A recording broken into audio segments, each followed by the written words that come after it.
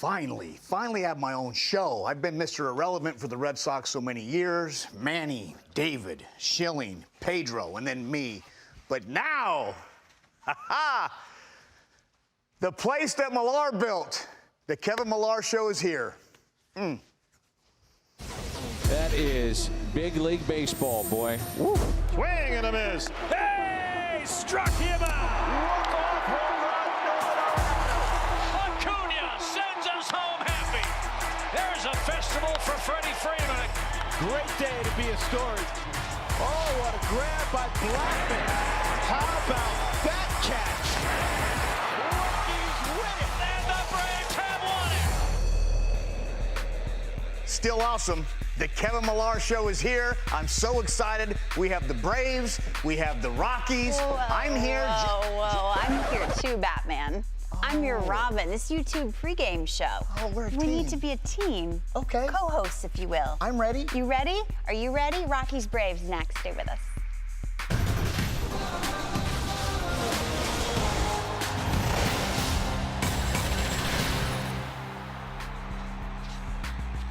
We are certainly ready, and you at home are in for a treat. Ballpark Cam up close on some dude's neck to Colorado. A one-game affair between the Rockies and the Braves. Atlanta has won 8 in a row, going for 9 this afternoon before they head north of the border to face the Toronto Blue Jays. Welcome, everyone, to the MLB Game of the Week live on YouTube pregame show. We're thrilled to have you with us. The Real 1-5, Kevin Millar, Lauren Shahadi here with you. Yes. You were so close to having your own gig. I didn't realize it. I thought I was doing so long, but yes, I'm happy that you're here. It's going to be good I need teamwork. help. Plus, it's 29 minutes. You want to talk 29 minutes Yes. about the Rockies and the Braves? Yes. Let's do it. Everything you need to know coming up over the next 29 minutes. We're going to start the clock right here. There it is. Nailed it. 27:53 on your mark, get set, go. Starting with the pitching matchup for this afternoon's game. Julio Teheran looking for his 9th win, Kevin, coming off a 5-0 win over the Marlins. But imagine Tim Melville,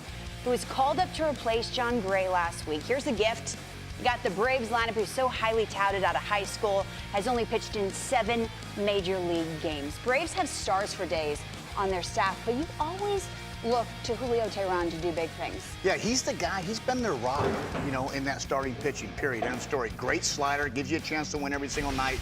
Doesn't get the old ace recognition, but really Sure. has been their ace. And I'm telling you right now, devastating slider, Lauren. Tough to see, tough to hit. Some guys, they all throw sliders, but that invisible slider you saw just then, it comes out like a fastball, stays on the same plane, and that's the difference. Sometimes sliders are kind of down, up and then down. And he throws that invisible Bugs Bunny, we like to call it, but he's, look at, last 9 starts, 2.66. And he gives this team stability and security. And when you have that as a position player, Sure. it makes you feel good. You gave me numbers, I'll give you more. Braves pitching staff 8-0 with a 1.87 over their 8-game win streak. What about the Rockies, the staff? It's a far cry, Kev, from a year ago. Sure, there's injuries. Is there more to it? What do you see this year? What's been the difference? It was a team coming into the season. You had a lot of hype. Last year, they were so good, and they really were. But starting pitching last 2 seasons, you look up at this situation, it just hasn't been great. And that's what makes every year different. And you can't win the game on paper, but Freeland was one of the greatest things Sure. going. Left-hander, Cy Young 95, candidate. Cy Young candidate, goes into Chicago, postseason. You're like, wow, Marquez, Gray's hurt now. Tim's filling in for him today. But there's so many things that go on through a season. Injuries are part of them. They have just not been good. Bud Black, Mike Redmond, their bench coach, got to be scratching their head like, what has happened? Because this is a team a lot of people had going to the postseason. Yeah, they did. Bullpen struggled in a major way as well in the second half of the season. I want to look at the lineups that these pitchers have to deal with. I remember a couple weeks ago, Nick Markakis gets injured, more than that now, and we thought, doom and gloom. How does this Braves lineup make up for it? They haven't missed a beat. They keep on winning, and they keep coming at you. Look at these names. So much talent, so much athletic ability.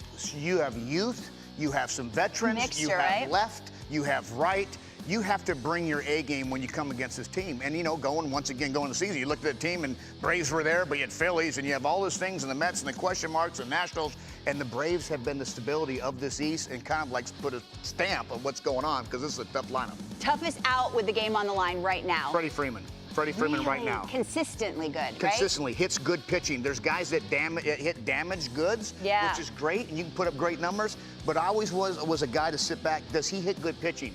Game on line, like you said, the best against the best. Freddie Freeman's the best in that lineup. And quality at bats constantly. Julio Teheran pitching to this Rockies lineup. Every game, you're going to get an amazing defensive play by Nolan Arenado or a 2-run home run. It seems like the token Nolan Arenado play of the game. What stands out when you look at this lineup? Trevor Story. I mean, Trevor Story, you have Arenado, obviously, MVP type situation, but they have balance. I don't think their lineup's been the problem. We've obviously just addressed it on their starting pitching, and their bullpen's been the issues. This is a lineup, though, that no starting pitcher likes to face, and Teheran's going to have to bring his A game. I spoke with Charlie Blackmon the other day. I said, most athletic player on the team. He said, Trevor Story. I thought that was interesting with Nolan Arenado right there on the infield. Speaking of Ryan McMahon, he's batting 5th today, and Lauren Gardner had a chance to catch up with him just moments ago. Listen to this. Well, Ryan, first of all, thank you so much for joining me. How are you feeling after your road trip ending on the 2.5-hour delay in St. Louis? You doing okay? Yeah, no, that wasn't ideal, obviously. Would have liked to get home a little bit earlier, get to bed a little bit earlier, but hey, that's the grind of the season, right? It's absolutely a grind. That road trip was a bit of a grind for you guys, but now you're back in the friendly confines of Coors Field. How nice is it to be back here? It's always nice to be home. I mean, you get to sleep in your own bed, get to do your normal routine, show up to the park when you're used to. So, yeah, it's good to be back. Hopefully we come back home and play some good ball. Yeah, that's what you're looking to do today. You get Tim Melville on the mound for you guys. His story's pretty incredible. How inspiring is that for this clubhouse? Oh, it's awesome. I mean, that guy has grinded through so much, from Tommy John and bouncing around with all those clubs. So, you know, for him to come up here, have that great start, hopefully he builds off that and throws another one out there today for us. Looking for another good pitching performance out of Melville. When you look at the bats in your lineup, you guys are stacked. How do you measure up against this Braves lineup? You know, the Braves, they're a good baseball club, you know, but I think we're right there with them. You know, when you look at it talent-wise, sure, on the field they've performed better than us this year, but, you know, when you look at raw talent and just kind of how it stacks up, you know, I think our line can play with anybody. We just got to go out there and do it. When you see what's happening with this club, how would you describe the mood in the clubhouse? You know, obviously it's down. We had a lot of high expectations for ourselves, as we should. You know, we just didn't really go out there and do it. That's the crazy game of baseball, though. You know, some years you got it, some years you don't. So, you know, we're trying to finish strong. You know, you never know what can happen. So we're professionals too. This is what we love to do. So we're going to go out there and play hard and finish strong. There's a reason why you play the game, and you have the whole Las Cucarachas thing, right? Oh yeah, we got the Cucarachas on our side. That's for sure. Thanks for your time, Ryan. Best of luck today. Thank you. It's Ryan McMahon. Our thanks to Lauren Gardner and Ryan McMahon. He's played a little bit of everywhere. 1st, 2nd, 3rd this season. Are you ready for a little game? Yes. It is called Like and Subscribe. If you agree with what I'm saying, simple, thumbs up, like and subscribe. Got it. If you disagree with what I'm saying, ooh, Thumbs down. it's a no. Okay. You ready to go? I'm ready. You said when I showed you the Braves lineup that Freddie Freeman was the toughest out right now. Ronald Acuna Jr. is the Braves MVP. Like and subscribe or no? Ooh, I would have to 21 go years old. right here, thumbs down. I would say no. He is not the Braves MVP. And I'm probably like, what? What are you talking about? You know who's my Braves MVP? Right there, Freddie Freeman. Freddie Freeman is my Braves MVP because he's the Rock. Is it always the guy that the clubhouse runs through? Because I know that Freddie Freeman is that guy in Atlanta. Is it always that who's your MVP? No, right? No, But just in this case, he does a little bit of everything, keeps the boys in line. He's just there. I mean, Acuna's probably the most talented, but Freddie Freeman's the guy that, listen, if you have a problem, you're going to go to Freddie Freeman's locker and sit down and go, listen, Yeah. what do I do? And he's going to be the guy to help you. This is a very interesting next question because I know how you feel about the Hall of Fame, that it is obviously, as many people feel, as should be, a long haul. Nolan Arenado will be a Hall of Famer. 219 career homers. Just think on it as I tell you this. Age 28, a career OPS of 891. He's won a Gold Glove every single season he's played in the big leagues. Yeah, there's no doubt on this pace, 100% he's going to the Hall of Fame. The problem is, though, like Todd Helton was on a nice fast track, 5 to 6 years fast track, he'll probably have a tough time getting in the Hall of Fame. We sometimes give these 5 or 6 years awesome numbers, and we say star and Hall of Famer, but it's a long time to get the Hall of Fame. You have to do this for a long time. Brooks Robinson won a lot of Gold Gloves. Nolan Arenado, you can't sit here and say that Brooks Robinson was better than Nolan Arenado, but if Nolan Arenado keeps doing his thing, he's a first ballot Hall of Famer. That's a 40 and 125 in the big number columns with gold.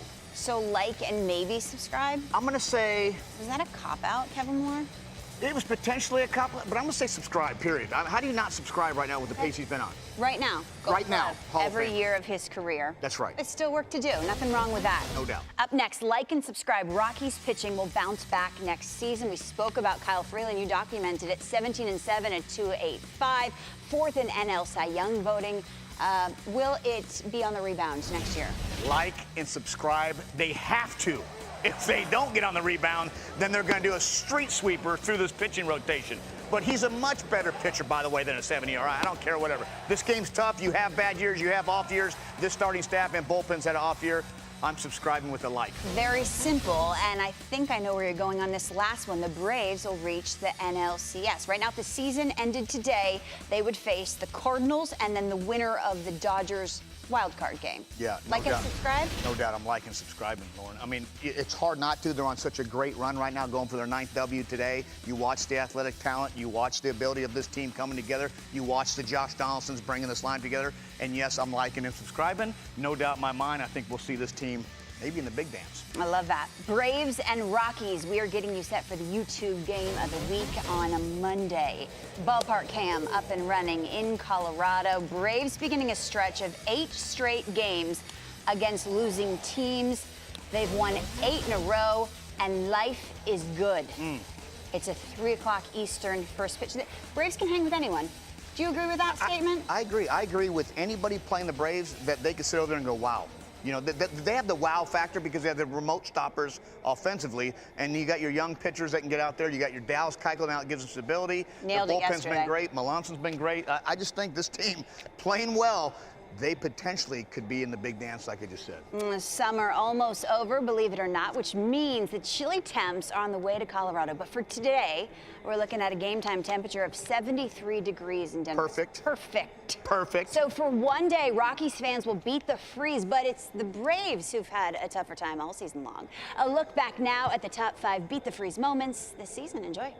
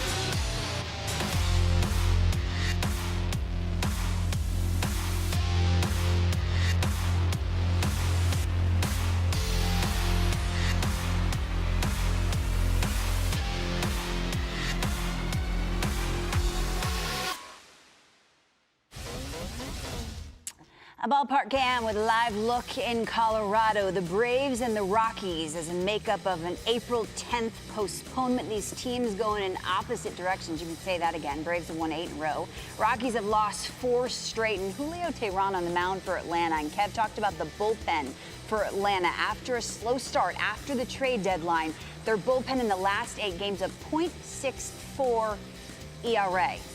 So complete effort by the Braves recently. Braves and Rockies coming up on YouTube. To see more of this exclusive Braves YouTube content, including video series like Riding with the Braves and BP playlists, subscribe to the Braves YouTube channel now. Let's head back out to Coors Field now for more on today's game. Here's Jeremy Affeldt and Matt Diaz. Thanks. We have another great game on YouTube Live today. The Rockies versus the Braves. 2 offensive teams. And Tim Melville, who will be pitching his second game for the Rockies after his Rockies debut last week in Arizona, is facing yet another unbelievable offense in the Braves. It'll be a test for him here at Coors Field, where there's different air and there's an unbelievable offense coming in off of 8 straight wins, and the Rockies coming off of a 1-6 road trip where he was the only winner for the Rockies on the last road trip. Melville, he's going to have a big situation ahead of him when it comes to the Braves, because the Braves offense is very, very good, and Melville has a breaking ball that is very, very good, but he has not tested it here at Coors Field. And you're seeing an offense with the Rockies with their first 3 guys being the highlight for the Rockies. And the offense that they're going to provide, they're probably a lot more comfortable here at home than they have been on the road. But the Braves coming in as hot as they have been coming in, facing a kid named Tim Melville they've never faced before, but with their confidence in their offense, their first 4 guys or their top 4 guys on the offense is going to be unbelievable. Matt, tell me what you think you're going to see today from the Braves. Well, unfortunately for Tim Melville, he's running into a buzzsaw in the Atlanta Braves offense. You mentioned it, 8 straight wins. They're winning at home. They're winning on the road. They're hitting at altitude. They're hitting below sea level. They're hitting everywhere they go, and it starts with Ronald Acuna Jr. at the top of the lineup. Then Ozzie Albies, obviously Freddie Freeman, the stalwart, and Josh Donaldson. That 1-year contract's looking like an absolute bargain for the Braves right now. He's hit 15 home runs in these last 2 months, and the month of August isn't even over yet. The Atlanta Braves will have to rely not just on those top 4, but on newly reinstated from the IL Dansby Swanson. So Melville's task just got a little tougher. Now on the Braves side of things, Julio Teheran will take the ball. He's not intimidated against this Rockies lineup. They only hit a little over 250 off him career, but anyone's intimidated pitching at Coors Field on a day like today. Jeremy, I think we're going to have a high-scoring game, a long game, but a beautiful day for baseball here in Colorado. Back to you. Gentlemen, thank you so much. Josh Donaldson on a 1-year, $23 million contract. And that's with Austin Riley, Kevin, ready to go, touted as the 3rd baseman of the future. I went to the game yesterday at Citi Field, the 2 solo home runs. When he came to the Braves, it was kind of slow to pick up. You notice something he's doing at the plate differently. Yeah, I mean, first of all, Lauren, you talk about this game in all sports, injuries are terrible. Right? So now I feel like Josh Donaldson was healthy.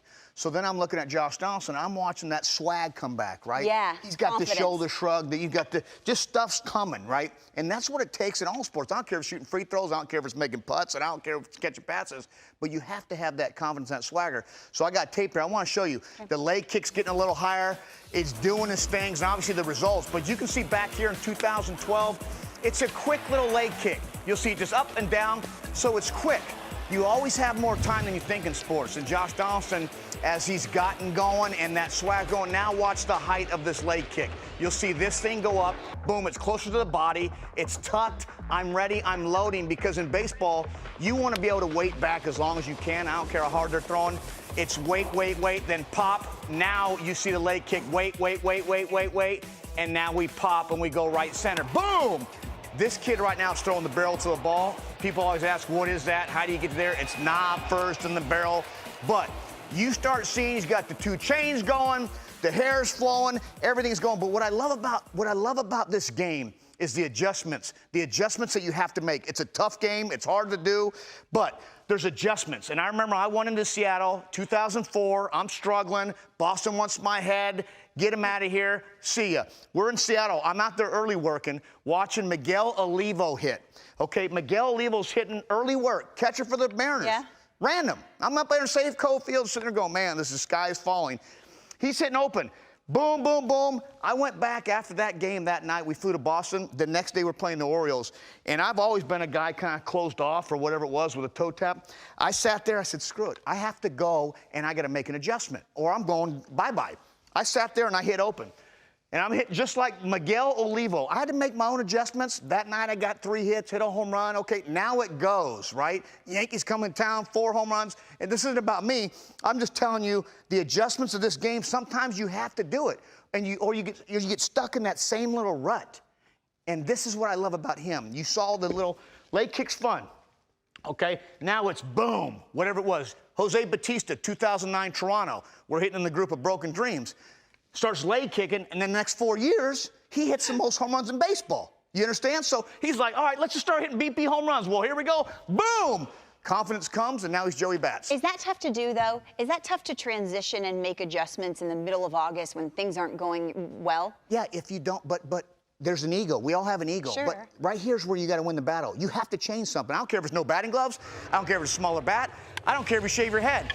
You have to make adjustments because when they're not going good, if it's up in the box, on the plate, back in the box, you can't say the same. And so I always loved change. Change is good. You know what? Sometimes we got to pick up and move and go somewhere. That's not comfortable, right? Yeah. The stars are never lined up, but you know what? Once you move, you're like, oh, okay. You meet new friends. The kids are fine in school. All is well. Hitting's the same way, But when right? you're hitting like Miguel Oliva, is there any part of you that's like, this might not work, and I'm doing this in the middle of the season? But you know what it stopped? It stopped me from doing? Thinking. Messing All with I did yourself. was got in the box. I'm hitting open. It looked weird. I didn't even know where to stand, but I could see the pitcher and everything. And then I got a hit and a home run. Now I'm like, oh, okay. Now I'm an open stance guy. There goes you know? nothing. Nothing, right? Now my shoulders are a little bit, but it's all about their chest is out now instead of like walking to the dugout like this. Now I'm kind of like this. It's an attitude. Josh Donaldson's got the attitude right now. He definitely does, and he loves playing behind that starting staff. You can tell, as well as that bullpen. Lauren Gardner is standing by with Shane Green. Well, Shane, the last time I saw you was at the All-Star game in Cleveland, and you were a Detroit Tiger. The deadline came and went, and now here you are with the Contender. What has that transition been like for you? It's been kind of crazy. You know, I went from last place to first place overnight. And not only that, I was in California when I got traded, so took the red eye from coast to coast and then had a game that night. So, you know, it's been a crazy transition, but we're getting the ball rolling here now. Yeah, and you really have personally, especially in your last few outings. How would you describe just that process of settling in with a new team and, like you said, kind of assimilating? Yeah, I mean, at first you're like the new kid at the high school, right? You eat lunch by yourself and you make friends along the way. But, you know, this clubhouse has got a group full of good guys, you know, so it's been easy to kind of fit in, and they made me feel welcome right away.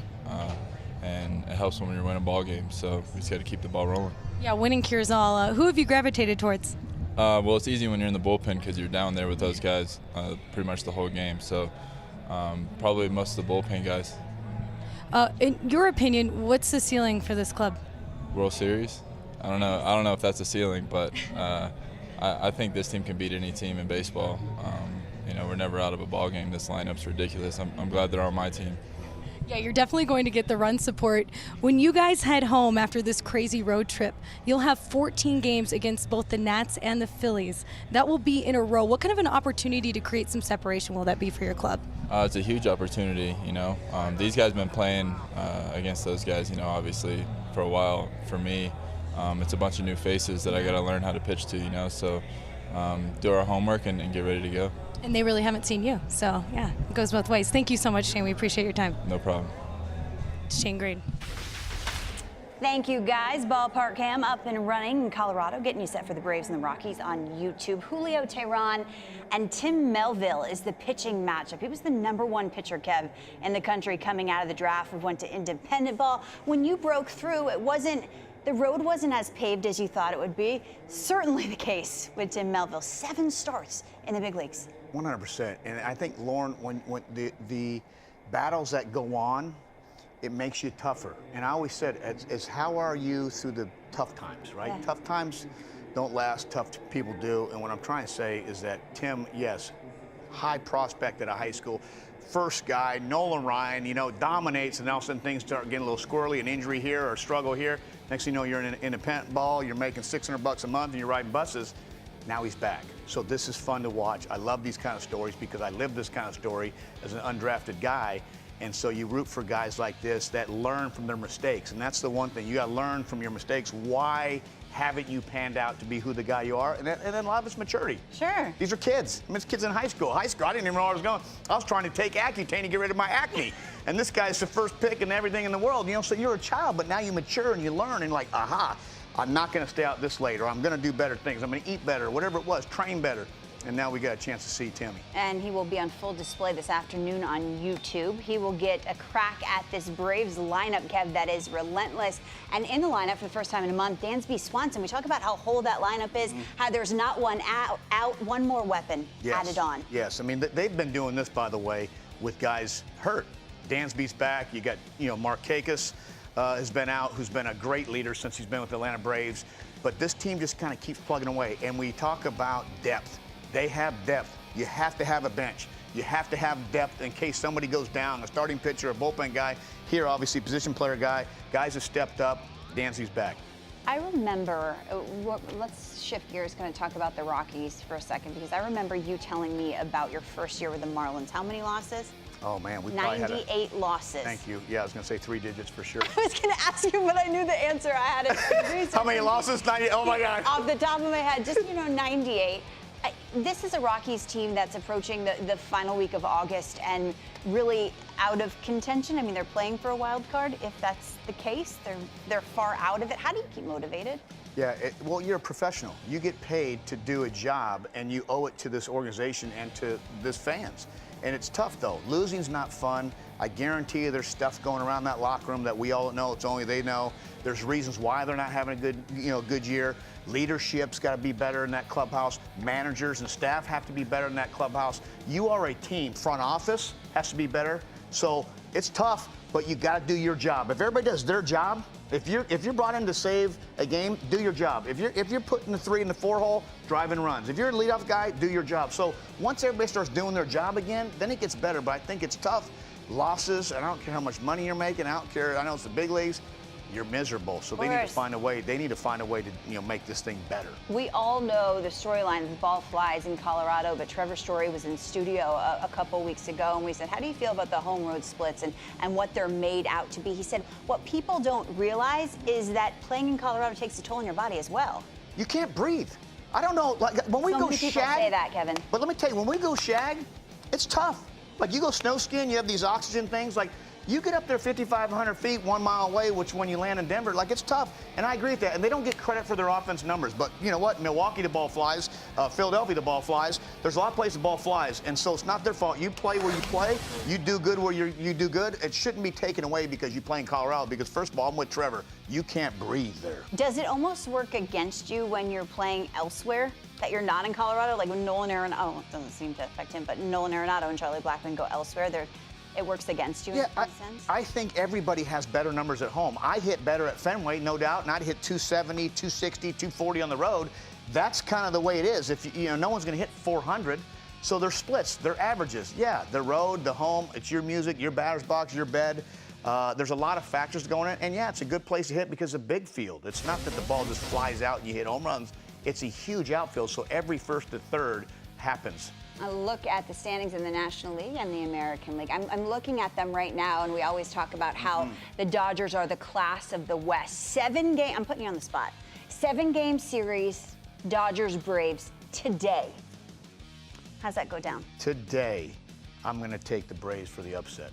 Really? Taking the Braves. Tell me why. I'm going to tell you why, just because there's no reason. No, the reason why is I think their lineup, top to bottom, is better. I think that Acuna at the top of the lineup is better and sets the tone. Freddie Freed matches up with Belly. There's a ton of scenes in here, and with Josh Donaldson playing the way he is, we've talked about him enough on the show, but I'm telling you, playing the way he has stability in that lineup all the way around now. You got Ozzie, you got whoever you need to do. Dodgers are very, very similar, probably better starting pitching, but I'd take the Braves for the upset factor. Do the Dodgers get past the wild card winner? Yeah, they'll get past the wild card winner. And then they'll play the Braves? They play the Bravos, and then we'll see what happens. My preseason prediction, just so you know, is the Houston Astros, Milwaukee Brewers. Brewers win the World Series. So I'm trying to stay with the Brewers as long as I can. But the Braves are taking my heart away right now, Lauren. That's okay. Fans of the Braves are watching this afternoon on YouTube. And here are our MLB Games of the Week live on YouTube. This is the upcoming schedule. How about September 4th between the Nationals and the Mets, a potential NL wildcard matchup, Tampa Bay and Toronto. It goes on and on. Thank you so much for joining us. Enjoy the game on YouTube. Braves and Rockies. First pitch now.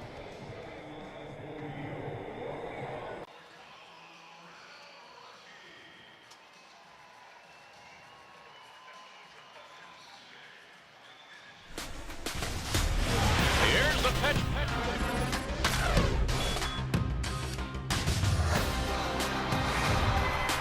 Drives it deep. What a play.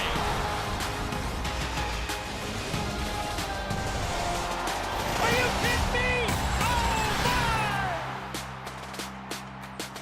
We had snow here back in April, which means extra baseball in August, a makeup of a game postponed over 4 months ago. Weather's much more perfect this time around. 76 degrees in the Rocky Mountain State. It's the MLB Game of the Week, live on YouTube with the Atlanta Braves and the Colorado Rockies at Coors Field in Denver.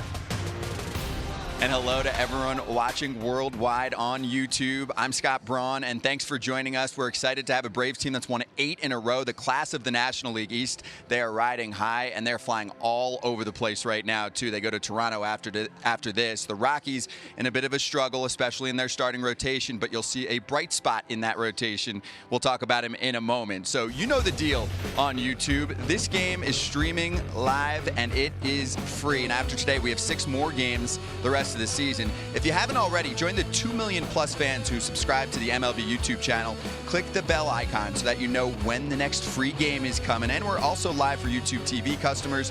Go to the MLB pop-up on the channel guide, and let's bring in the former big leaguers. Jeremy Affeldt was on a game last week, part of the 2007 Rockies World Series team. Good to see you, Jeremy. Yeah, thank you. Good to be here. And also your former teammate, I was made aware of back on Kansas City years ago. Matt Diaz, a Brave for most of his career. How was that experience with you two? Oh, in Kansas City, he was the old veteran. No, that Jeremy Affeldt. I've always had a disdain for left-handed pitchers that tried to get me out, and he tried to get me out a lot more than I was able to hit him, that's for sure. All right, so then let's get your best stuff on the righty on the mound for the Braves. What do you like about Julio Teheran so far? Yeah, Julio Teheran is not intimidated at all pitching against this Rockies team. Just over 250 batting average historically against them. Teheran has had no issues with this lineup, but on a day like today, anyone should be intimidated to pitch in Coors Field. Maybe not Tim Melville, who looked like a sensation last week in his first start, and you were a big part of the fan club. I was. Me and Eric Burns, I think we started that fan club. This guy was in a barbecue restaurant cooking earlier this year, not in a baseball uniform at all. Makes his debut with the Rockies, throwing nasty hammers at these guys left and right. And he can not only pitch, he was hitting. He got his first knock, couple RBIs. I mean, he was doing it all. And on top of that, we thought he'd done everything. And the next thing you know, he's dropping down textbook bunts to score another run in a big game for him. Now, will his curveball work here in Coors Field? I don't know. This is different air. This is a different situation. This is a different lineup. And this is a big test for him here at Coors Field with his stuff working. But if he's hitting like he did last week, bunting and making pitches, it's going to be a tough thing for the Braves lineup tonight. He might have more run support because I know Charlie Blackmon loves hitting in this ballpark. What makes it so unique for him? Well, it's an interesting stat because he obviously loves hitting here. He's the second highest in 27 years. I think he only... To me, when you have a 1.281 OPS, that's ridiculous in a ballpark. I don't care if it's in Coors or not. You're hitting homers, you're loving it here, you're feeling good. The lack of oxygen is definitely not affecting him, and he's doing really, really well. I think he's only behind Larry Walker in that statistic. What's weird is his on-the-road statistics for me. He's about 50% less OPS. I mean, that's the worst in MLB history on the road. And for whatever reason, he's not feeling on the road, but they are at home today, and he's in the lineup today, and that's all that matters to Charlie Blackmon right now. This is a hitter's paradise. If you're a Brave and you play every day, this is not a spot where you want to take a day off. All the superstars are here, and they've been awesome this season. They really have. They've had some injuries to McCann, Inciarte, Markakis, but when you have the top four that the Braves have, and it begins with this guy, Ozzie Albies has been the most consistent player in Major League Baseball in terms of innings played. He's played the most in the National League. He holds down second base at an all-star level, and he used to do all of his damage from the right side. He's actually started to do it from the left side. And Josh Donaldson is the bringer of rain, and he has brought back his career this year. If you look at his StatCast numbers, his exit velo and barrel percentage is way ahead, not way ahead, but even ahead of his MVP season. Yeah, he's hitting the ball harder this year, and then this is Steady Freddy right here. Steady Freddy, you said it. He's hit over 300 the last 4 years. His on-base percentage is right at 400. He's just almost so good he's boring and so consistent that you just count on it. This guy's probably a little less boring at the top of the lineup and a little younger at the top of the lineup. Yeah, every day since May 10th, he's been the leadoff batter for the Braves.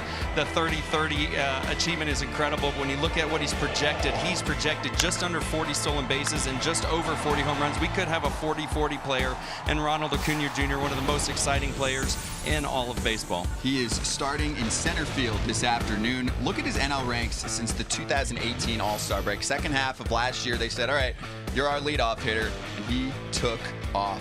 These are MVP-ish numbers from Acuna. Let's go back to the Colorado Rockies side. Tim Melville stole the show last week. We'll see if he can pull that off again, and we'll bring in the fourth member of our team, Lauren Gardner, with more. Thanks a lot, Scott. Well, we know that baseball is known for its incredible stories, and Tim Melville is a perfect example of that. Now, when I first started doing some research, I found an article in The Athletic written by Nick Groke entitled From Barbecue to Baseball. Well, those are two of my favorite things, so of course I had to give it a read. And what I found was an incredible journey of a kid in 2008 that was ranked the highest pitcher, the best pitcher in all of high school baseball in America. He was later drafted by the Royals, but struggled in the minors and didn't make his big league debut until 2016 with the Cincinnati Reds. He later bounced on from team to team until he ended up getting dropped by the Baltimore Orioles this past offseason, where he found himself working at a barbecue restaurant by the name of Little Miss Barbecue. He worked the line, the cash register, guys, he even bussed tables. And of course, he got to eat as much free barbecue as he wanted. Well, he didn't get a job this past spring, so he ended up playing independent ball. And then he landed here with the Colorado Rockies, where he had the opportunity to throw the game of his life. It was a performance that manager Bug Black called a throwback game because he relied so much, guys, on his secondary pitches. So the moral of the story here and about this 29-year-old's journey is that you never give up on your dreams. You don't have to light up the radar gun in order to light up our hearts. I know that's cheesy, but it's totally true. And if you work at a barbecue restaurant, you get as much free barbecue as you want. Thanks, Lauren. We need Tim's barbecue buddies to send up some food to the booth, please. Lineups and first pitch coming up. Braves Rockies one more time this year in Denver. Let's go.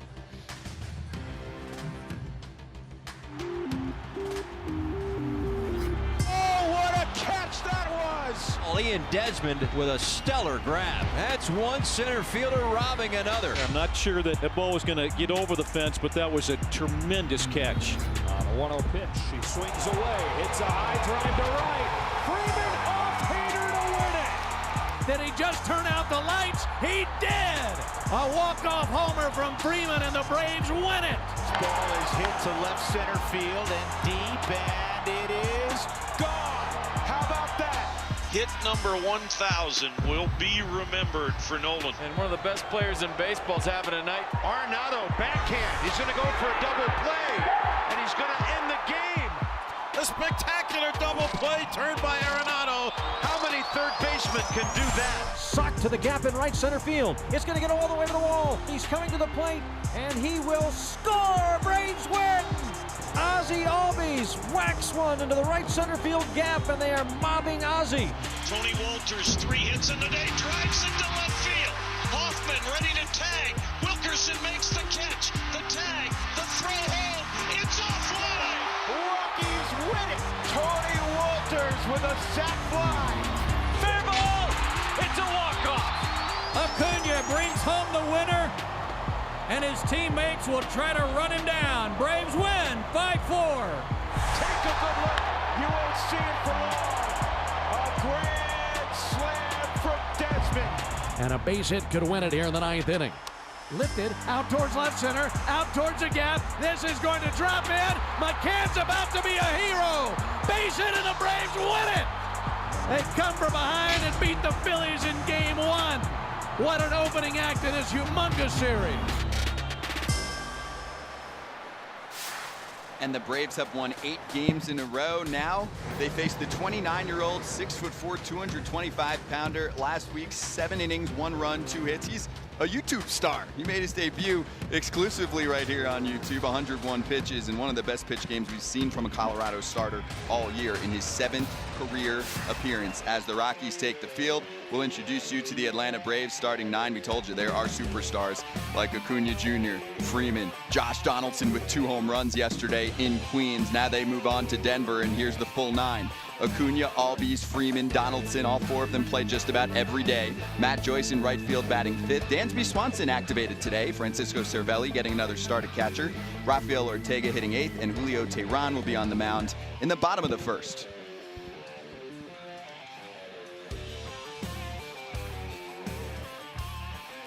Okay, back to the main event from last week. Jeremy, Tim Melville did things that were beyond expectations against Arizona, and nobody had heard from him. Where's he been all our lives? I have no idea. He's bounced around 4 different teams, and we heard his stats earlier. High school, #1 high school pitcher in the country when he got drafted by the Royals, and he just didn't pan out. You know, when you get all this time off, like I said, he was in a barbecue restaurant, cooking the barbecue, watching a Arizona Red Sox game in April with his girlfriend in the stands, and he makes his debut in Arizona. I mean, Cinderella stories happen all the time in baseball. This is definitely one of them, because when he went out there, he showed no stress, no pressure. But you know, in a situation like his story, he probably doesn't feel, he doesn't have to do anything right now. He's just going to go out there and make the best of it. He's seen both sides. He's been released. He's been in independent ball. He's been in the minor leagues. He's had a couple shots at the big leagues. Hasn't panned out, and he probably just gets up every day and says, I'm going to give it my best shot, but I don't have to put pressure on myself, and I hope I see it again today, because what we saw last week was pretty impressive.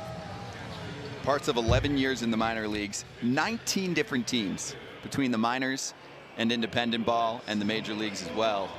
He's a Rocky now, and he's ready to go against Ronald Acuna Jr., one of the best in the sport. That's a jersey wall, Matty. 19 teams. There's some serious jerseys on that wall. Yeah. Well, Ronald Acuna Jr. is really hoping he doesn't have his breaking ball that he had last week in Arizona, or dots his fastball like he did, that's for sure. MLB Game of the Week live on YouTube. It's the Braves and the Rockies, and we are underway.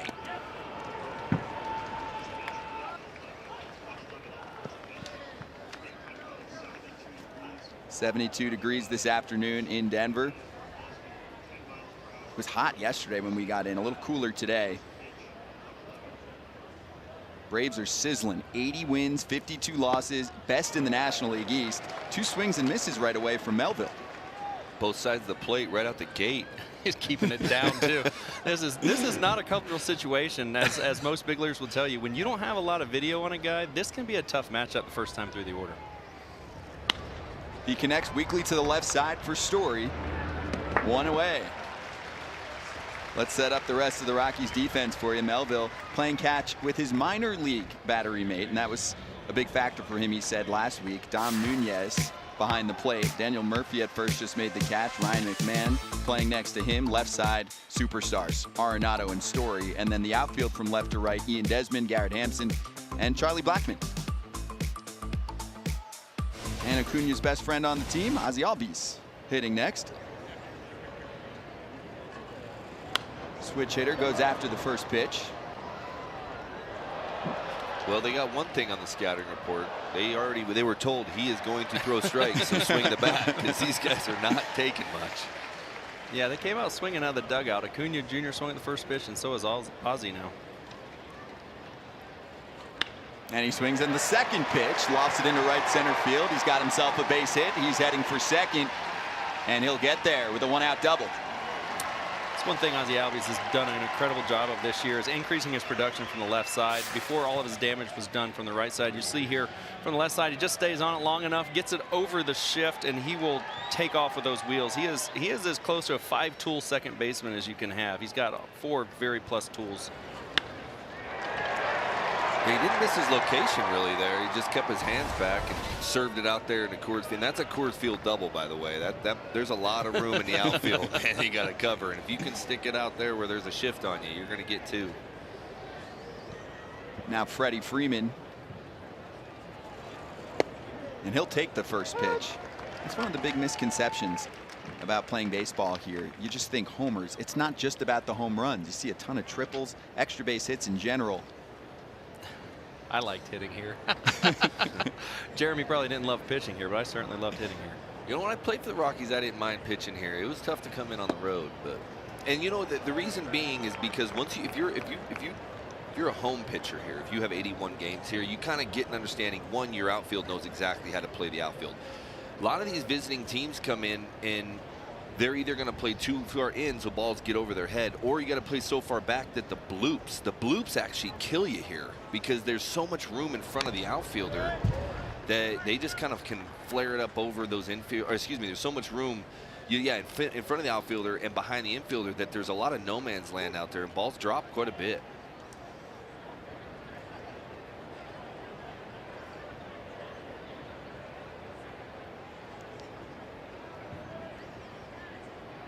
And Freddie Freeman knows how to produce hits like that. Best batting average with runners in scoring position in baseball going back to 2013. But he's down on strikes. Melville fools him for his first punch out. Pulls the string. Actually, man, that's a backup slider. That's actually where you get deked here.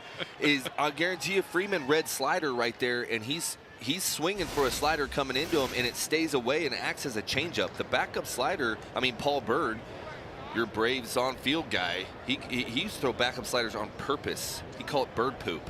That's what he call it when he throw it. Now Josh Donaldson, 2 home runs yesterday. 32 on the year.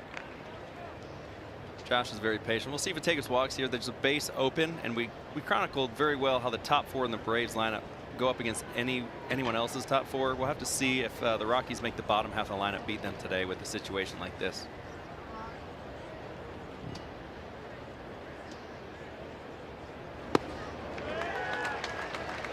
I don't think Melville pitches around anybody, Jeremy. Yeah. I'm like thinking the whole time, wait a minute, maybe he's going to kind of be careful, and he just started a slider right at him right there. Like I'm saying, I don't think he's like, whatever, I'm going to give him my best shot. You know, if I'm the Rockies, I'm like, hey, we might want to strategize a little bit with this guy right now. We want to stay away from him, and he just throws a slider at him. 9 of his first 11 tosses for strikes. That one missed.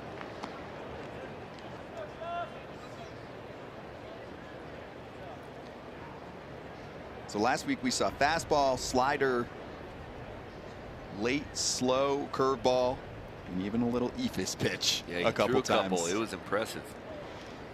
Under 70 miles an hour with that pitch. 2-1. It's 2-2. Impressed with his ability to just go right after people. But Jeremy, what do you think about his sharpness of break here at Coors Field versus what you saw last outing? Well, right now it's late. He's finishing it. And the key to throwing a breaking ball in Coors is you got to finish it way out front, or it's going to break too early or not break at all. And you saw how he struck out Freeman. He didn't finish it, and it backed up. He got away with it, but you got to finish your breaking ball. Oh, wow. Donaldson just flicking the helmet. It's stuff that he probably hasn't seen this year. Can't tell if he's trying to give him a high five right there, or what happened. Tim Melville works around the Albies double. Strikes out Freeman and Donaldson to get through the top portion of the Braves lineup. And this is the beginning of the Rockies order. Blackmon, Story, Arenado. And they signed Daniel Murphy this offseason. He's hitting cleanup. Then Ryan McMahon, Ian Desmond batting 6th. Garrett Hampson in center field today. Dom Nunez catching, recently called up. And Tim Melville can swing it. We'll talk about that when he steps up. But It starts with Charlie Blackmon, and we showed you in the beginning of the show, the splits at home versus on the road are enormous. He loves hitting at Coors Field more than any other hitter in the sport right now. This is what he's working with on the road, Matt. Yeah, he's struggling with the pitches away, right? You see up and away, he's batting 0 and 100 on away, but at home, in that left-handed batter's box, look at that, 500 up and away, 391 down and away. He covers the plate. It's almost like he's trying to do too much on the road and try to pull the ball too often on the road, and at home, he doesn't feel like he has to do that. You don't, because you can stay on balls away and you can flick them 347 feet here. But what's impressive is it's even the down and in ball that he's hitting 300 on. The only ball that he's really having a tough time is that up and in pitch. And frankly, that's probably where I'd live if I had to face him here, is just in, up, in, up, in, up, and just roll the dice, because you definitely don't want it out over the plate. Well, he'll face a veteran on the mound who has fastball command, ERA in the mid-3 range. Julio Teheran making his 28th start of this season. He is the senior member of this staff along with Dallas Keuchel, but Keuchel just added to the team this year. Teheran actually made his MLB debut with the Braves back in 2011 at age 20. He's 28 now. He does not throw hard. This is another soft tosser on the mound, but Jeremy, he spots it.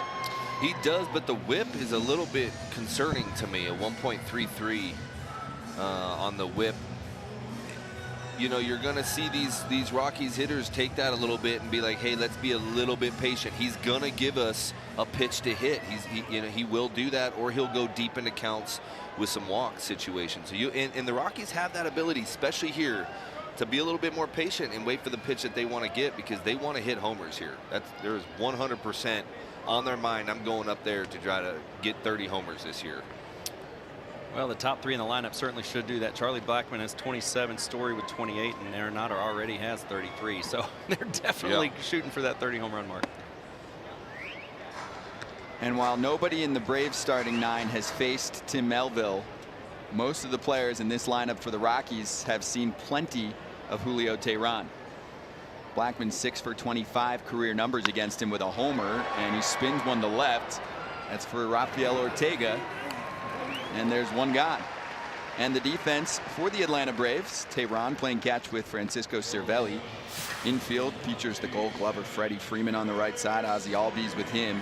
Left side, Donaldson and Swanson. Ortega just made the catch for the first out. Acuna Jr. in center field this afternoon, and Joyson Wright. And now Trevor Story. Oh, yeah. A lot of ground to cover for that outfield. I thought we might see Billy Hamilton in that lineup today just to run down some baseballs. I'm thinking the way that they saw him pitch lefties last week, though. Lefties right now probably might be a little bit tough for matchup for Billy Hamilton with Melville, but I would think late in the game, if they need some defense, they're going to stick out there as many out center fielders they could possibly have out in the outfield. Hamilton, one of the fastest in the sport, let loose by the Royals, scooped up in a waiver claim by the Braves, and they said primary usage, pinch running, of course, late game defensive replacement, and we've seen plenty of that.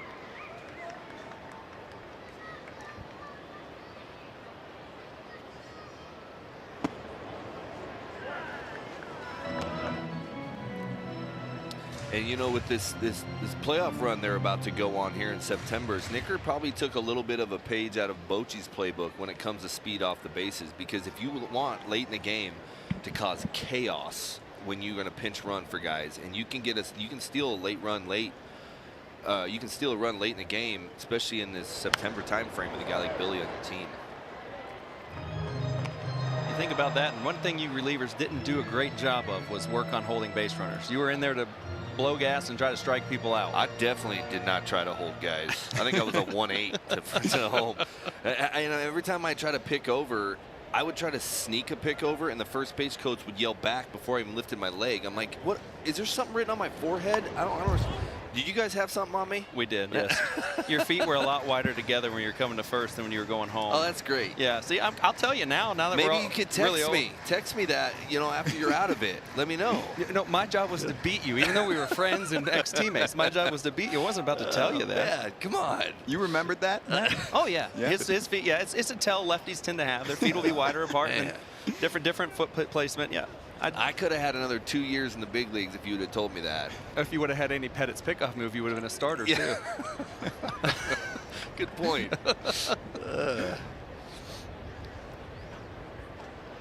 The 2-2 to Story. Fouls another one off. This goes to Jeremy's point early in the game. This Rockies lineup can just battle you and battle you and battle you. And really with a whip that showed what Julio Teheran does not have this year is that get off the field, get off the mound pitch. He doesn't have that finishing pitch this year. So he can end up in some very long at-bats, and Story's doing that to him right now. This is a completely different squad at home. 58-73 overall in the year, but at home 33-29. They're above 500. Yeah, and it shows you how really not that great the West is this year. The Dodgers have the winning record at home, and that's it. Dodgers and Rockies are the only two teams. It's not. It's just interesting to me. Like why guys can't want. They don't want to win at home or can't seem to win at home. You should not, as a visiting team, be that comfortable when you're coming in to play teams. You know, like. There's your difference. About 2-run difference with their offense, but also on the other side with their pitching staff. Big drop off in production from their starting rotation. And they made the postseason last year, and they fell to the Dodgers in the NLDS. The Rockies dealing with a ton of injuries to their rotation. In on the hand, that's going to work. Base hit for Trevor Story. 9-pitch at bat, just grinded that one out. Didn't try to do too much. We got 2 strikes. You can see Teheran keep trying to beat him in, kept fouling him off. Just got enough on one and fisted it over to the second baseman's head for a single to right field. Yeah, backup slider, but that's that ball that drops here a lot at Coors Field. It seems like, and the Rockies it'll get contagious. It'll be like once one guy decides to drop one in, next thing you know, you got 4 guys in a row that drop one in. You got bases loaded, you got chaos, you get run scoring, and then you hang a breaking ball, and then a guy like Arenado puts it off the freaking scoreboard out there. You got 5 runs on you. You got that one, Jeremy? No, I would get hurt. That was close, though. Doing that. It's coming at us. I just about said Nolan Arenado. I've seen him hit one off his face before on the giant jumbotron in left center field. He almost hit one off our face on that foul ball. 5 straight seasons, 30+ homers, 100+ RBIs.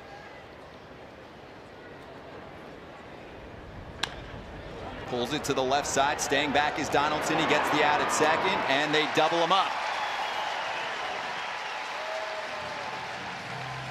Julio Teheran cues up a double play ball. No score after 1.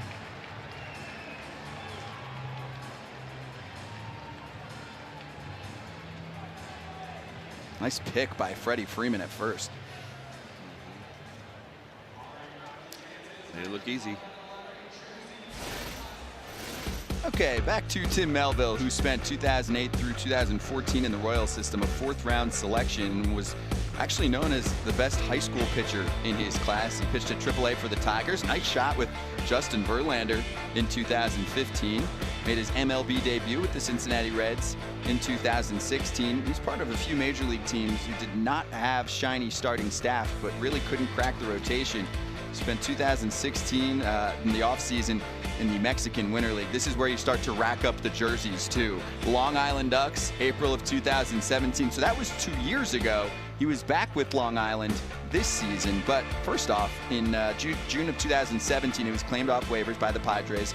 In August, signed by the Minnesota Twins. So there's another uniform to add, and yet another AAA for the Baltimore Orioles last season. So this year, like Jeremy mentioned, he's sitting in Arizona watching a game as a fan, eventually goes to the Long Island Ducks, 2 really strong starts, and moves on to the Rockies, and here he is, Lauren.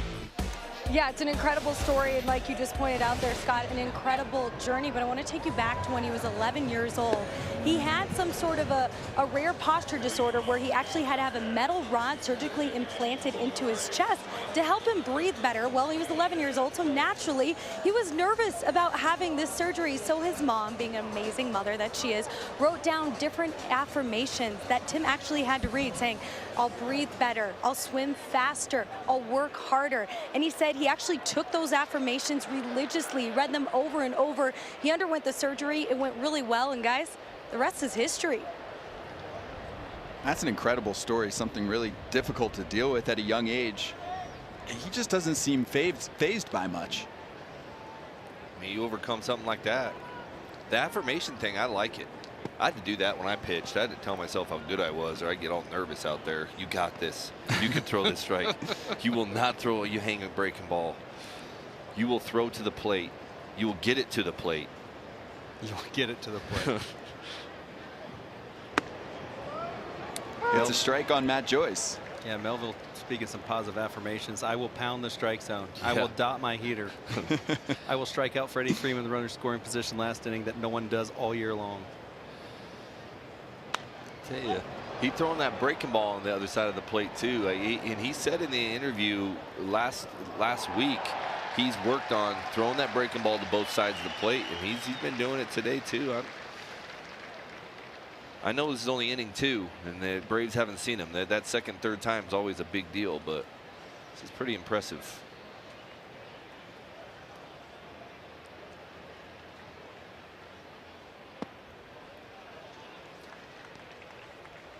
Yeah, the interview last week on the YouTube postgame show, I thought it was also interesting how he didn't say there was a moment for him when he thought about quitting. And most players that go through what he's went through have that story. Misses upstairs. It's 3-2 to Joyce. You guys asked him, hey, did you ever think about quitting? He said, no, I always believed in myself. Not in an arrogant way at all. Just, no, I feel like I belong here.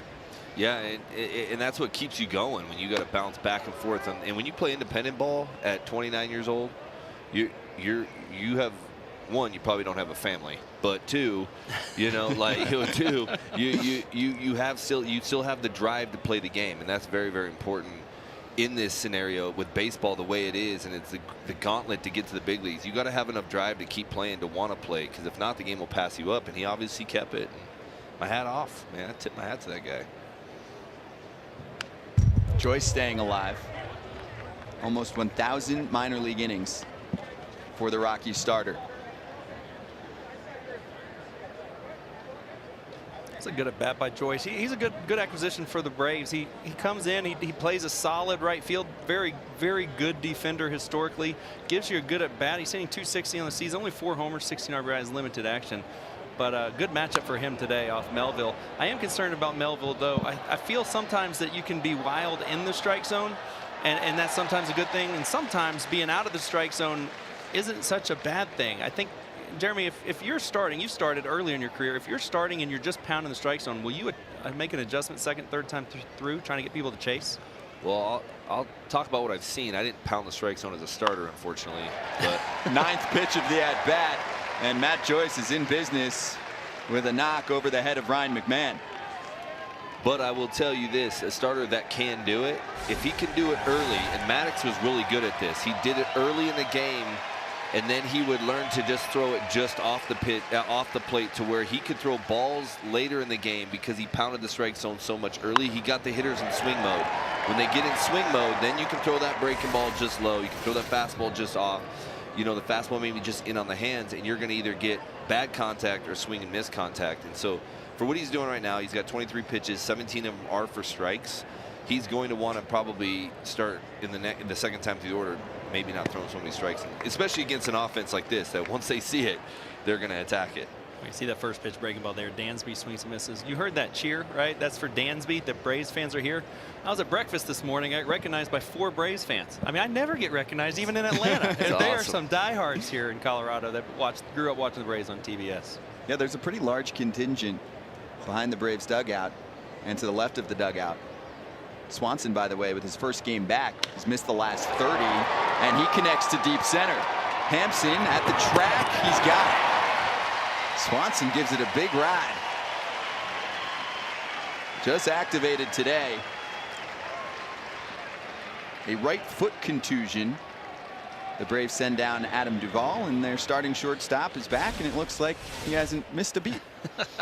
That's the Dansby Swanson swing you're used to seeing. Takes the ball middle in, can still drive it up the middle, sometimes even the other way. Hits it about 413 feet on his first swing back. Yes, that's some Coors Field air, but I think he'll take that at bat any day.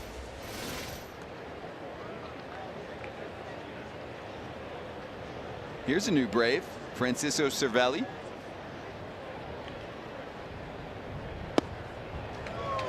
Slow stuff from Melville. Cervelli made his Braves debut on Saturday. 3 for 5. And didn't have any of his gear. He still doesn't have it, apparently. He's borrowing from everyone. Even Mets catcher Rene Rivera was contributing with his mitt. Ozzie Albies gave him a bat. It was Players Weekend, so Luke Jackson provided his Spider-Man cleats. I talked to him before the game today. He told me I had fun being on base the whole game. He was 3 for 5, you mentioned, but ran the bases 4 times. He goes, but if I do that here in Colorado, you have to come out of the booth and give me mouth to mouth. I told him, no, that's not going to happen. So I hope, you know, for his sake, I hope he gets only on base twice today, because I'm not giving him mouth to mouth. He still has those Spider-Man cleats on, too. You go 3 for 5, you're wearing them. That's true.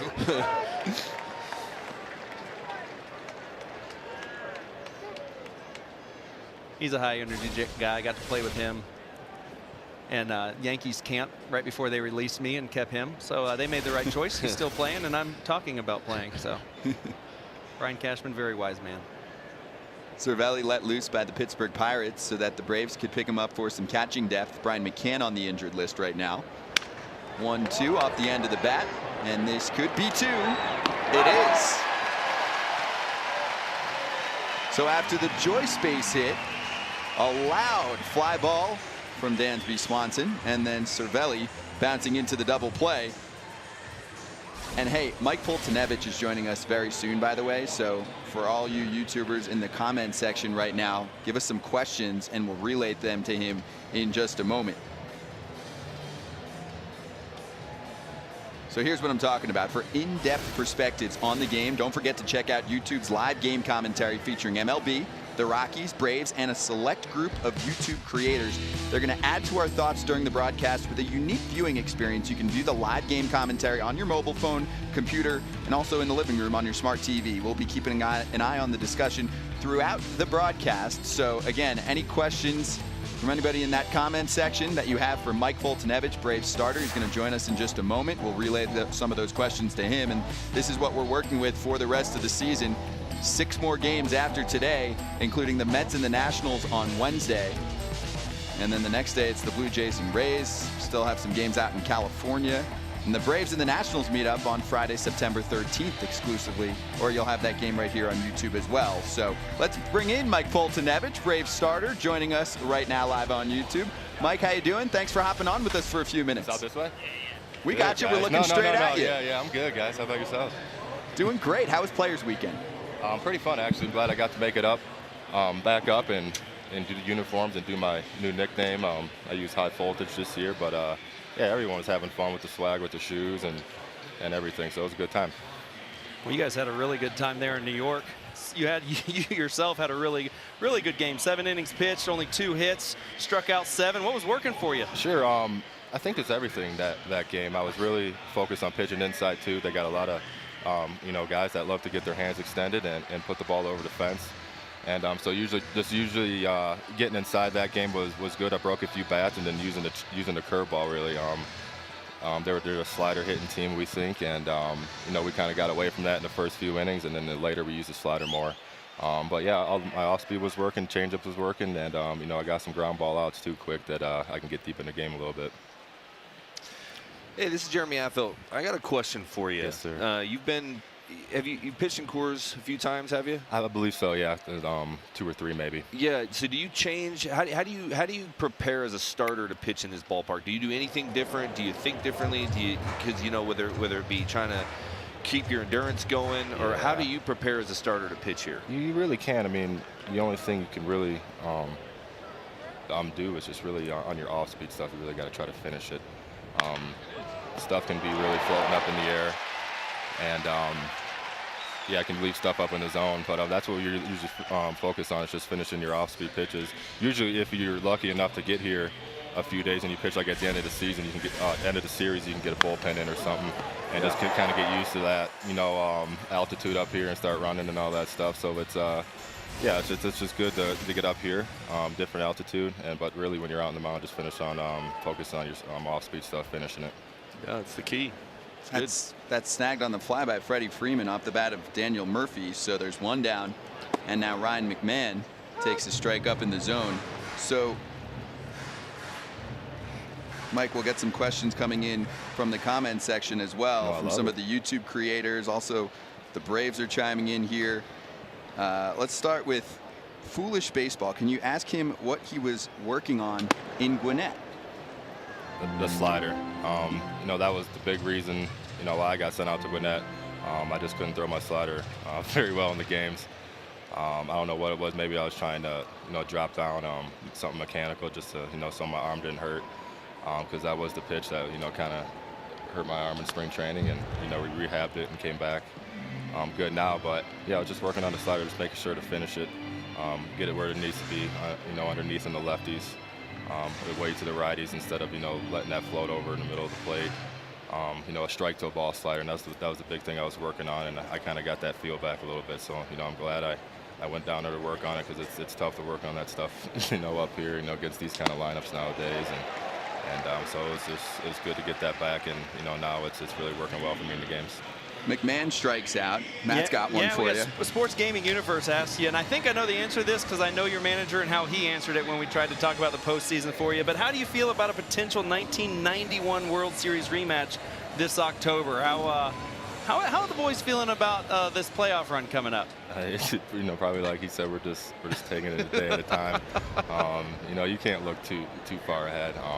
You know, because we got a lot of great teams we got to play. You know, we're facing the Phillies and Washington a lot, and over this next month. So we just really got to focus it a day at a time. But hey, thank you. I think a little dry up here. Thank you. Someone give you some water. Yeah, thanks. Who's helping you out there? Dallas Keuchel over here. Oh, tell them we said hello. Yeah, they say hello. And great game yesterday. Yeah, great pitching yesterday. Is he the reason why you don't grow the beard anymore, because you just can't compete with that thing? Everybody to shame. Yeah. It's literally not even fun anymore. So yeah, it's just every time I go in the bar, it's like, yes, trim it down, and we'll see what Dallas does this week. But yeah, if he's here, it's not fun. Yeah, but the playoff picture, just like you said, we're just taking it one game at a time, because we were in that spot a couple years ago, coming back. You know, kind of a little deep in the standings, and, you know, you're right there at the end of the year. So we just got, like I said, take it a day at a time. We got our division to play a lot at the end. So we just take it as that. But yeah, we're very excited. A lot of us got that playoff experience last year, and you know, we're just excited to move on forward and get to late September here. Desmond stays alive. How cool is Dallas Keuchel to have as a teammate added around midseason? Great. It's been phenomenal. You know, when rumors were going around that, you know, we might be getting him, I shot him a text. I was with him over in Houston for a few years there, and just a tremendous teammate, a tremendous worker. You can tell by when he goes out there on the mound every time, just, you know, the work ethic he has as a competitor. And you know, he's only been with us a month and a half right now, so it's awesome to get that kind of a leader. I mean, who wouldn't want a Cy Young award winner on your team? Has he tried to convince you to do the ESPN body issue? Thank you for bringing that up. Actually, we're gonna have to talk to him about that a little bit. But just a phenomenal person overall, and you know, just the type of player he is to get him at that halfway mark to make this team that much better. He can make a lot of these guys better too, and it's just great to have him. Just the attitude and energy too. It's great clubhouse feeling. He brings that World Series ring, and hey, that doesn't hurt. Brings that World Series ring, those nice cars too around, you know, show, hey, this is what it can be, boys. You know? But yeah, just great dude. I loved him ever since I met him over with Houston, and, you know, just like you said, just so happy to see him on our side. Have you gotten to speak with Francisco Cervelli at all? A little bit. I accidentally hit him in the head, like in 2015 or 16, like that. So I'm gonna try to like bring that up, apologize to him again about it. But just a solid dude. I mean, coming over here, just a great guy. Just wants to compete, just wants to win. You can see that when we were playing against him at Pittsburgh. I mean, it's a tough out all the time. So I'm glad that Cannon behind the plate. You saw this, was it yesterday, the day before, throwing someone out from his butt, pretty much. So it's just awesome to have that kind of catcher back there right now, especially you know, the schedule we got coming up. Got some really in-depth questions in the comments section. So Foolish Baseball going, can you ask him about his relationship with Mike Fast dating back to Houston, now Atlanta? Mike Fast, I didn't I don't remember that name, to be honest with you. Oh, sorry, Foolish Baseball. Yeah, we'll move on. I'm We'll move so on to sorry, another one. How about He just hurt someone's feelings, by the way. Foolish Baseball may be Mike Fast. I know. Also could be a typo. I would have known, but I would have. Could be a little autocorrect action as Mike Garrett Fyers, Sampson maybe? floats one. Get out of there. And that is out of reach for Matt Joyce.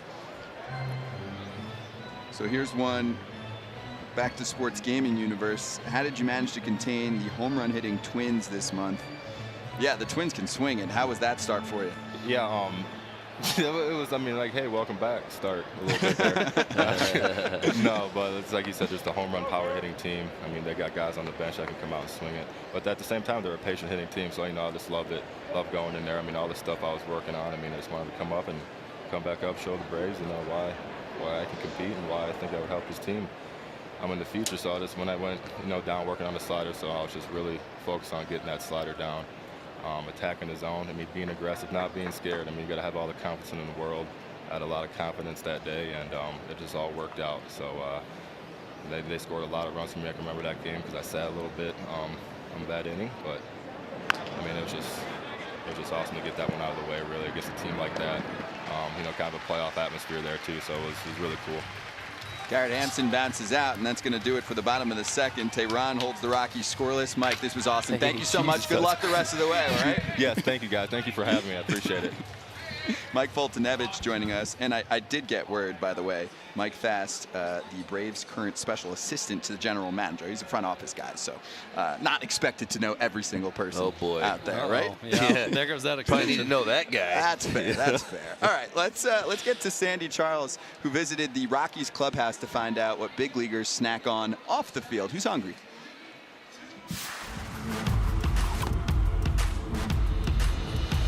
I'm Sandy Charles. Let's take a look at what MLB players like to do off the field. Oh, what a pitch by John Gray. Nolan Arenado. Charlie Blackmon. Rockies win it. Okay, John, I'm in here to get the inside look. What do big league players snack on in the clubhouse? Chris, just grab a nacho. You know, a little mid-game snack. We have these secret things called like peanut butter bowls. So they're like this oatmeal and peanut butter and all this good stuff. So how good are they? They're pretty unbelievable. Tyler, our chef, is unreal. They're so tasty. Keep hearing about these protein balls that your chef makes. What is this and why is everyone talking about it? Oh, they're meatballs. They're just meatballs. What about sunflower seeds? What type of flavor are you guys on? I'm original, or kettle roast is really good. I don't do the dill pickle. That's the only one I don't do. I'm surprised a lot of guys like bacon ranch as much as they do. You know, all the barbecue and the ranch kind of tears your mouth up. Ouch. And what about gum? We always see the big bubbles. There's an art to that. We see it in clubhouse. We see it in the dugout. What kind is the gum? It's double bubble. So what's your go-to snack in the clubhouse? I eat a lot of bananas. There is never a bad time for a little extra potassium. So I keep hearing a rumor that ball players are really healthy. Is that true or false? Not so much. And the truth comes out right here. This is for my mental health. Hey, that's important. I'm with you, Charlie. To see more exclusive behind-the-scenes videos from the Colorado Rockies, subscribe to their YouTube channel at youtube.com/Rockies. Hey, you talked a little bit, Jeremy, about your diet last week. You said you're eating better now than you did when you were playing. I'm sure you didn't have as much going on clubhouse-wise. I mean, they are stacked in the clubhouses nowadays, and the chefs know what they're doing. Yeah, they started doing that right at the end. The last couple years, we started getting all the special cooks and then what we were eating, and even that's going to get past Arenado. Rafael Ortega with a base hit to start off the third. I mean, even got to a point where they had special stuff on the planes. Like they would, I mean, the food was selected by the strength conditioning, by the nutritionists, all that stuff. That kind of annoyed me a little bit because on a plane I'm wanting to eat what I want. But you know what, man? Now I go into these clubhouses. I was in the Giants clubhouse the other day. I mean, they got 3 different kombuchas on tap. They got all these vegetable juices that they make. And the food is prime. The snacks are nuts and fruit, and there's not a lot of like Snicker bars and stuff like that. You know, I mean, it is detailed big time now. I actually probably wish, now that I eat better, I actually work out now. Matt. That's been the difference when I stopped. I stopped playing and then started working out. Yeah. And I'm thinking the food probably, my diet and workouts probably would have been advantageous for me when I played. Could have been. I was very disadvantageous to what they were trying to create there in Pittsburgh. They had brought in chefs and all that stuff, but I was smuggling in wild cherry Pepsis and Cokes and all sorts of stuff all over the place. I was not a good teammate when it came to eating healthy, that's for sure. That's a good-looking bunt from Julio Teheran to move Ortega into scoring position.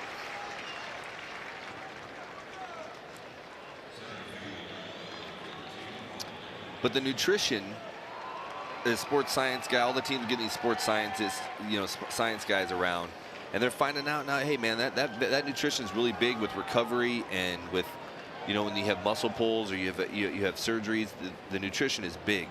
And with all the travel going on now and the lack of days off and the coast to coast and the games start at different times, the recovery is just not very good anymore.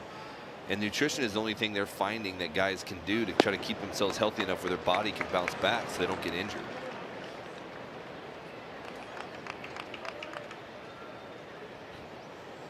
Whatever this guy's eating, it's working for him. Ronald Acuna Jr.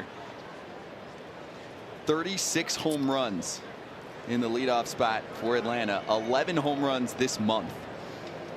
A dynamite August. And he's an MVP candidate. That's a slow roller to short. Tough play for Story. Acuna can move, and he got him. That's a big league play right there. That was amazing. Yeah, Acuna runs well. We're talking about him potentially being a 40-40 guy, so we know he's got wheels. Catches the ball out in front. Story just goes, I guess it's a do or die at that point, because I mean, when you go barehanded, you have to get rid of it so quickly that Acuna's out. Acuna's numbers are just ridiculous. When you look at what he's done since midway through last year, I mean, it's pretty much him and Mike Trout in most offensive categories. So absolutely incredible. Another thing that's incredible is this guy, Ozzie Albies, leads the National League in innings played. The Braves needed something solid. They got something solid with Ozzie Albies.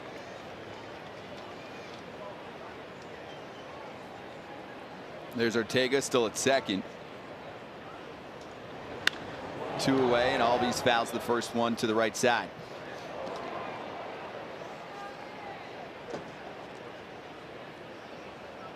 He had the double back in the first. 1 hit each frame so far for Atlanta. No runs yet.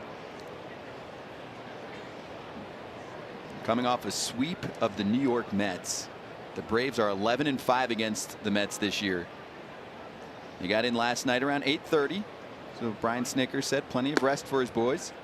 Actually got in earlier than the Rockies did because they were in St. Louis. That game was delayed about 2.5 hours. The Rockies swept by a sizzling St. Louis Cardinals team. They're in first place in the National League Central at the moment.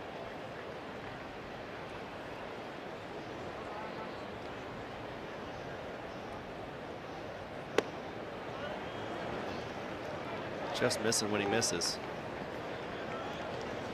Second time through the order. Talked about it, Jeremy, him potentially starting to try to stretch the strike zone, seeing how aggressive the Braves were first time through the order. Yeah, and we kind of discussed this earlier. He's not going to be a high strikeout guy with the stuff he has. He's going to be a weak contact guy. And right now with runners in scoring position, that's a big thing, is creating weak contact. And he's going to start pitching a little bit more off the plate, and then he's going to see if guys are willing to expand further off the plate by maybe just throwing that breaking ball 3 or 4 inches on the outside corner, or the fastball 3 or 4 inches just off the outside corner. And if they don't bite, he can slowly move back in, but he doesn't have to come as much over the plate because of the amount of strikes he's been throwing.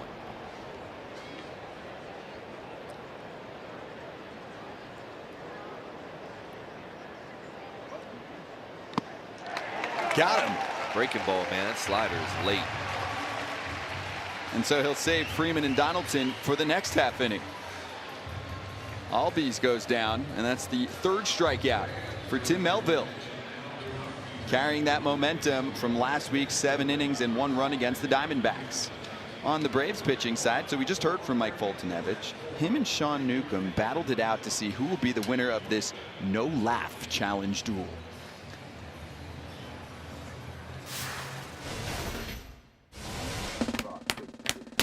I knew you'd do the same thing. I get to go first? What do you call an empty can of Cheese Whiz? cheese was? What do ballerinas use for transportation? A tutu train.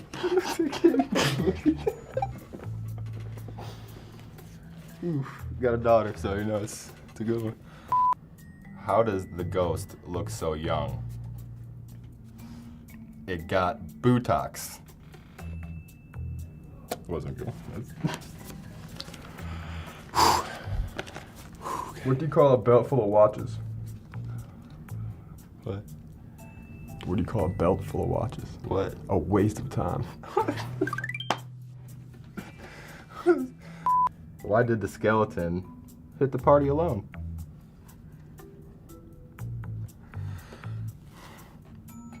He had nobody to go with him.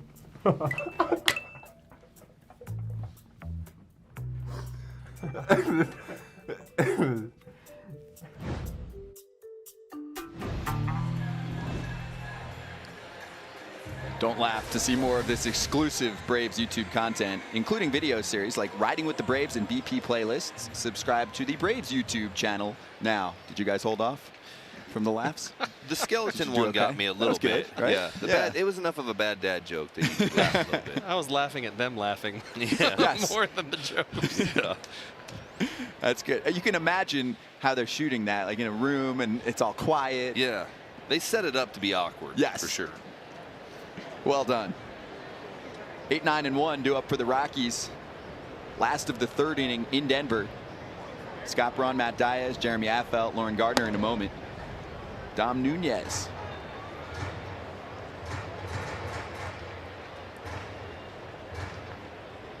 Called up about a week and a half ago. Yeah, Dom's going to get lots of pitches to hit because of this slugger on deck behind him. We got Melville on deck, and we saw what he can do with the bat last week, right? Batting 500. He's batting 500 in the big league, so you got to go right after Dom right here. Nunez called up to make his debut on August 13th, and he was the AAA catcher for Batman.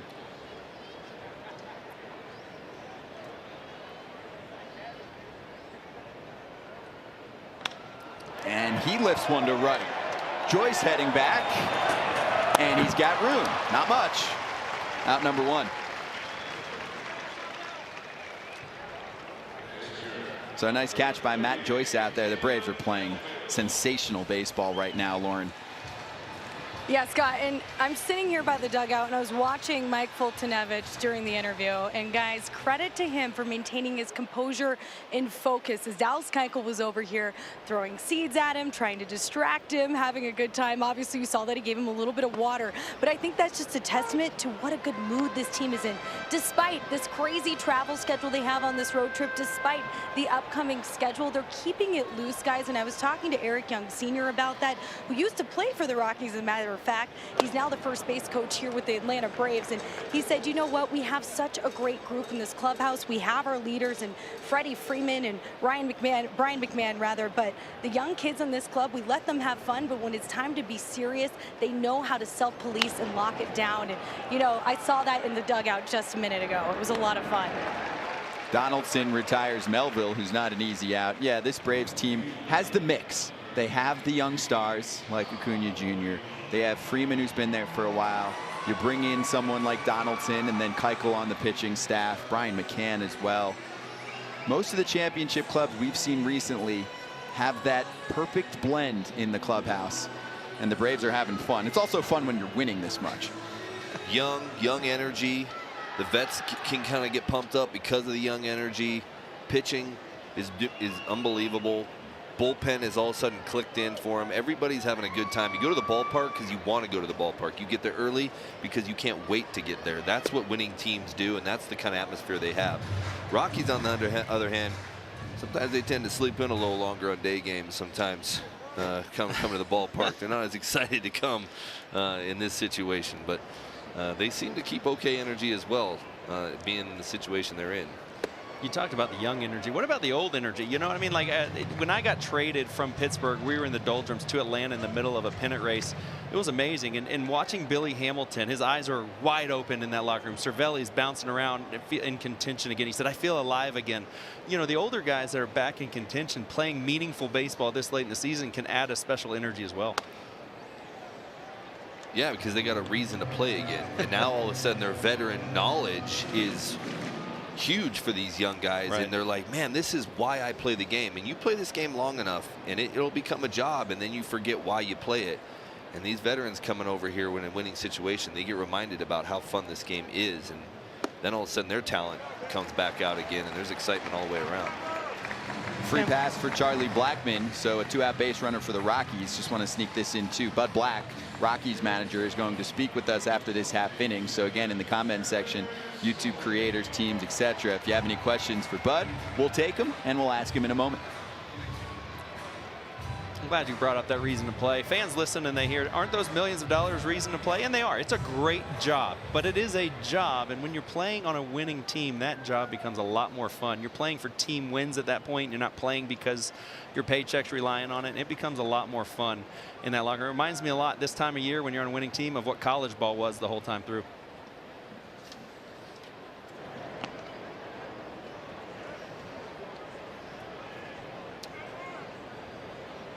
See how Story handles this situation. The 2-out walks in Coors Field is usually where teams get in trouble, when a guy can't finish the inning and then the big boys come up. It can end up being a crooked number sometimes. And he swung for it right there.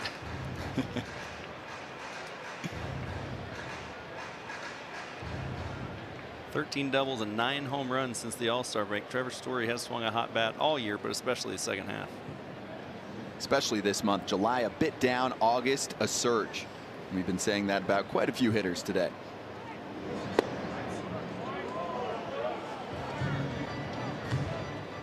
Tehran's doing what he has to do against these big guys. He's trying to pound the inside of the strike zone as well, and then hopefully open up the outer half for him. But if you try to live away in Coors Field, we showed that graphic what Charlie Blackmon can do with a ball out away from him. Trevor Story is the same way. He can hit it in the bullpens as easy as anyone to the right center field gap.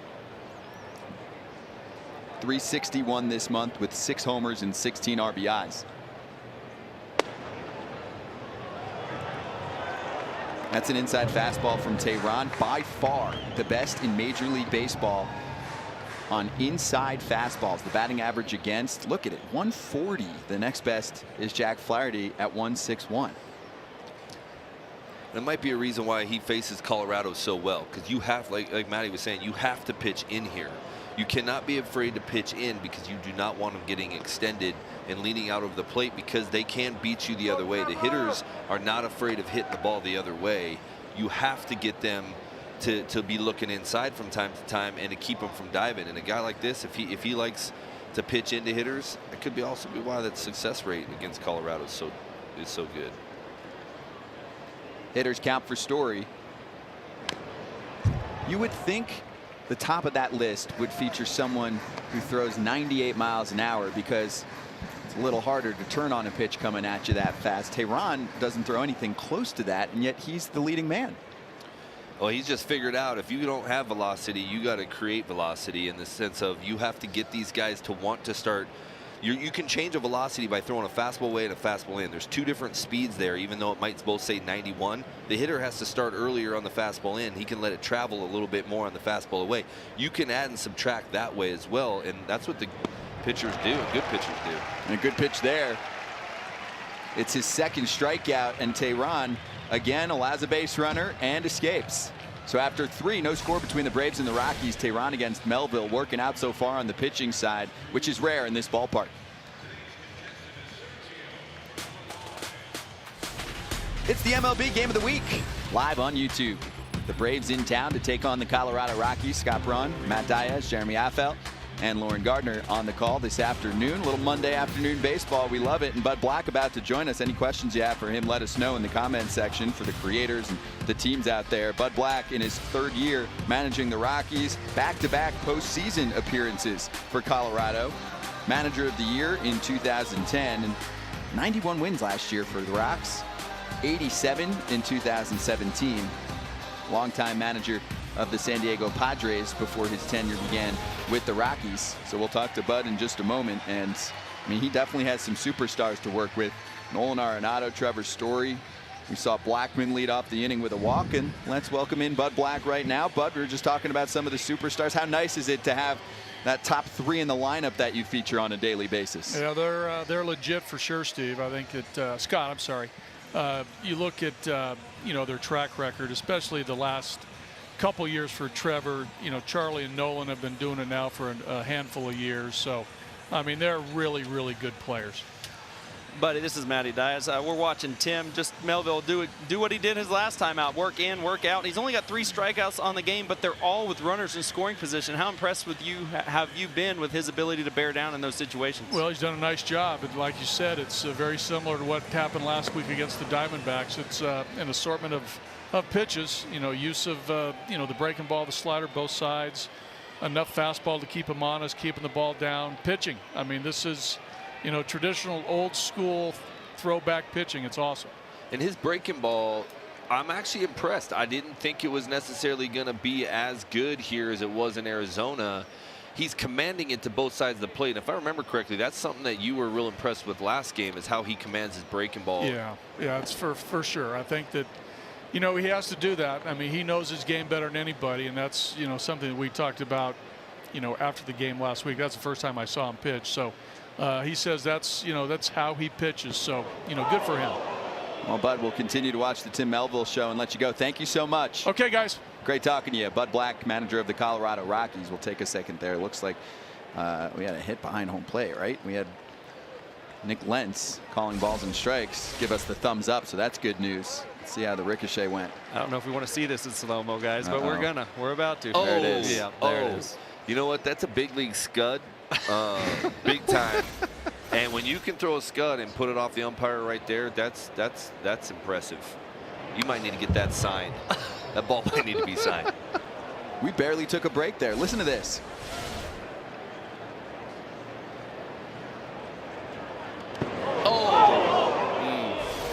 I would have thought he needed a minute or two. Yep. Ice. He is more of a man than I. Let me tell you right now, we'd have a new umpire changing gear right now. Good for you, Nick. He's got to be nauseous a little bit still. I wonder if that hurts worse at altitude. 3-1 to Freeman. It's 3-2. Tell you what, very impressed. Second time through this order, the Braves' big hitters don't seem like they have figured out Melville at all. They don't look any more comfortable. You saw Acuna Jr. weak ground ball to short, strikeout by Ozzie Albies, and now Freddie Freeman up there kind of taking unorthodox swings here. We'll have to see if they start to settle in against him. Freeman drives it to left, and that's out of reach for Desmond. And you saw what we talked about. You mentioned a little earlier. He threw 2 of them last game. He flipped that eephus up there, against him, and you almost saw Freeman kind of, what was that? 68 miles an hour, and it's coming top to bottom on you. It can mess hitters up on their approach sometimes, and you can do that. He misses. Freeman aboard for Donaldson. Just like we did with Bud Black after this half inning, Brian Snitker will join us during the between innings break. So we'll call for questions now. You can get them in early. We'll check out a few and ask them to the Braves manager. Been in the organization for 43 seasons. Go back to 1977. Got the job at age 60 back in 2016, taking over for Freddie Gonzalez, and he has done a dynamite job with this club. Yeah, I was covering the Braves pregame post when Freddie was removed as manager and Snit came in, and it was a whirlwind for Snit, and they won the locker room over on day 1 or 2, and they've been battling for him ever since.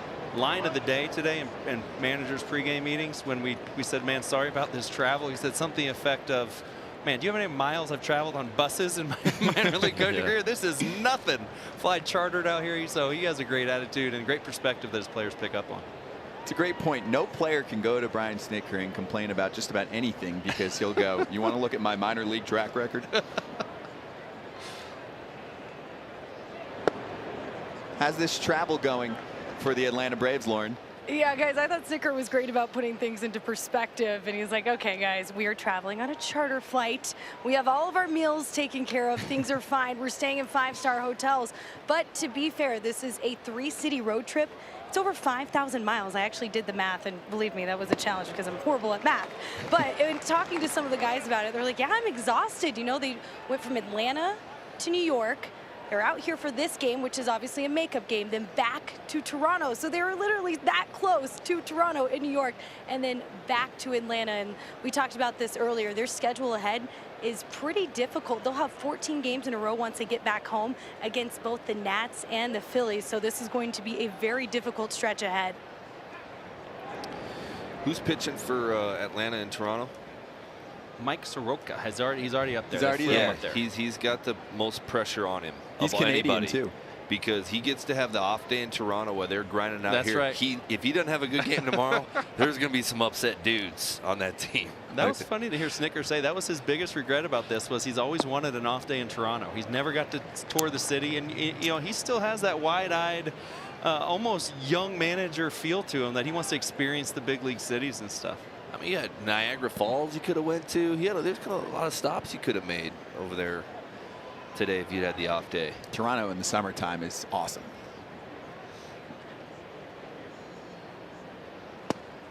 A check.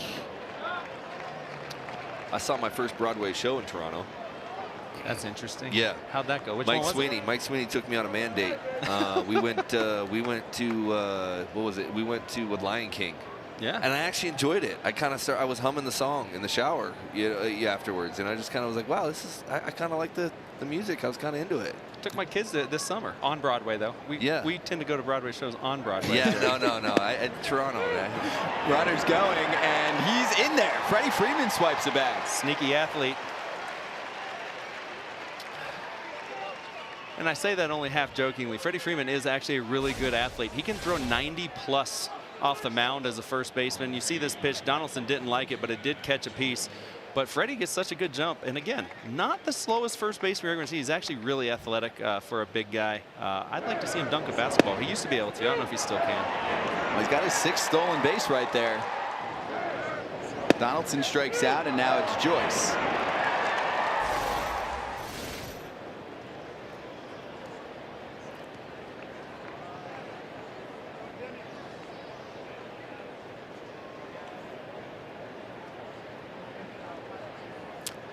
Tim Melville holding base runners on right there like Jeremy Affeldt used Yeah. to. What really thinking Freddie Freeman was going to take that bag, I don't think. Well, the Braves probably have his move down, and he won't find out about it until after he retires. That's right. I mean, I'm still kind of partially offended about that.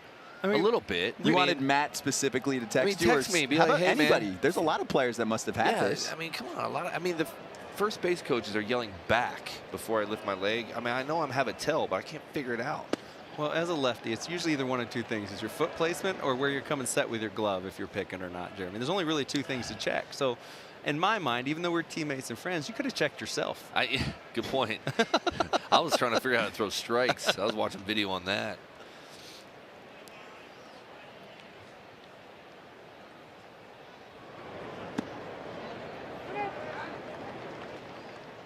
I started just depending on just mixing my looks up. I just would go faster than other times. I just trying to, because I couldn't figure it out. Or I'd hang, or if I knew, you know what, I think he's going to go, I'm just going to pause a little bit at the top, and hopefully I can deke him into going. I tried that for a while. I tried everything I could. If it was a fast guy and I walked him, I should have just thrown the ball in the gap and gave him a double.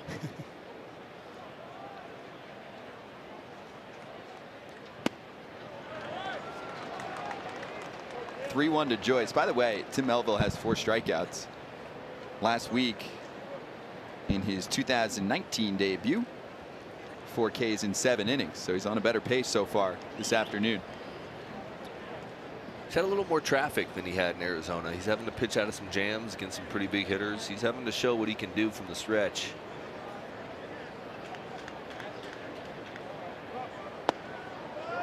That's in there. And 3 out of the 4 strikeouts coming from the slider. We'll see if he dials up another. Here's why a hitter doesn't like that. He's kind of has an interesting arm slot. His fastball is top to bottom, so they're seeing the ball kind of barreling down and they lose the ball coming at them. And so they think it's down, but it actually just stays at the bottom of the zone there. And that's what makes him so tough. He's got a little bit of deception because he's throwing 89 and getting late swings like that on pitches just shows you there is some deception with his arm slot, and then the angle of his fastball coming in. It makes it tough too because they're only seeing the top of the baseball coming at him, so they can't really tell if it's up or down. And right there, I mean, it's late. I mean, he's having let that ball get so deep because he can't pick it up early enough. He's fouling balls, you know, into the stands. This is where I really think that the sabermetrics really meet us old school guys. That's going to drop into left field. Being waved around is Freeman. Here's the throw home. Tag in time.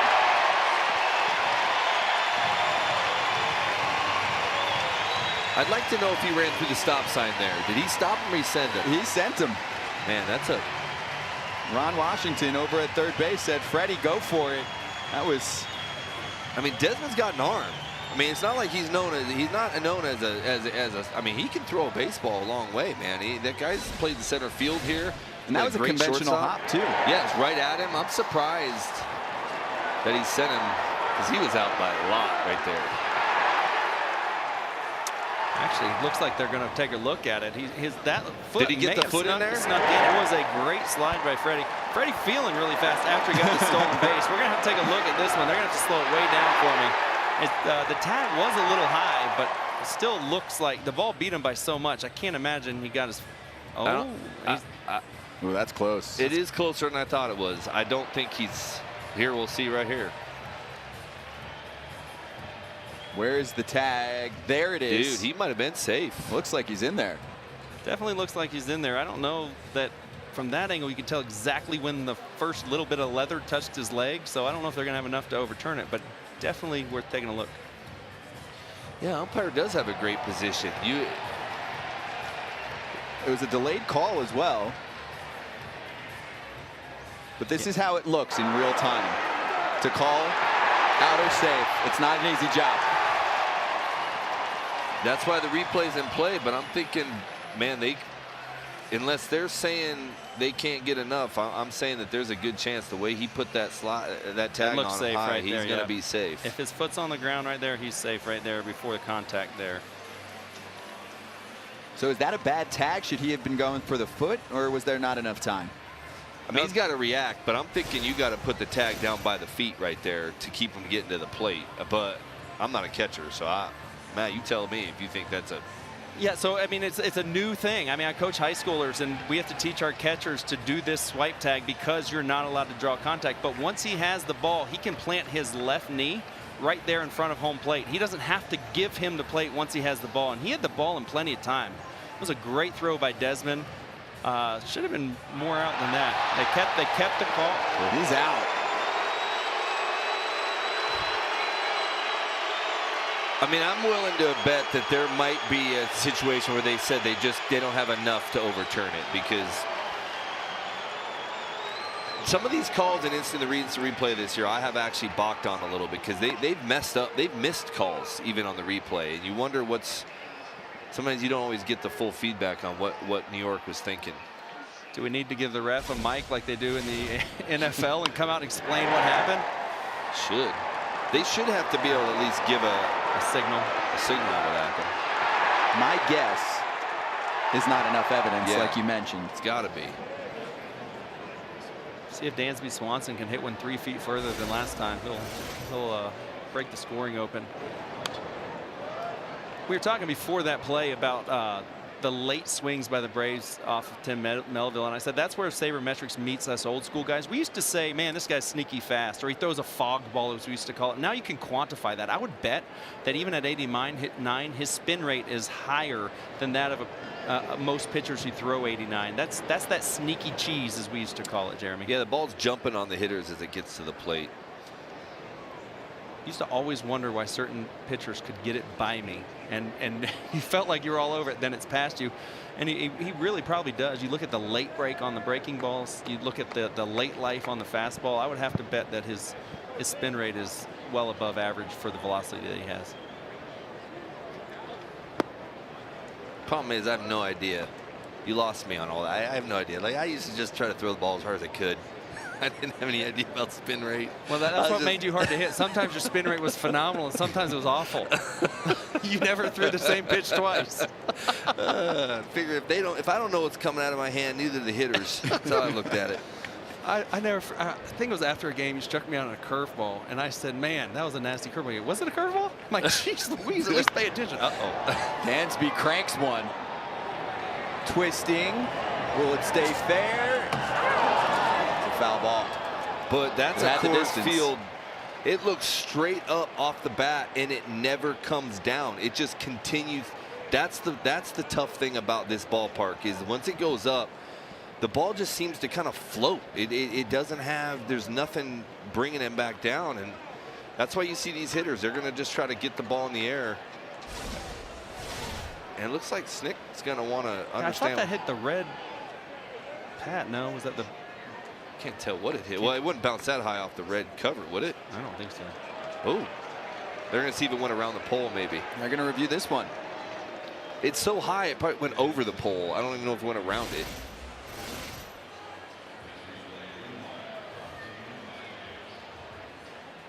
Two reviews in one inning. We'll check this one out. First at bat for Swanson, 395 feet to center field. And then this one, probably about 370. If this is foul, he's missed 2 home runs by a total of 3 feet. Yeah. No, that's foul. It's foul, right? Yeah. Here, we're backing up. Left side of the pole. There's the baseball. Little white pearl. Foul ball. Officially.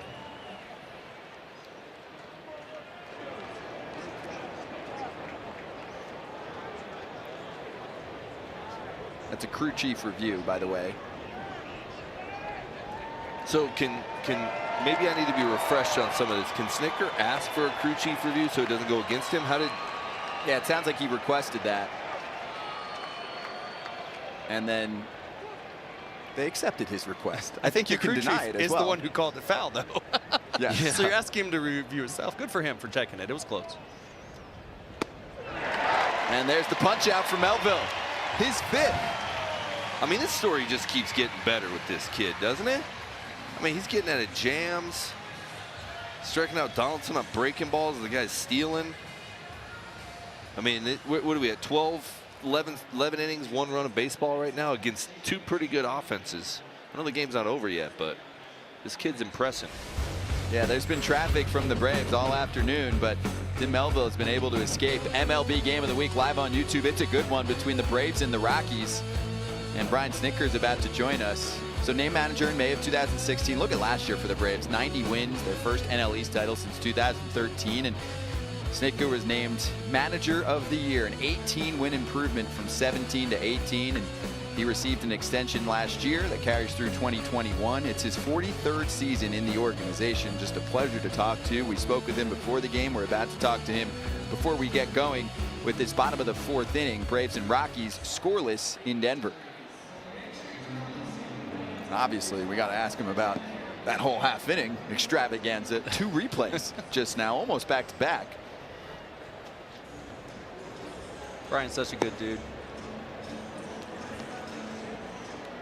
Brian's such a good dude. I think he's more nervous when he watches his grandkids play t-ball than when he watches the Braves play. He was proud grandpa showing us videos today of his grandkids. And just so you know, for in-depth perspectives on the game, don't forget to check out YouTube's live game commentary featuring MLB. The Rockies are in there, the Braves. Some YouTube creators have been helping us out with questions for our guests. They're going to add their thoughts during the entire broadcast. And you can view this live game commentary on your mobile phone, computer, in the living room, on your smart TV.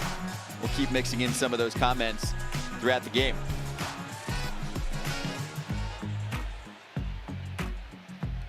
So maybe Brian Snitker a little bit later. He probably wanted to see what those replays looked like. Dansby Swanson, though, with 2 at-bats, that looked like he never missed a game. 30 games out with a foot bruise. Returns today Loud fly ball out to center field. And then also the foul ball in left, which we reviewed.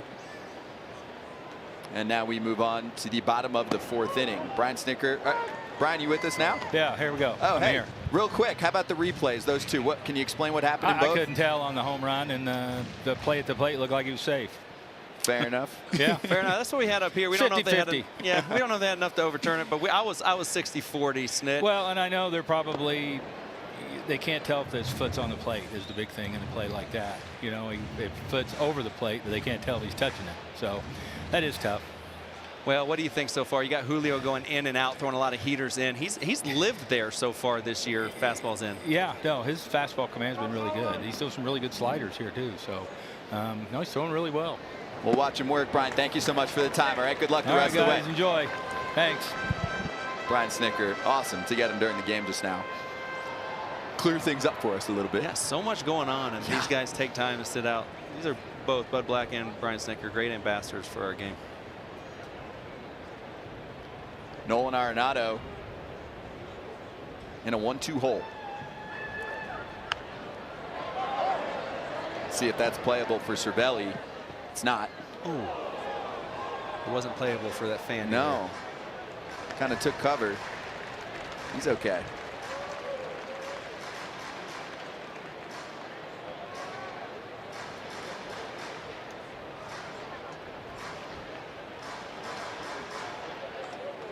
Arenado 0 for 1, hit into the double play back in the 1st.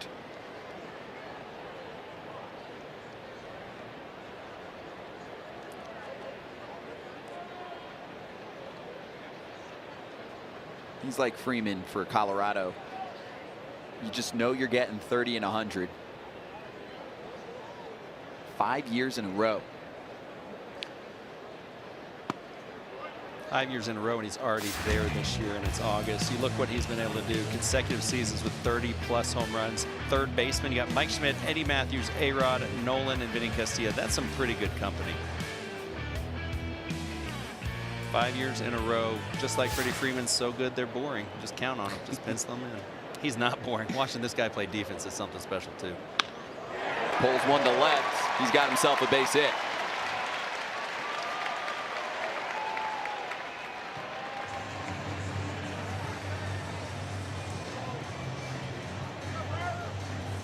There you go. In Rockies franchise history, 3 players have done 30 and 100 5 times. Todd Helton, Vinny Castilla, Larry Walker. I feel like you see those 4 names on most of the offensive history book categories for Colorado. Yeah, Arenado's going to pass every one of those guys. I mean, if you think about Helton's career here, he was phenomenal. And Arenado's probably going to pass that up like it's nothing, really. I mean, what he's been doing, and he hasn't done these, it hasn't been the 5 seasons in a row like in the middle of his career. He did it since he got here, and he signed a long-term deal with these guys. He's going to be around a long time, and they're not going to want to get rid of him. You're going to want to build around a guy like this, and he's just, like you said, man, he's phenomenal to watch at third base too. I mean, there's not a whole lot that gets by him. Murphy to Freeman, and he's figuring out what he's doing. He's going to tag Arenado and make the double play quite unconventionally. Yeah, that was a 3U that you don't see very often, but Arenado thought there might have been a line drive there caught. He didn't quite know if it was going to be a double play line drive step on third, so he froze and just started jogging off the field. So that's another thing. I'm really confused on what just happened. He thought it was a line shot. He goes back thinking, I'll get it, and he goes, nah, I'm going to give up. All you do is, can he step on the bag? Yeah, he could have stepped on the bag, but he was 2 inches from stepping. But he didn't catch the ball, though. So Freddie knew he didn't catch the ball. Nolan didn't know he didn't catch the ball, and then chaos ensues. Look at this dance move. Step, step. Well, it's 2 outs. That's a big league ball game right there we're watching. One of my favorite YouTube sensations right now is the get up dance. We could put that to that music right there. Yeah. My wife is trying to get me to do stuff with my kids on that. I'm kind of a little nervous, but I'm trying. I think I'm messing it up, but I'm the only guy in history that butchers the electric slide at weddings, so I don't think I can add anything else to my repertoire. Can you shuffle? Yeah. 2-step. Yeah. Yeah. No. No. Not gonna go there. Ryan McMahon. Base is empty for Colorado. still scoreless.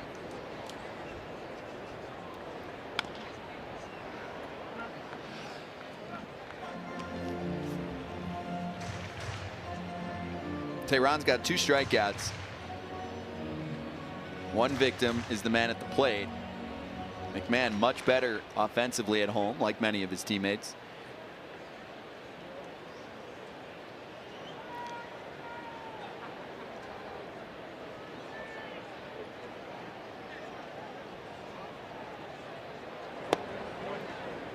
Jeremy, you did a great job before the game pointing out that the whip is going to get Julio Teheran in trouble at some point on a day like today. He has not had a clean inning yet. He gave up a hit in the first, had to have a double play, get out of it, left a runner on in the second, left one on in the third, and then just had that weird double play here. Playing with fire here at Coors Field. You are, and based on where you're playing too, he's having to work hard to get these outs, and it could end up biting him later in the game. You could see him run out of gas. He could get away with it, but we'll see. So far, every inning has been a mini adventure. Bases on, or runners on, every inning so far. We are through 4. Third strikeout just now for Teheran. He gets McMahon twice. And MLB's Game of the Week live on YouTube continues. Top 5 coming up. Having just achieved his 5th consecutive season of 30+ and 100 driven in, Nolan Arenado may be on the Hall of Fame highway. I'm going to do my best to be a great teammate, be a great leader, and just try to help this team win and be the best third baseman I can be. How about that? Touch 'em all time for the first time for Nolan Arenado. Spectacular defense from Nolan Arenado. Unbelievable. That is a fantastic play, as good as any as I've seen by a third baseman. Nolan Arenado, a walk-off 9th inning home run. Did he catch that? Caught that. You got to be kidding me. This is just absolute defensive brilliance. Pulled to third. Nolan comes up with it, runs to the bag, gets a force. Double play. Are you kidding me? Now who makes that play? Nobody. You won't see it for long. Have an afternoon, Nolan Arenado. Nolan and Buster Posey having a couple words at home. Did he make that play? Wow. Wow is right. Oh, Rockies winner! Walk-off cycle. Who does that? From his knees. Unbelievable. 3rd home run of the day for Nolan Arenado. And that's a Gold Glover at work. The fact that they get an out off this is amazing. Number 200 for Arenado. Two-run, walk-off home run, Nolan Arenado. In his last 5 seasons, he's had at least 30 home runs.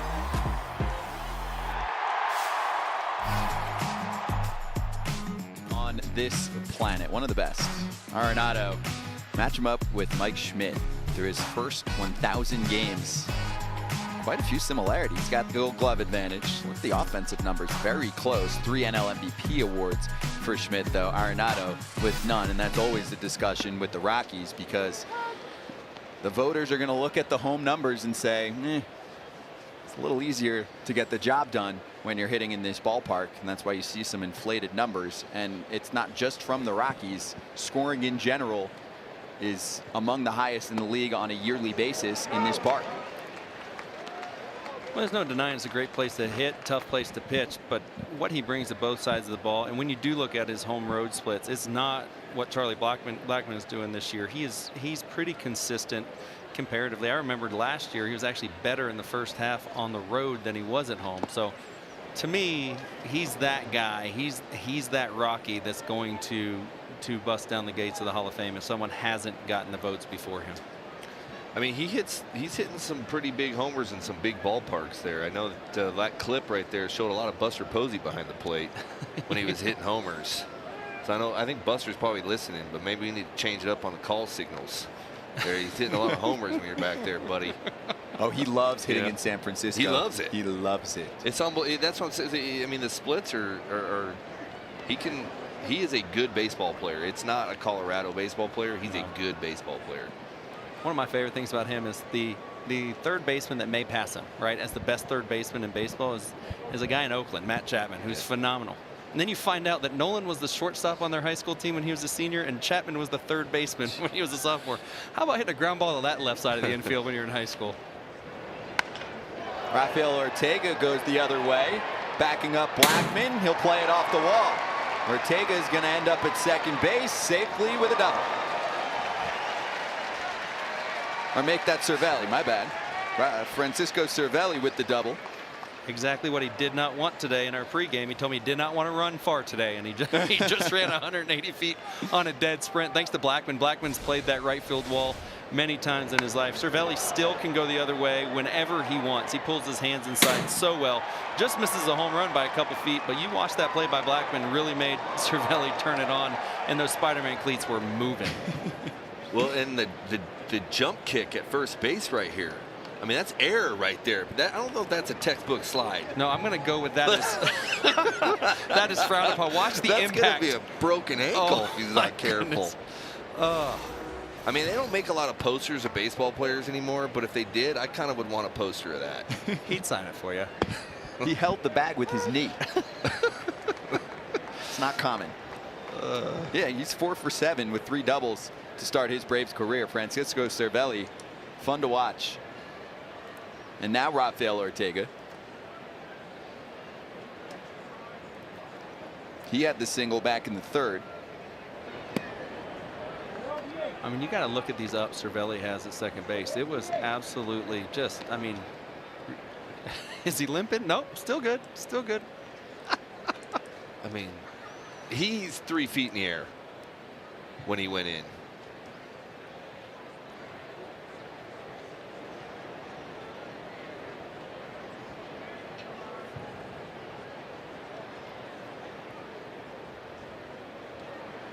Let's roll this back on YouTube one more time.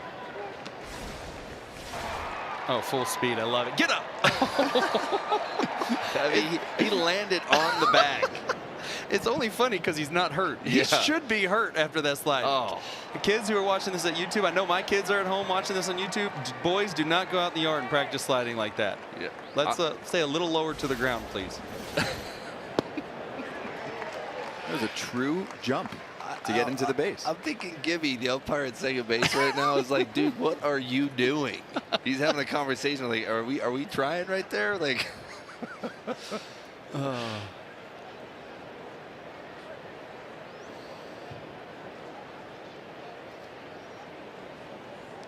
The best part about doing these games on YouTube, Jeremy, is I think we might have audio from Gibby I over there hope second so. base.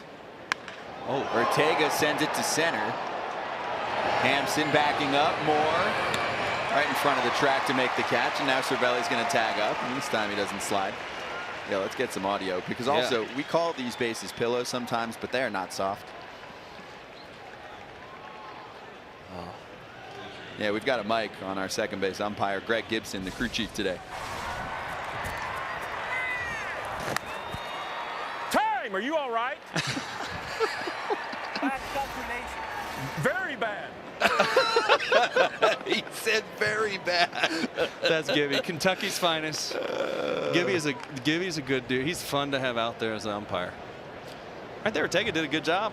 Battled 2 strikes, put a ball deep enough to get the runner to the 3rd here. See if Tehran can score himself. Someone's got to cross home plate for this game to be over at some point today, right? Infield playing in. The first bunt back in the 2nd inning was very clean. Does he try another here? Can he squeeze him home? He's swinging. He's fouled off. And you saw that last out center field. It was almost like kind of a Magellan route out there. That's why it's so hard to play here. You don't really know off the bat where that ball's going to end. He came running. He went over to right, into second, turned back around, ran back to deep center, and caught it on the warning track. I mean, it's really hard to gauge line drives in this ballpark. Playing outfield here was no joke, and you'd always try to look around to see where the flags were flying, and you can't really. I mean, watch this route. He goes over, then he comes in. Now he's got to go back. And then back over, you're right. And it cuts on him. I mean, the ball will cut in the air here, too. It's a really tough thing to play outfield in this ballpark. You can throw grass up on the field. It blows totally different than what it's doing up above the stadium. You look down the left field line, you got the American flag just laying limp. And you look out in center field, and the flags are blowing in a little bit. And that's just It's just two totally different wind patterns going on up there. That's part of Colorado, man. Playing the outfield here. Not only do they have a lot of ground to cover, you don't know exactly where the ball's going. I was a bad outfielder anyway, Jeremy. So when I was here, it was a debacle. Yeah. Oxygen tanks were down there loaded. There goes Tehran's bat on strike 3. The bat travels well here. That's good. Strikeout number 6 for Melville. Oh, yeah. Good toss right there. 5 of the 6 with men in scoring position, just helping himself get out of jams. Going to get Acuna here for the 3rd time, the magical 3rd time through the order.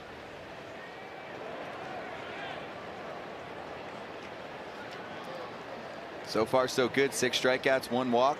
Pitch number 80 on its way. The Braves are 1 for 8 with runners in scoring position. And you're like, huh? They have no runs? Yeah. Freddie Freeman caught it home. We reviewed it, and he was still called out.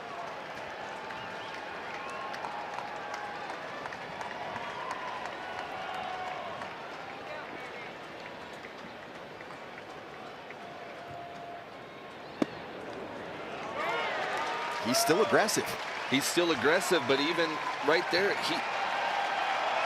he's questioning that pitch because it's top to bottom. That ball's a strike on the inside corner down, and he's not seeing it very well. They're not picking him up very well at all.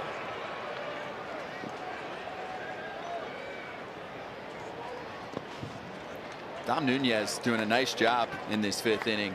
A couple big stops. That ball gets past. Cervelli scurries home with all his speed.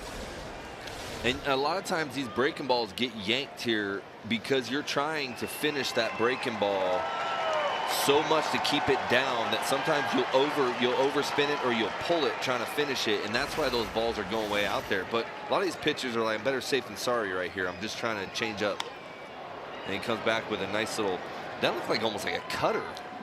The front door cutter looked like it might have just pulled the 4-seamer, but he's eating these guys up on the inside. Then he goes outside. You mentioned Dom Nunez. He's blocked every ball but one.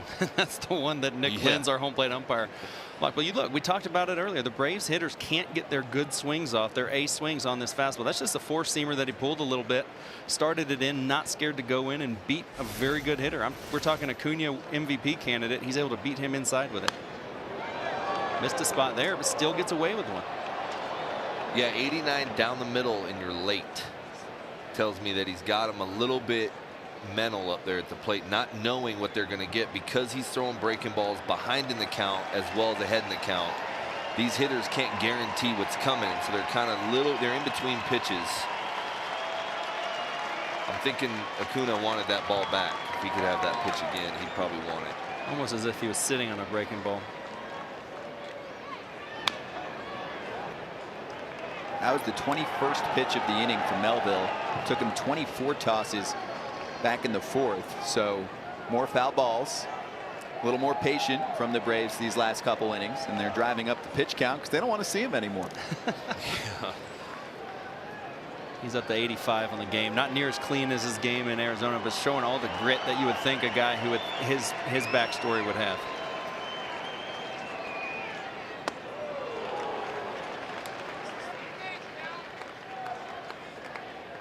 That's not a bad pitch right there. It's probably not where he wanted it at 79, but he can utilize that pitch. I mean, that changed eye level, that came up near his hands, that made him kind of pull his bat back, kept him from diving out over.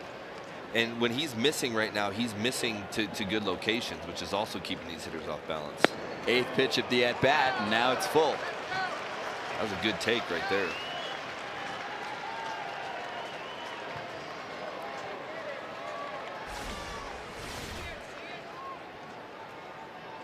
Listen, I sat pitches a lot, and if I'm Acuna here, I am not giving him a heater. I'm making sure I'm ready for the heater. If he strikes out a breaking ball 3-2, I tip my hat.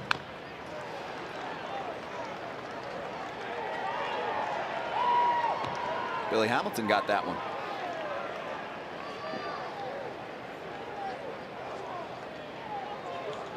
You got the net behind you nowadays, so you can't direct the baseball to a little kid in the seats as easily.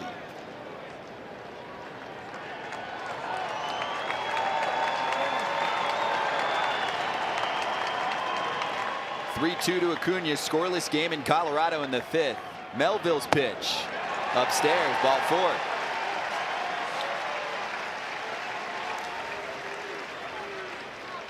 That is a monster at bat by Ronald Acuna Jr. Something you would hope that an MVP candidate could do. He grinded it out, worked and worked, fouled off some really good pitches, laid off some really tough ones late, went 0-2 to 3-2, then ended up working the walk.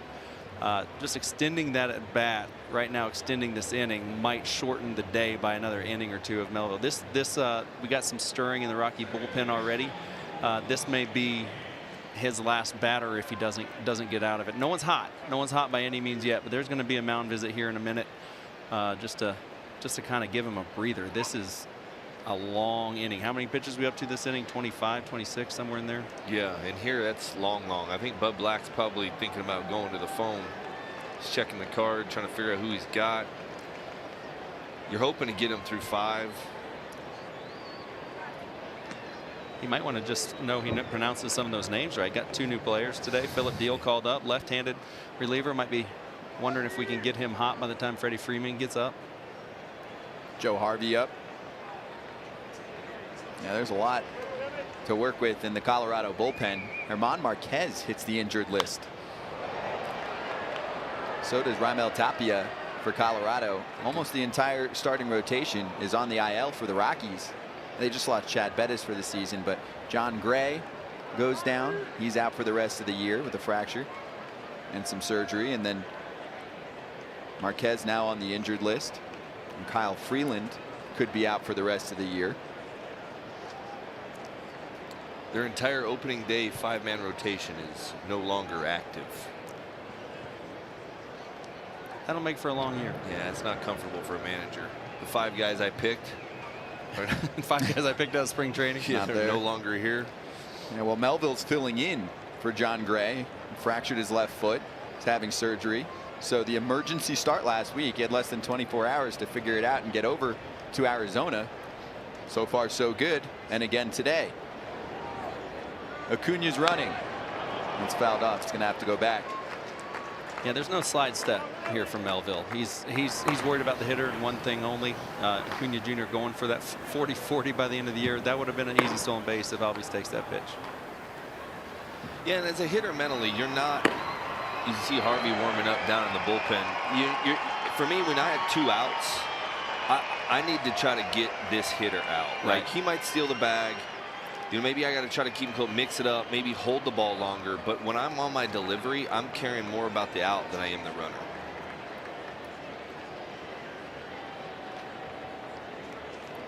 Five of his 6 strikeouts with the slider. Acuna fell down.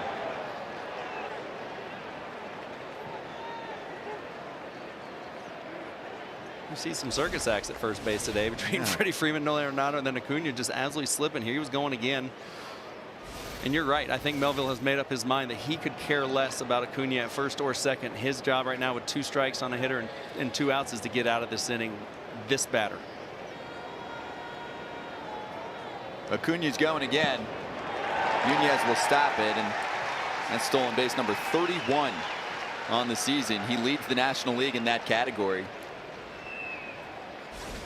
And you can see these Braves hitters have something on his slider in the sense of location and where he starts it. They're not biting on a lot of these sliders down with 2 strikes even, but they're getting big swings even though they're fouling them off. You can see they're almost kind of getting a little bit aggressive once he starts it up in the zone. And you can see they've kind of got a game plan a little bit on when to swing and when not to at this slider.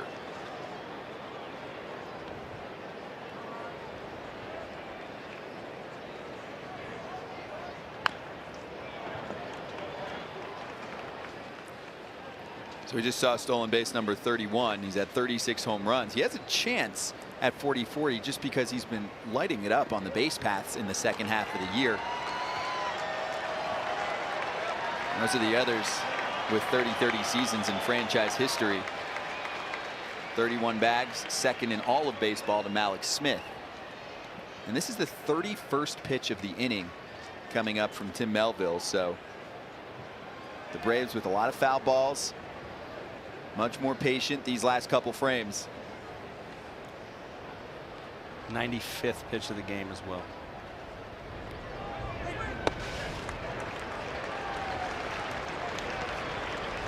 Nunez is all over the place back there. Like I said, he blocks everything, and if he doesn't, Nick Lentz, our home plate umpire, does. Oh no, he's been impressive back there. Love the game he's called. The Braves hitters have, like Jeremy said, started laying off the slider down. They've been able to spin on it this inning. That led to the Acuna walk, and then Albies working this count deep. Trouble on deck, Freddie Freeman, and he's going to get in that bat. Back-to-back walks, Acuna and Albies joining Cervelli on the bases.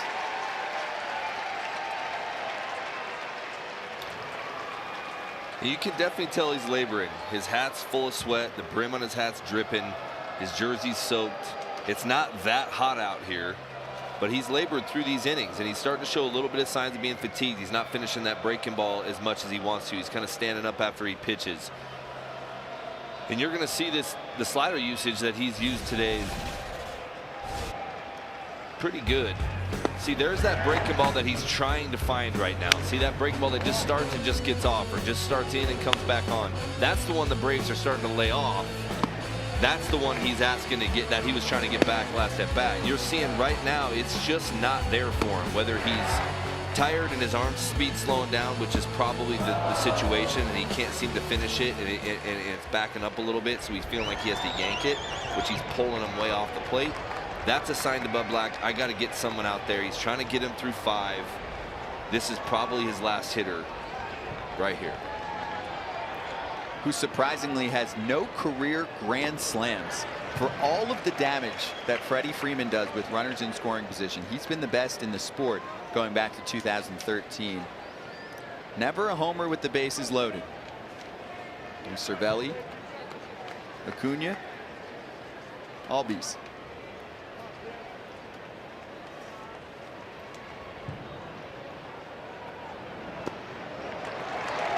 Freddie's so patient. Freddie, when you look at his splits, he's just good everywhere. On the at home, his OPS is 945. On the road, it's 985. Against starters, it's 952. Against relievers, it's 989. He hits starters well. He hits relievers well. He hits on the road well. He hits at home well. It absolutely shocks me that he does not have a career home run with the bases loaded. So this would be his first grand slam if Melville throws him a strike here. Down in the zone. Chased one. Otherwise, it would have been 3-0. Donaldson on deck. Freddie absolutely goes out of the zone here, gets over aggressive here, pushing a little bit. If Freddie hits a home run today, it'll be his 10th of the month. It'll be the first 10 home run month he's ever had in his career as well. Some surprising numbers. That's a roller. That's a job well done by Tim Melville. And he wants to hear it. He does want to hear it. He asked for the standing ovation right there. 5 innings in, he's telling everybody to get going. That's pretty good. I like this comment from Healy 6. 0-0. This game is in Colorado, right? Yes, that is correct. We're going to the bottom of the 5th inning. Braves and Rockies being held with nothing on both sides in the run scoring department right now. But I think it's time to check out a little snack action. Why not, right? Who's hungry? I am. Lauren, where are you?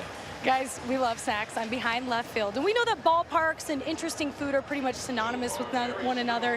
It seems like every year these teams try to outdo themselves. You have the fried crickets at T-Mobile Park in Seattle. But in my opinion, Coors Field takes the cake. And by cake, I mean oysters. By oysters, I mean Rocky Mountain oysters. And if you don't know what those are, I suggest you search them on the internet. So this is considered a delicacy. We're going to bring in Tim Schultz, our field producer. They serve these fried on the 3rd level. Tim, are you going to do the honors? Do you want to try one? Yeah, try it. He's going to try one. They're served with fries. See how it is. Go for it. That was a big bite. That was really brave. How does it taste? Not bad. Not bad? Not bad. Should I try one, guys? Yes, please. Okay, I'm going to bring some up to you. Okay, here we go. Give us the play-by-play after the bite. It's relatively tasteless. Tasteless?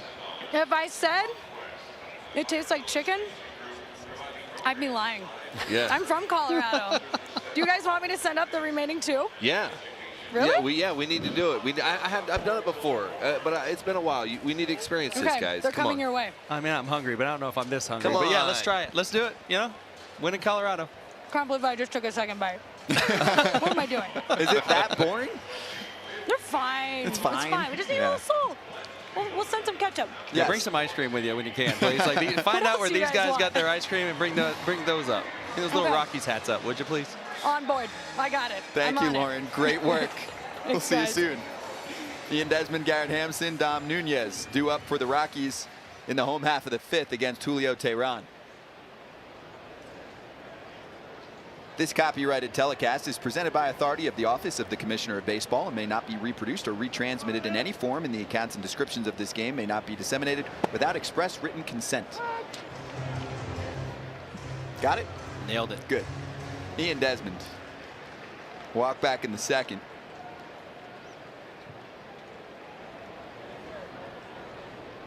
Defense has been strong from both sides. The Braves play exceptionally well on defense. The Rockies' infield defense is great.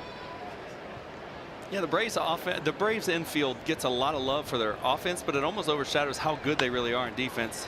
And a lot of that goes toward Ron Washington. I saw him out here today. It's a day that was supposed to be an off day, guys trying to rest, and he's out here when we're doing our pregame hits 3 hours before the game, working with Ozzie Albies on his routine, his hands.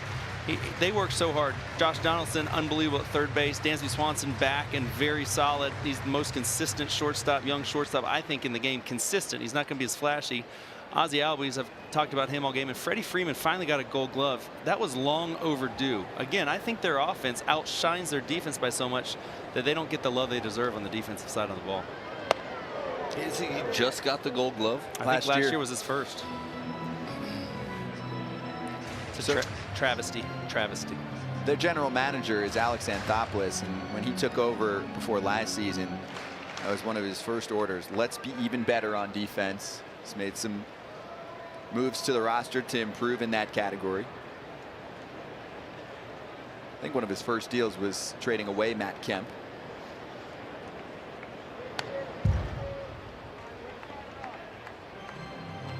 It's Wes Parsons, a former Brave, in the bullpen for the Rockies. That's right. Melville spot up fourth here. You got to imagine there'll be a pinch hitter if his spot comes up, because that means there's someone on base. So probably Melville rooting for a run here. His day's probably done. He's in the high 90s of pitch count. He's gone through 3 jerseys. Pretty sure he's done. It's only pitched 61 so far for Julio Teheran. See, that's where Lauren needs to go. Oh, yeah. A little Tim Melville barbecue action over there. I know his buddies are all watching today. And the place was Little Miss Barbecue or something? Yep, Little Miss in Scottsdale. I got to try that out. He said it's one of the best in the country. Yeah, he did say that. He's giving them a lot of pub, hasn't he?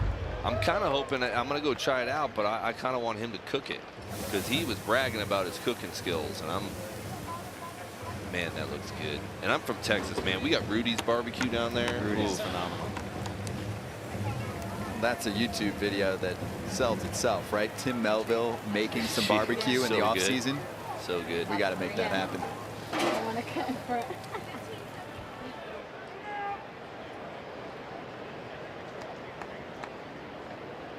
You should be on the commercials for them at this point. Yeah, endorsement deals coming. Yep. Tim, what was your favorite endorsement? You got cleats, glove? No, I got barbecue. Barbecue.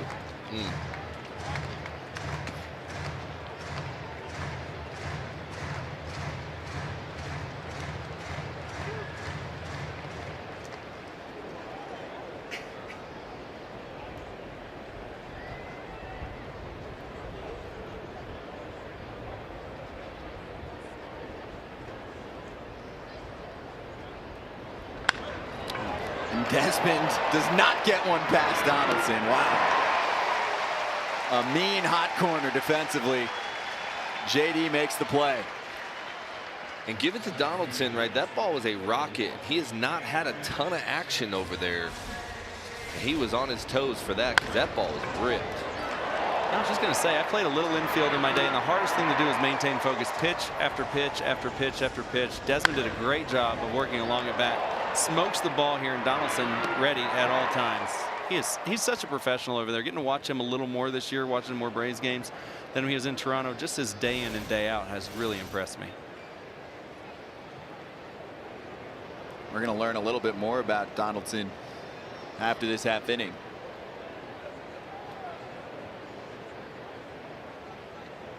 Musically, here's your tease. I am now interested. Yeah, me too. I was interested before, Scott, but just now I'm really interested. Just one word can change it all.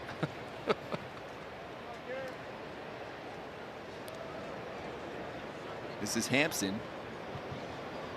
Donaldson handled him.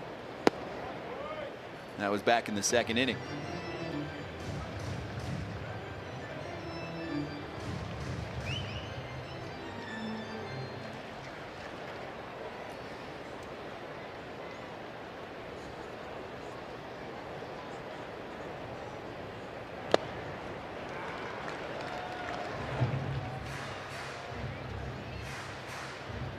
.28-year-old right-hander Julio Teheran.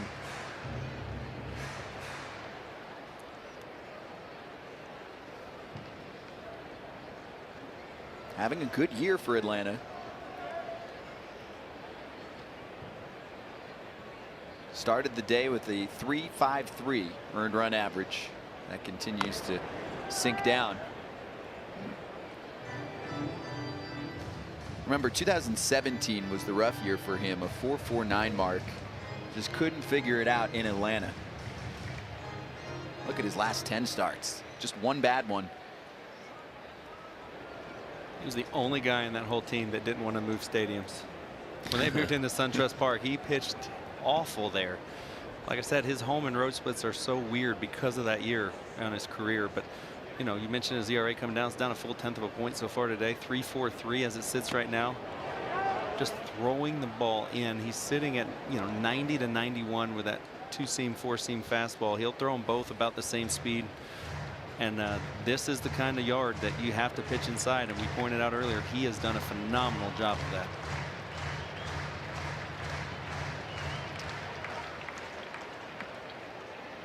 I think he's another guy, though, that he jumps at you when he throws the ball. He kind of has that weird little explosion at the end. He kind of almost like lunges at you, you know, and then that ball just comes shooting out of his hand with deception and probably a little jump. Has that lowered arm slot on that breaking ball, but he comes right at you. He doesn't show any kind of, he doesn't try to nitpick the strike zone. He just makes you compete against him. And then as you get into swing mode, he's done a really good job of subtracting on both sides of the plate, keeping these hitters off balance.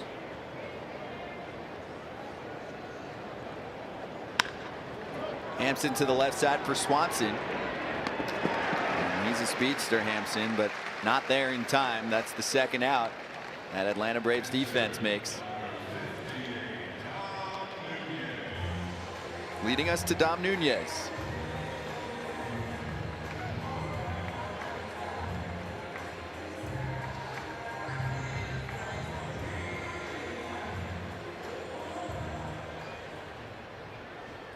Good walk-up song too. It's old school Tupac right there.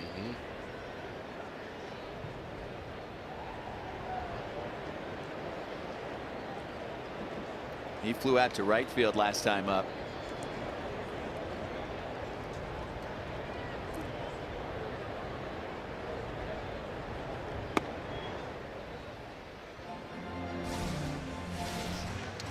So you're seeing this last pitch. He almost goes sidearm, and he's almost kind of changing arm slots through as the game started. As the game's gone on and on here, he's actually kind of almost given a new look to right there. You can see he's kind of been dropping down the last 4 or 5 pitches to give these guys a little different look.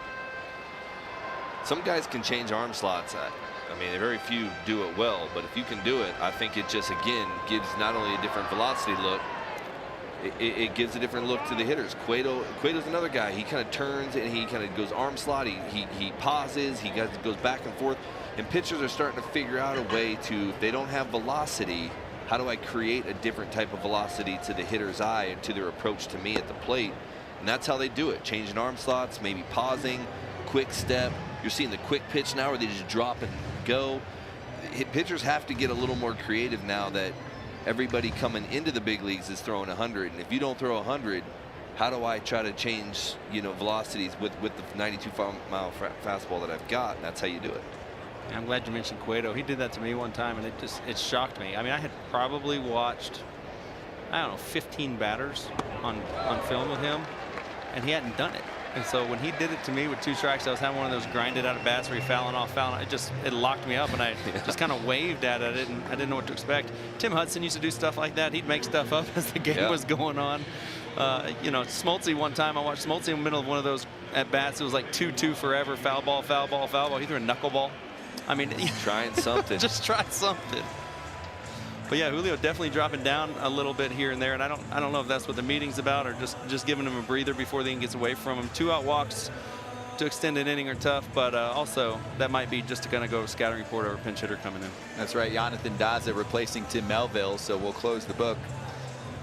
His day, 5 innings, 5 hits, no runs, 6 strikeouts, 3 walks, 100 pitches, 63 of them for strikes.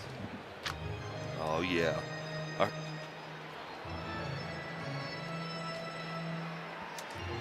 So Jonathan Daza, the pinch hitter, 25-year-old, top 10 prospect in the organization, has yet to get going offensively. We've got some grub now, don't we?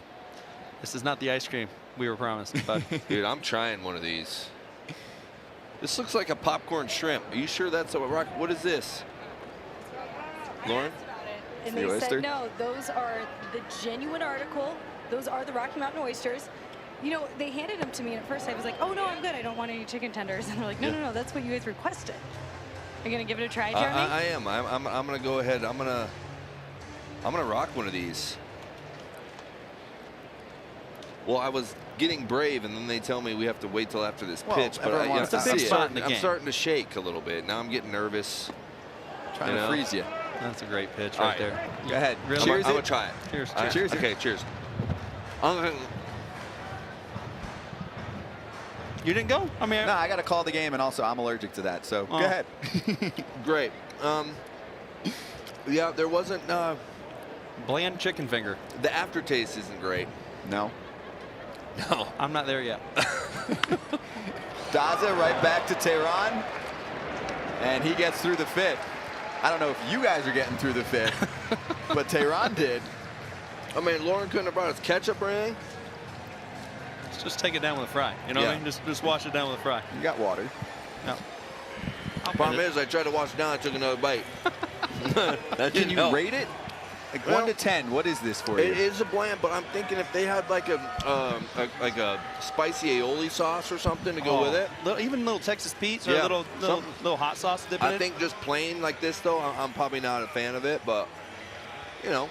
Could be a good shovel to get some good tasty sauce. I'm still really nervous to bite whatever the tail was. Yeah, I'd put that right there. Yeah, I would hold off on that. Yeah. We'll let them wash that down with some water so their voices aren't muffled for the rest of the game. Remember how I mentioned Josh Donaldson musically? This is what I'm talking about.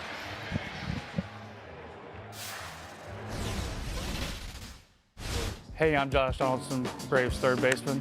You know, I like probably 90s R&B, hip hop, of course, and more of the old school, like kind of twangy country music. When I'm getting ready for the game, if I'm trying to get up, you know, I'll play some, you know, hip hop that's going to kind of get me going. Or if I'm, you know, trying to relax before the game, if I feel like I need to kind of relax a little bit, I'll use, you know, maybe some 90s alternative or something like that. So some of the artists would probably be Keith Sweat, T.I., 50 Cent, probably Kane Brown, little Hank Williams Sr., and maybe some Nirvana. And I bounce around back and forth, so I kind of have a wide variety of what I like. We're talking about these pitchers with variety in their game. Josh Donaldson has variety in what he listens to, that's for sure. To see more of this exclusive Braves YouTube content, including video series like Riding with the Braves and BP playlists, subscribe to the Braves YouTube channel. Let's go back to the last Josh Donaldson versus Tim Melville battle, and he's going to be facing a new man in Wes Parsons, but how did he handle him? Melville handled him well. I mean, he stayed away, showed him in early and tried to finish him late away. Josh Donaldson laid off that pitch. He thinks he works a walk on the last pitch, and Melville gets a call on the outside corner. You know, as a hitter, I hate to admit when umpires are right, but I think he was right. I think it was a strike on the outside corner. Donaldson looked a little lost there against Melville, something you don't see often from Josh Donaldson. I was really looking forward to seeing how he made an adjustment this third time through, but he will not face him. It's Wes Parsons, the right-hander. You can see his numbers with Atlanta and Colorado. That's right. He was a member of the Braves, scooped up by the Rockies. ERA in the 4s. Working on his control. 12 Ks to 13 walks. That's what I'm talking about. And that's how I'd pitch him. I'd get him uncomfortable. The 94 weigh-in, moving his feet. After you saw Melville, how he didn't get good swings on breaking balls away, you have to move a guy in order to command that breaking ball away to get him to not want it. And right now, it's got to be in, out, up, down, keep him off balance the way he's been hitting homers, move his feet, make him feel uncomfortable, keep him from diving out to where he can get extension. And that's what you've seen the Rocky pitchers do today with him. Donaldson up the middle, but it's stopped by McMahon. And there's the first out. So 2 homers yesterday for Donaldson, and he's one of the great characters in the sport too. So before his first homer, he goes up, I think, to a random Mets fan. He's like, "Can you touch my bat for good luck?" She's like, "No." Someone else said something to him. He goes long, barely, wind assisted with the homer. High five from that fan? No. It gets better though, because she's like, "I can't go back home and tell everyone I gave the opposition a high five after a homer and all that. I'm going to be his good luck charm." He comes back out, brings her a signed bat. That's how you get it done. Josh Donaldson getting it done. 9 home runs this year against the Mets. There's only one other Brave to do that against the Mets in a single season. People may think it would be Chipper Jones because he owned him. It was actually Hank Aaron hit 9 home run against the New York Mets. So Josh Donaldson owning the Mets this year. Big time. He is just having a blast when he's out in Queens. It's always fun when you can try to win over a fan that doesn't want to be won over, but autographed bats will do that. He did his best. I mean, interacted with her, going for the high five. Yeah. The freebie.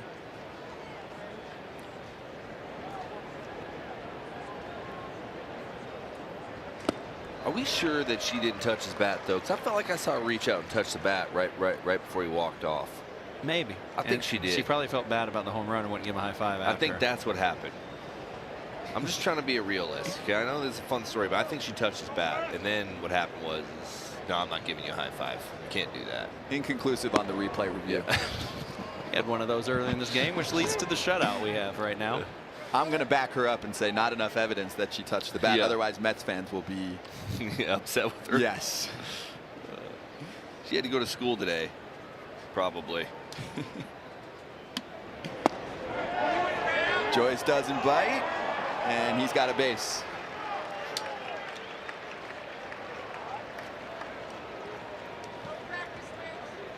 We talked about this off air, Jeremy. Concerned about the length of this Colorado bullpen. Melville did great, but he grinded out through 5. Bridging that gap for 4 innings is going to be tough for this bullpen. Going to be tough because their big back end that they have, their 2-3 guys that they've really been depending on, have not, as of late, been able to get the job done. And they've really, I mean, the numbers are pretty astounding how bad they've been. So with Bud right now, he's got to figure out how he can get the next 2 innings out of his bullpen to try to get him to his back end that he's got. And he's got a new closer. I think he went through a different closer every month. And I think they just announced before the last game we did who that new closer was, and I think it's Almonte. Is he the big arm that they're closing with now? I think it's Carlos Estevez. Oh yeah, Estevez. Who's yeah, the choice for now. That's right. I mean, he's 98. I mean, there it is. There are your relief pitchers signed in December of 2017. Wade Davis, 3 years, 52. Brian Shaw, 327, and Jake McGee, 327. That's $106 million in total salary, and right now you combine the 3, it's a 5.5 ERA. Wade Davis, with his, you want to talk about home road splits like Charlie Blackmon has hitting. Wade Davis pitching, he looks like a relief ace on the road, and at home just cannot figure out how to pitch here. Yeah, that cutter is a tough thing to throw here. If you don't know what you're doing, that ball backs, and that's all he's depending on. And you can see here the second half stats. That bullpen, every one of them's last. There's not a lot of silver lining right there. So you've had 3. You have Davis, you have Oberg, and Estevez. Now Oberg just went on the DL, I believe, correct? So yeah, he's on the injured list so out blood for clot. the year. That's right, or IL, I guess you got to call it. But there's a big strikeout for Parsons. So that's another thing that Bud's dealt with. He's got a 5-man rotation that he started the year with, gone, all hurt. Then he had Davis, who's been struggling. Then your closer that you bring in to fill in for him goes down with a blood clot. He's done. And now you have Estevez. And I saw him pitch. He's got some life, man. He's got some 98. He's got some thunder coming out of that arm.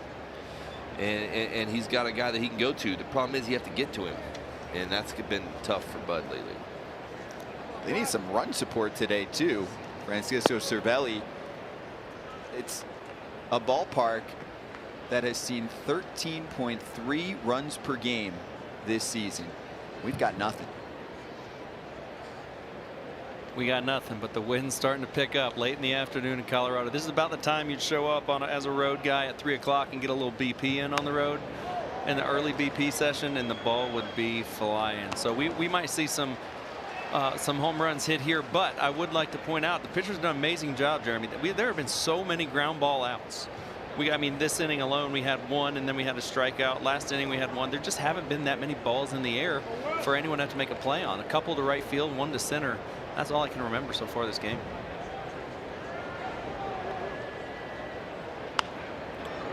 And it's a credit to that kind of stuff right there. You can see on the pitcher's box, these balls are staying in on the hands. It is not on the barrel.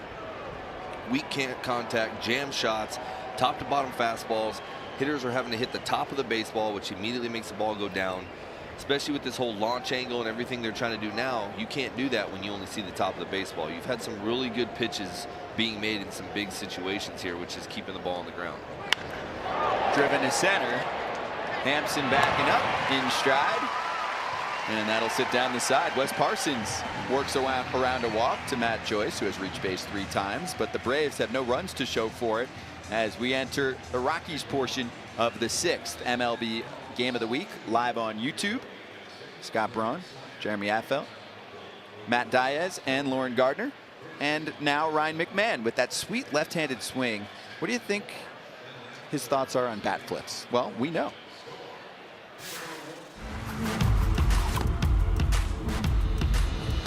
You guys, you'll never believe who I found. He is right here. Rockies infielder, Ryan McMahon. What's up, guys? Ryan McMahon. How do you like that? We're going to talk about the art of bat flipping. How do you do a bat flip? So to me, there's 2 different things. There's a bat drop and there's a bat flip. Flip, anything that goes up. Yes. Bat drop, anything that goes down. So I'm a bat drop guy. I'll finish and I'll drop it just straight here. Not disrespecting the pitcher. No, just a quiet little thing, you know, let him know, hey, I did get you. I'm not looking at him, I'm just getting going. If I were to bat flip, I gotta finish a little bit differently. If it comes up like that, I would probably just do something like that. Who has the best bat flip, in your opinion? I love Daniel Murphy's. The Mets have the lead. I'll give you the play-by-play for this one. So Murph gets in there, you know, he kind of stares at the pitcher. To me, when he's doing this, he's saying, I want you to throw it right there. Right there. Gets in here. Oh, he finishes, and then he walks like this for a little bit. He watches it. And then he drops it. Who else do you like to do? I like Nolan's. He'll be in there, you know, kind of bouncing around, whatever he does. He goes to hit it, and then he just kind of holds it there. He takes like 6 steps before he gets out of the box, by the way. We got so much time. Fargo has a great signature one. Carlos Gonzalez. He's got that big like leg kick, and then he hits it, he's just like, boom. Oh. And he just drops it. Thank you so much. We're going to take it back to the game.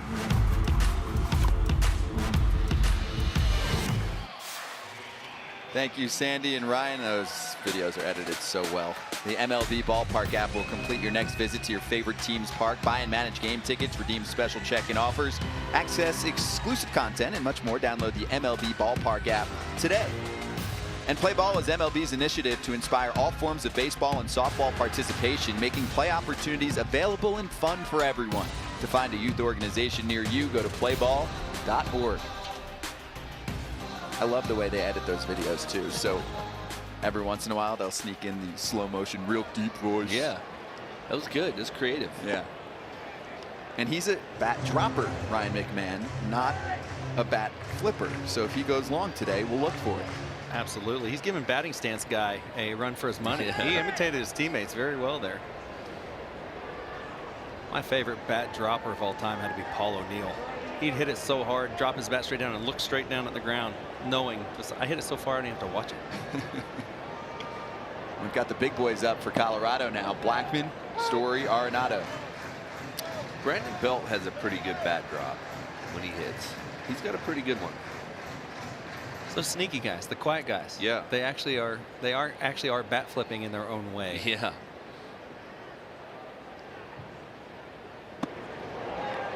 I've come a long way. I used to be a get off my lawn kind of guy when it came to bat flips. Now I like it. Yeah. I don't mind it. I mean, there are some that are, I mean, the Bautista one is a little extreme, you know, for me. You know, well, in that moment, though, you're talking about it's the bat flip for around the world. I mean, it's still a little extreme for me. It's still, but I understand the excitement of it. But I mean, the bat went into the stands almost when he threw it. You know, I mean, it's a little extreme. But I mean, if he's okay, if a strikeout happens in a big situation and we do backflips all the way to the dugout, you know. On one hop for Freeman, he'll handle himself. My best bat flip ever was also my most embarrassing. It was in college against Georgia Tech. They had been jamming me all weekend. I hit one on Sunday, way gone. Bat flipped it toward their dugout and told their young third baseman I was around the third, something to the effect of, if you find it, I'll sign it. About 8 years later, I'm in the big leagues making my debut, and Mark Teixeira is behind me. He goes, "Hey, Matty, good to see you up here. I never found that ball, but if I do," I was like, it was Mark Teixeira at third base. That was great. That was pretty embarrassing. Yeah, that's actually pretty awesome. Yeah, I was mean, Mark Teixeira. Mark Teixeira, greatest dude, great teammate with the Braves, but did not let me forget what a pompous jerk I was when I bat flipped Georgia Tech on a Sunday. It's Trevor Story.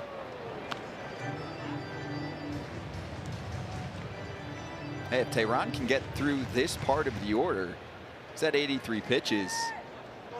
He has the ability to give the Braves some much needed length out of their bullpen. They're in a long stretch, a lot of traveling right now. Next off day for Atlanta comes on Thursday. So they have 2 in Toronto. By the way, a homecoming for Josh Donaldson. It's going to be a show there, and Mike Soroka from the area. They're off Thursday, and then they have 9 games at home.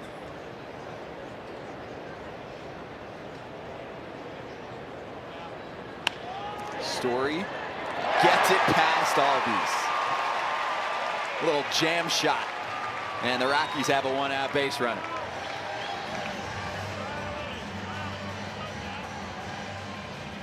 Weird hop, Matt?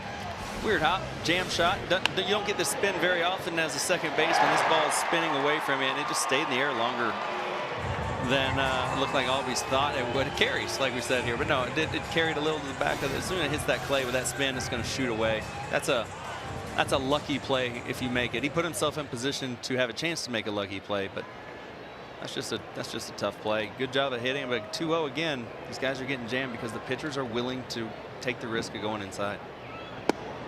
Now Arenado. A 2-hit day for Story. Arenado with the base hit back in the 4th. First time up, hit into a double play. This guy here, though, if he's thinking you're going to come in, you better watch out. He'll take a pitching sheet, won't he? Oof, he will. We've seen him place baseballs very, very far back in left field.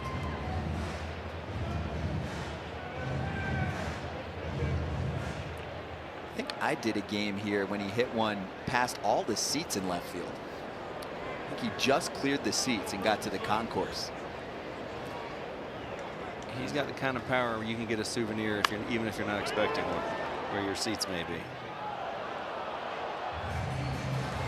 That's pretty much how the Rockies' day's been going so far. You see a guy like Arenado 0-2, and he's trying to protect the ball that's on the white chalk line of the left-handed batter's box. Neither side is getting really good swings on any of these pitches, but the Rockies are definitely still trying to figure out what's coming at them here.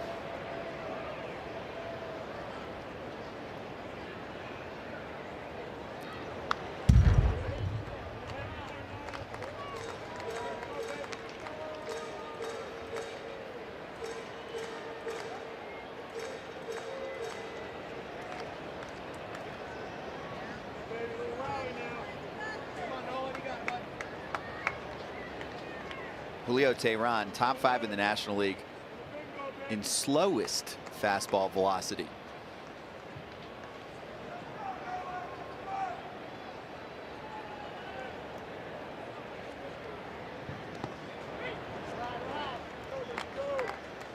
Trevor Story a couple stolen bases away from another 2020 season. Here it is. In franchise history, there's Carlos Gonzalez, Dante Bichette, and Trevor Story 2 away from matching Bichette. And he's young too, 26. Got plenty of time left to blow past everyone on this list.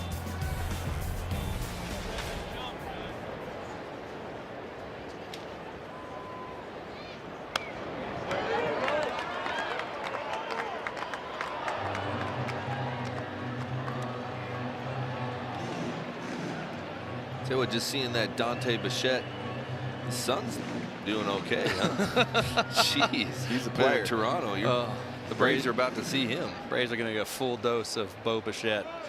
He is an exciting player. He is the young kids that I hang out with, my son's age, they have embraced him. They watch his highlights on YouTube every morning. Him, Javi Baez, and Ronald Acuna Jr. really are the three that they can't get enough of. And just, I mean, what a good place baseball is in. When you told me Trevor Story is only 26, I picture him as an old guy. That's how young and exciting some of these players are. Bichette's already up to 22 extra base hits in 26 games played, so you're almost guaranteed to get one a night.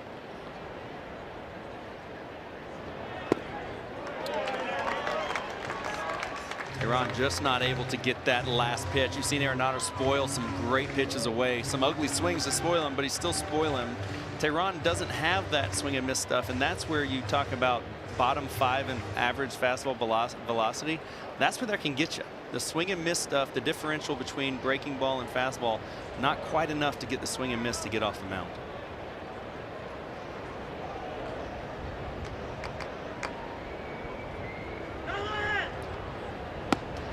Got him on the 2-2 offering, a little back pick action, but safe at first is Story. Arenado strikes out. Right on time, Arenado. Right when I'm saying he can't strike you out, you strike out. But it was a foul tip into the glove, so I'll call that a tie. 4th K for Teheran.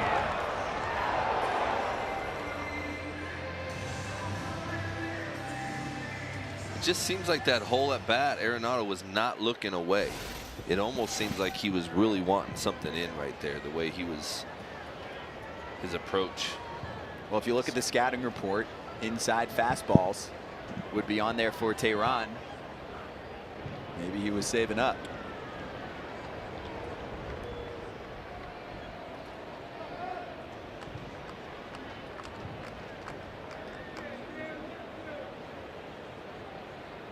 Murphy's home road splits are quite abnormal for a Rocky. So exceptional at home in batting average and on base. Not much of that on the road, but all the power has been on the road. There you go. 9 of 11 homers away from this park. He's using that spacious outfield.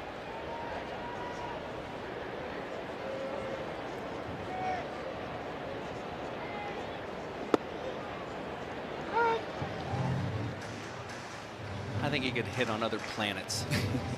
Daniel Murphy's been hitting in a lot of ballparks, a lot of different ways for a very long time. One of the tougher outs in baseball year in and year out. Great eye at the plate. Will take what you give him, and I think that's probably what he does here more than most Rockies players. Is he's not just trying to go yard every pitch. Story's going for second. Here's the throw, and he's in there. 19th of the season for Trevor Story.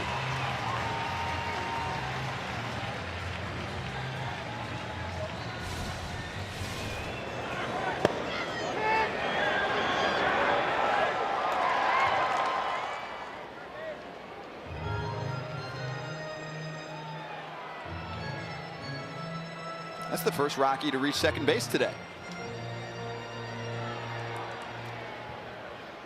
Wonder if Cervelli and Teheran know what sign to use right now.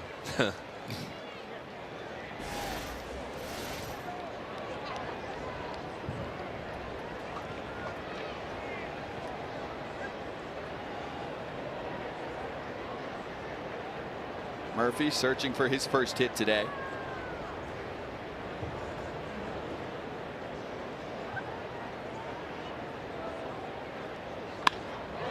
To center.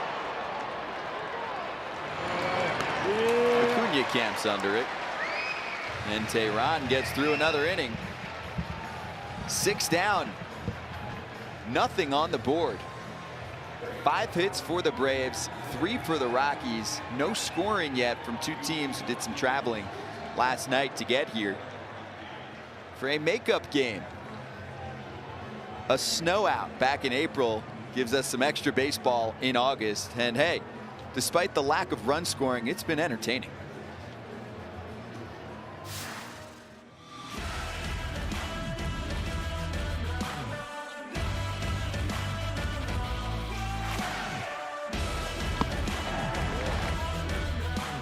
That's a slow roller to short. Tough play for Story. And he got him.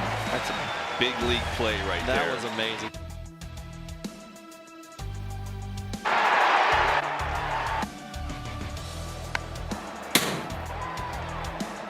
Are you all right? Very bad.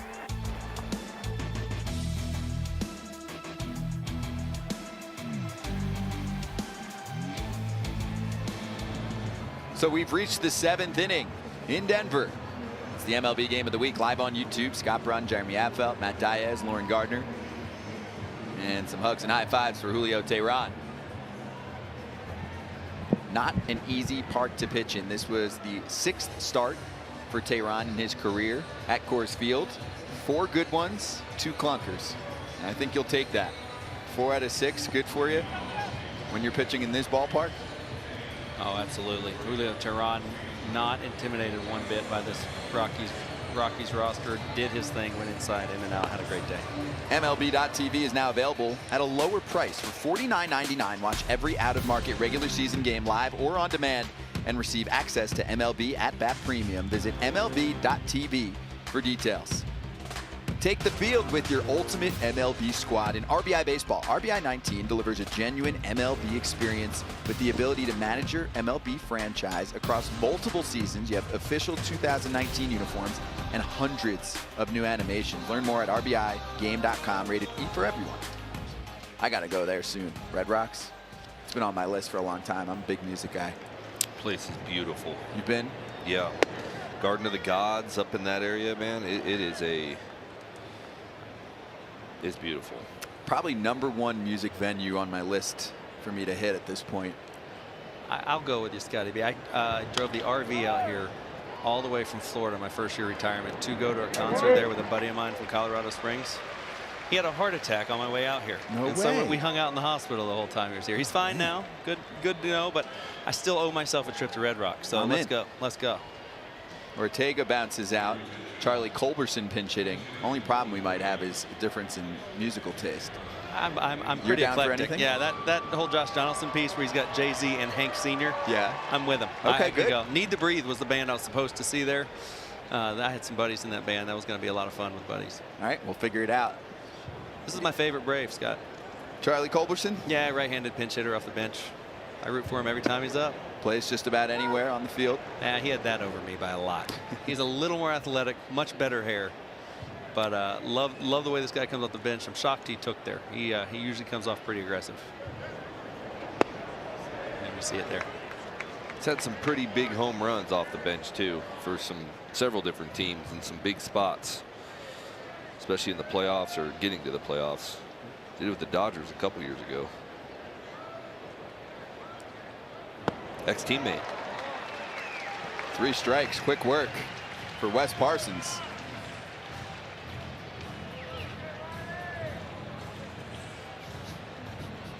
th game in the history of the stadium to be scoreless through 6 innings. Second time this season. I believe it was Ryu versus Marquez earlier this year. I mean, are we reading that right? 13th game in the hit. This is not, I mean, it's not an old stadium, but it's not young either. There's been a lot of games played here. 1995 is when Coors Field began. Guys, we're sitting here watching. We're through 6+ innings. We've had 5 total flyouts. These pitchers just do an amazing job of not letting the hitters elevate the ball. They're staying in on the hands. Try to do it again there.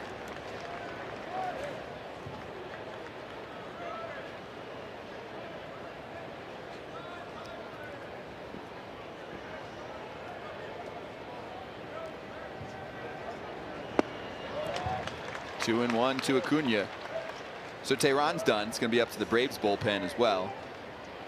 6 shutout frames, 3 hits, 4 strikeouts, 3 walks, 97 pitches. It's a good day. Luke Jackson warming. Braves bullpen's been so good during the 8-game win streak. ERA south of 1 during that time period from their relievers.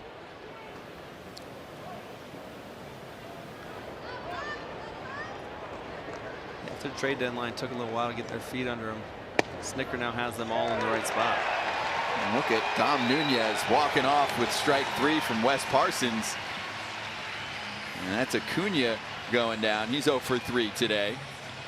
Let's stretch and talk more about Ronald Acuna Jr. He's turned a lot of heads in his big league career. That's not even 2 years deep.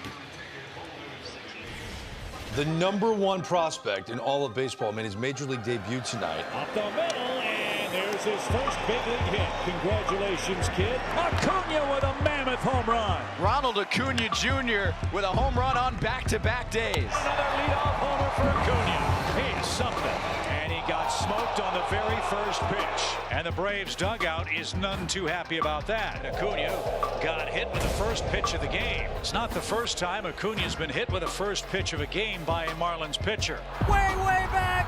It's gone! And perhaps the rookie of the year coming up with his biggest swing in the postseason. It is gone! A grand slam for Acuna! The grandest of all home runs.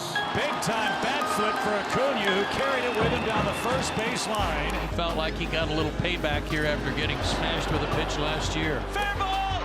It's a walk-off! First career walk-off hit for Ronald Acuna. Back goes Acuna, and it is gone. What a catch by Ronald Acuna Jr. And he makes it look so effortless out there. And the Braves have won it.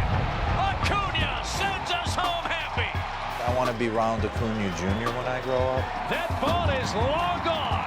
He has done it again. Hakuna Matata. This kid right here has got some crazy talent. Wow, what a play by Ronald Acuna Jr. MVP caliber season going on right now. 36 homers, 89 RBIs. He's scored over 100 times. He leads the National League in stolen bags. Look at some other notable performances in the National League. Ketel Marte and Anthony Rendon with a monster year for the Washington Nationals. But Cody Bellinger certainly leading the pack. Christian Yelich. Josh Bell was big in the first half of the year. Acuna didn't like that call. That ended things in the top of the 7th.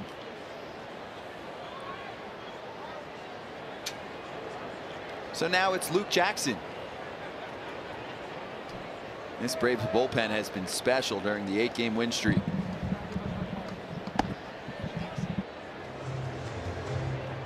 One run allowed in 11 innings this month for Jackson. ERA below 1.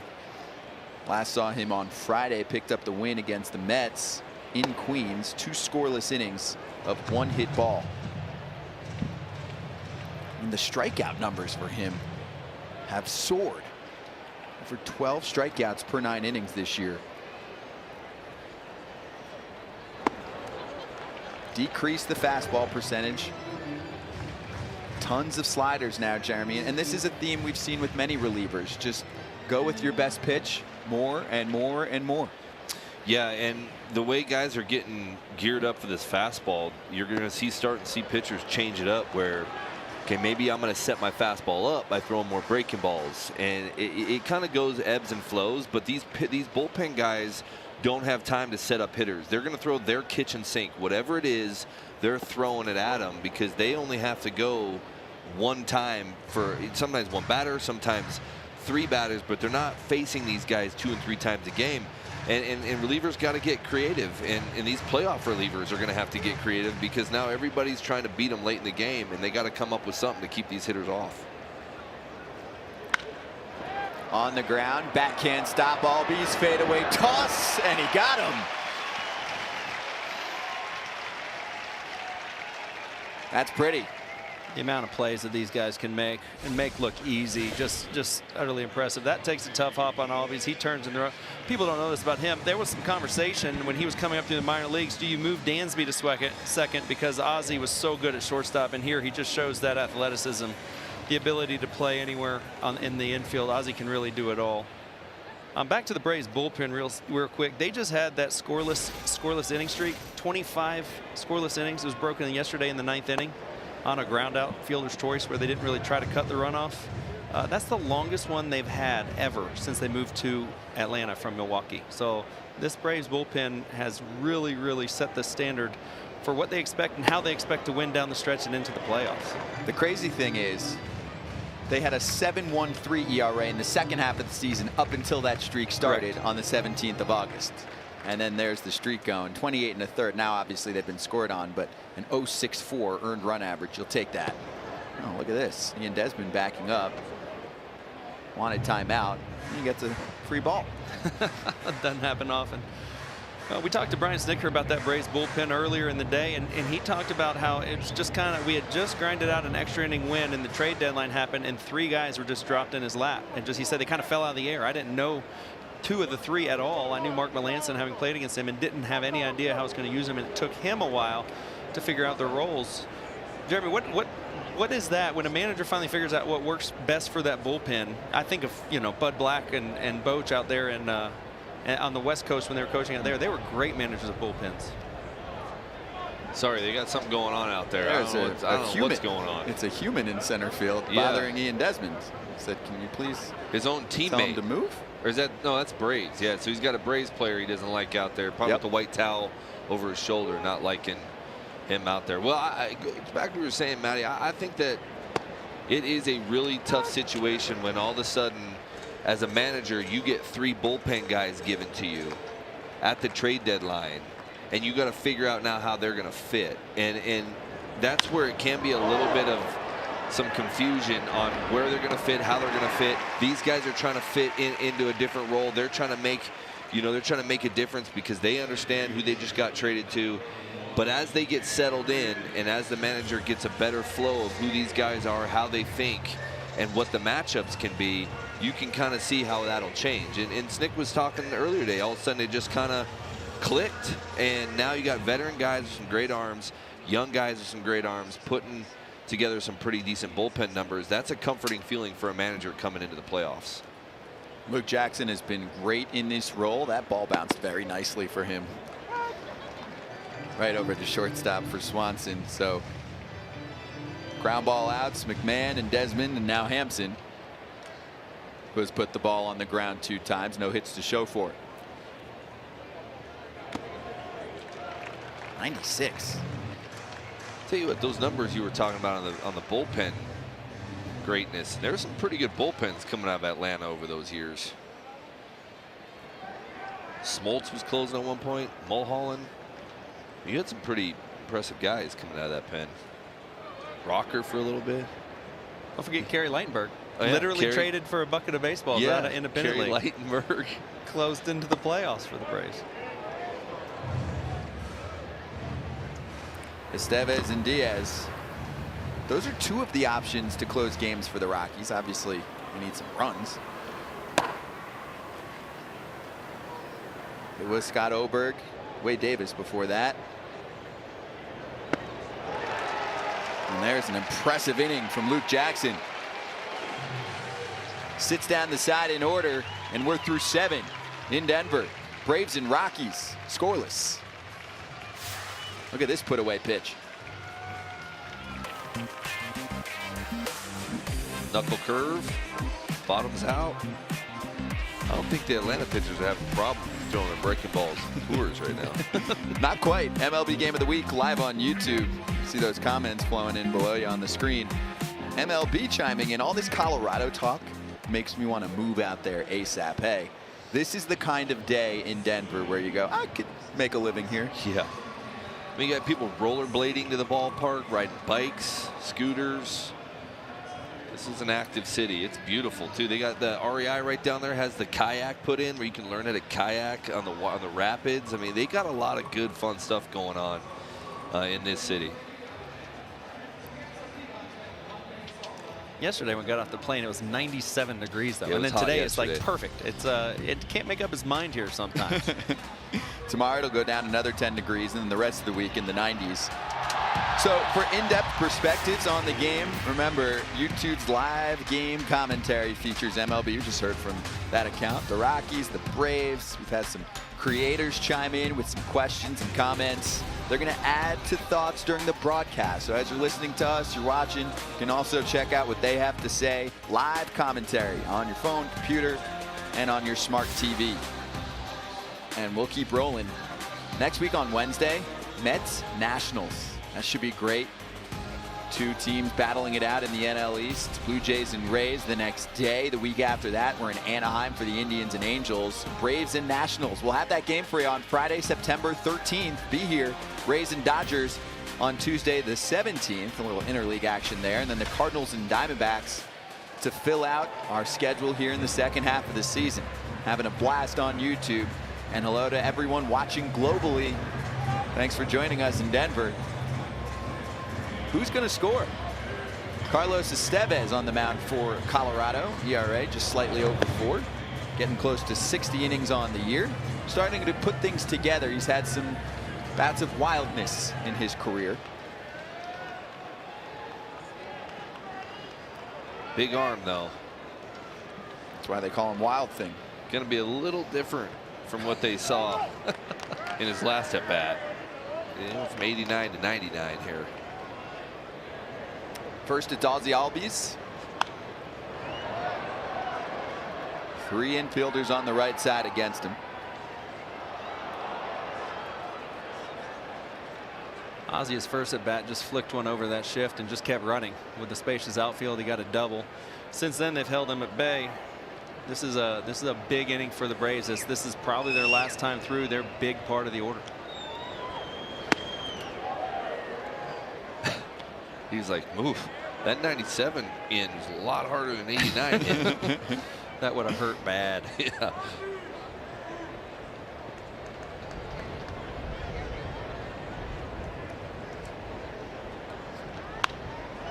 Lofted, shallow left. Arenado calling for it now in foul grounds. Doesn't have it. A second life for Albies. That could have been a great play. He had to go a long way for that ball. And those outfielders are playing so far back, they cannot help him out. He can't get to it. I mean, Ian's fast, but he's not that fast. If he was running full speed, though, do you think he had a chance? I mean, maybe, but he's also got to remember Arenado's going to come full speed, too. So he's probably trying to see what Arenado's thinking. And Arenado's got to be running from second base. That's another reason this shift can kill you, is like right there, your third baseman is so far out of position. I mean, if he's playing in a normal spot, he's camped under that ball and he's going to catch it like no problem. Now he's got to run from pretty much second base to catch that ball.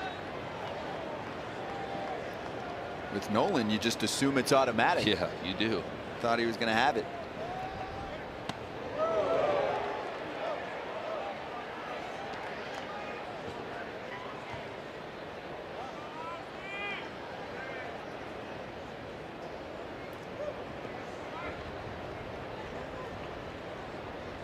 Bobby Cox used to scream on plays like that when someone dropped a fly ball. New life! New life! Well, the second life didn't work out. No. Strikeout for Estevez on 99-mile-per-hour heat. Here's Freeman.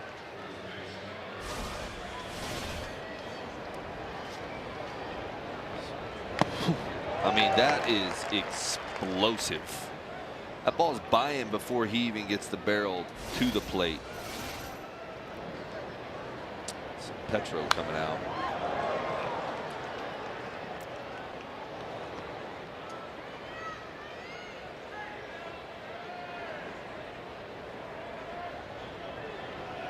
Donuts all day. And on the hands to Freeman. Arenado fighting Sun. Similar spot. Doesn't have it, and it's a fair ball.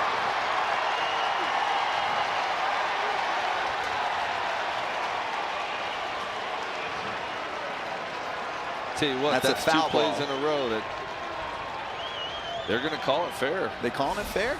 He was in fair territory, I think, when he caught it. See here, that Sun ball is so hard. Yeah, there you go. Definitely a Fair fair ball. He's trying to keep his glove open as wide as he can to try to keep that Sun out, and it just hits the palm and bounces out. His 8th error of the year. 2 bases on that one. Freddie's in scoring position. That Sun making the job much tougher for Estevez against the dangerous part of the Braves lineup, which continues with Donaldson.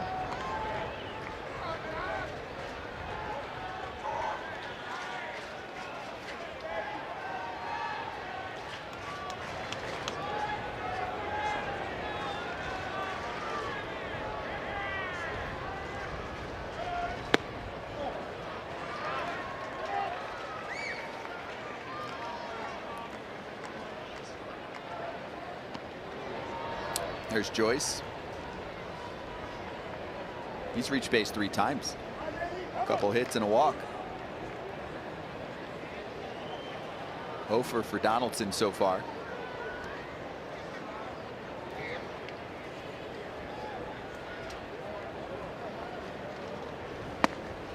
Estevez did pitch yesterday in the Rockies' 11-4 loss in St. Louis. 27 pitches, actually. It was his first action since Wednesday. 1 run on 3 hits in his 1 inning against a potent Cardinals offense. Suddenly they've been great.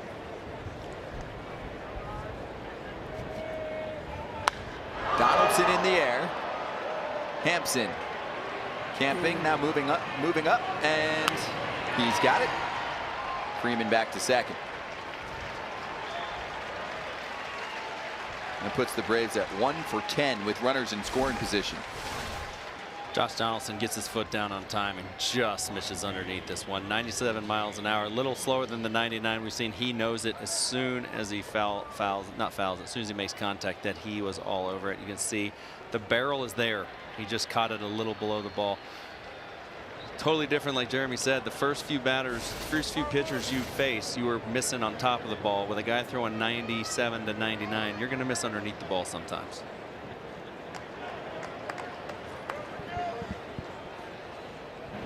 Now Matt Joyce looking to stay perfect today.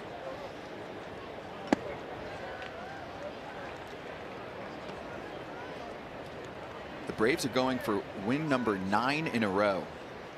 And this actually starts an 8-game stretch for them against losing teams. Colorado now, 2 in Toronto, and they're back home for the White Sox and the Blue Jays. Then that gauntlet against the division begins. I was a little surprised to see the starting lineup Snicker rolled out there today was his starting lineup, that he didn't give anyone a day off. But it just lets you know these, wins count the same, no matter who they're against, right? If you end the season with 91 wins, but it took 92 to win the division, you got to beat the Colorados, the Torontos, the White Sox of the world when it's your turn to play them.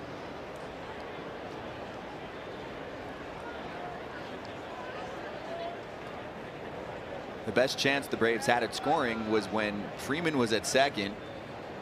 He was waved around and out at home back in the 4th inning. That was on the Joyce base hit. Really the only scoring opportunity anyone's had. I think the Rockies have had 1 runner get to second base all day. Freeman's had a couple times there. We saw Cervelli get there. It wasn't pretty when he got there, but he got there. He got all the way there on that jump slide.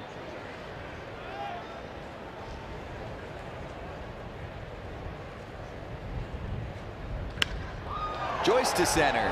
Hampson getting a lot of work lately. Swirling around. And Estevez escapes. The error on Arenado, having trouble with the Sun a couple times, but no damage done.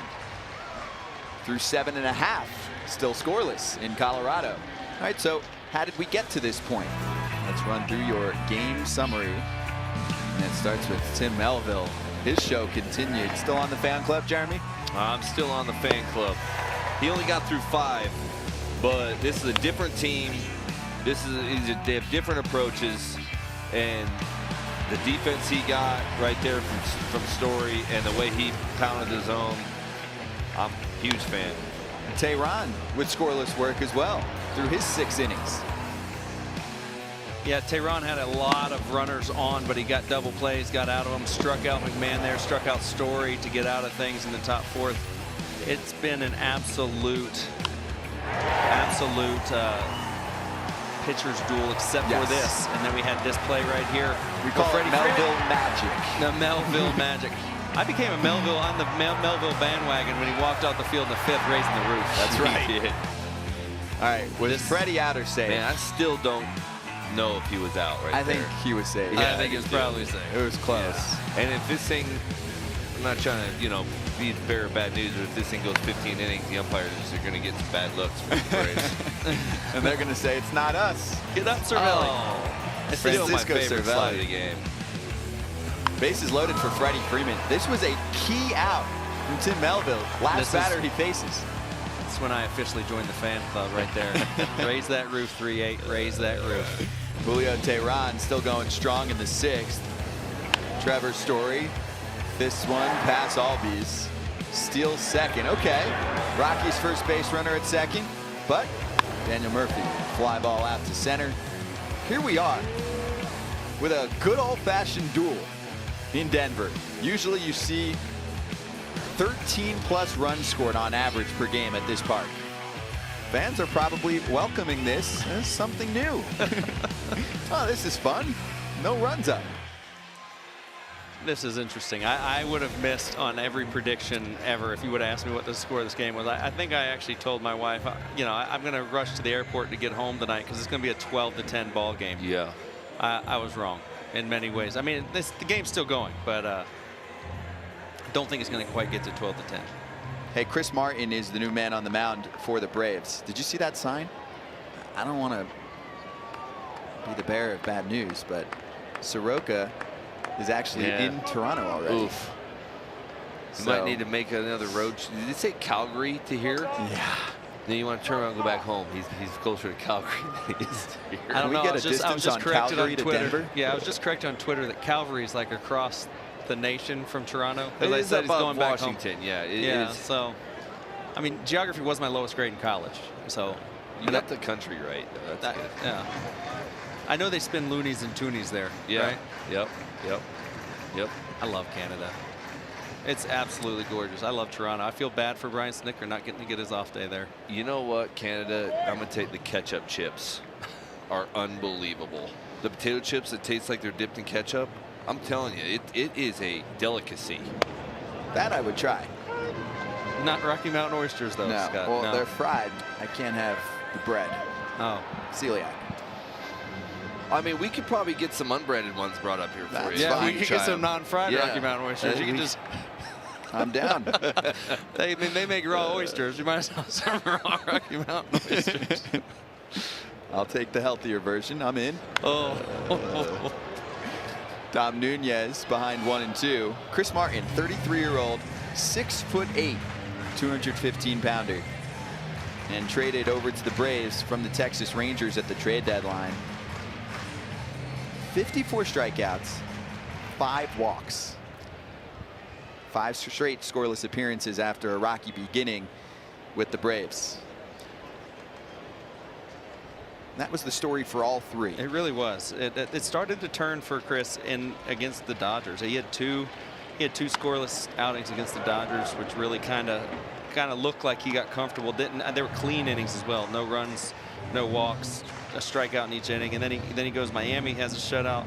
Then he had New York Mets. He had a shutout inning, and then the Mets again had another shutout and a hold. So he's kind of got his feet under him. Kind of found his role here. Came from Texas at the trade deadline. It's been a work in progress to figure out exactly how to use this bullpen, but if the last 8 games are any indication, this is one of those bullpens that you don't want to face in the playoffs. Nunez, hard hit up the middle. And he's going to try for two. Acuna late to the ball, and Dom Nunez with a double. Tell you what, that's not what you want to see if you're a Snicker right now, is a leadoff double. Because there must have been a miscommunication, because that's not, it's either jogging and you almost thinking the center fielder's thinking the right fielder's going to get to it, and there's a miscommunication. And look at the hustle. Hustling out of the box is what helped that out, but I would have preferred the jump slide. Yeah, right there. Yeah, that's two doubles by the catchers today. One by Cervelli, one by Nunez. Cervelli's more memorable, but Nunez's could prove to be bigger in this ballgame. Pinch hitter Yonder Alonso.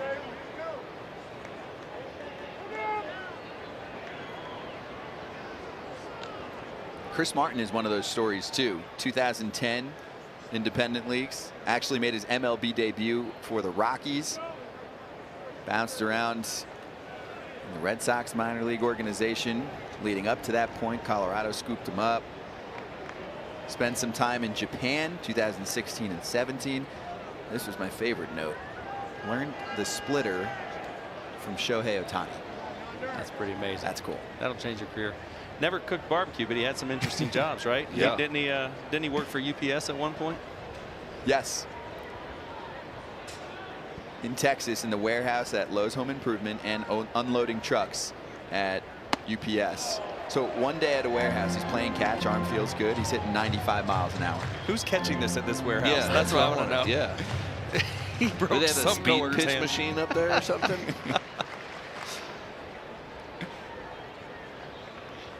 Whoever was catching him was probably like, what are you doing here? Yeah. Get on a mound. With You're his 6'8". height. Yeah, with his height, that was very good at unloading boxes that were up on the upper shelf. Oh. Another hit. Nick Lentz behind home plate. I'm going to give him a minute here. If anyone knows how that feels, it's Cervelli. That's probably why he was so cautious there. Cervelli coming off multiple concussions. It's one of the reasons why they said he wasn't going to catch again in Pittsburgh, and he decided he wanted to try to catch again. But you get the foul tip here. Oh. Just caught him clean. Nick Lentz is a man. That's two today. Yeah.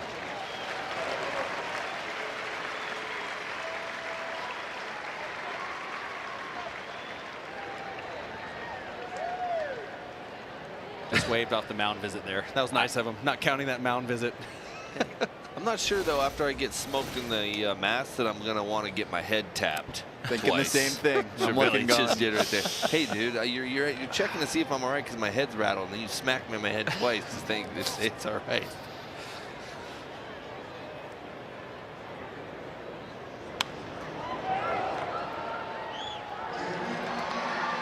Another 0-2 coming up to Yonder Alonso pinch hitting. 0-2, and our fans at home would think that a lefty up here would just be trying to pull a ball on the ground to the right side of the infield to move the runner to the third here for Charlie Blackmon to potentially put the go-ahead run on the board with the sac fly. But at this point, 2 strikes with a strikeout pitcher. He's just trying to put the ball in play anywhere. You don't have a situational hitting situation at this point once you get 2 strikes. You definitely try to do it with your first 2 strikes, but now it's just battle.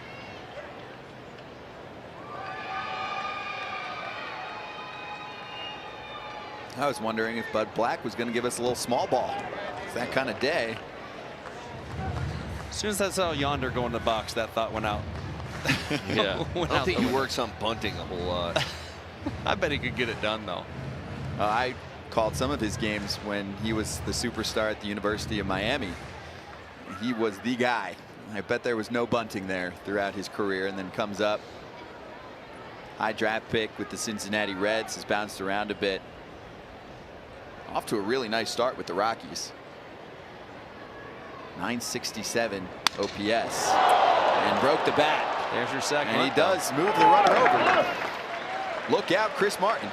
And that bat is sticking in the ground, so it is definitely one that if it hit him, could hurt him.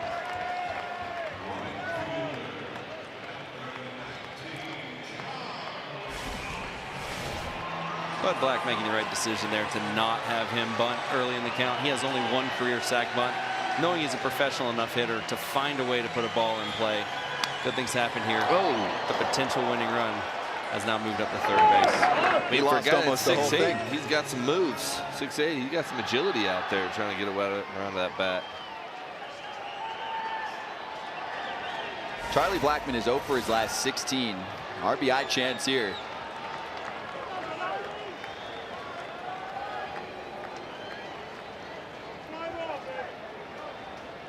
Infield in. Dom Nunez at third.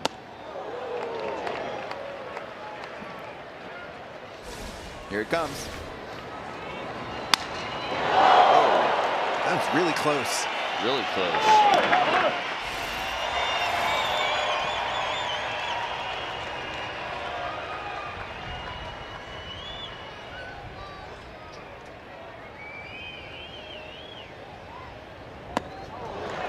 Did you ever have one come at you like that?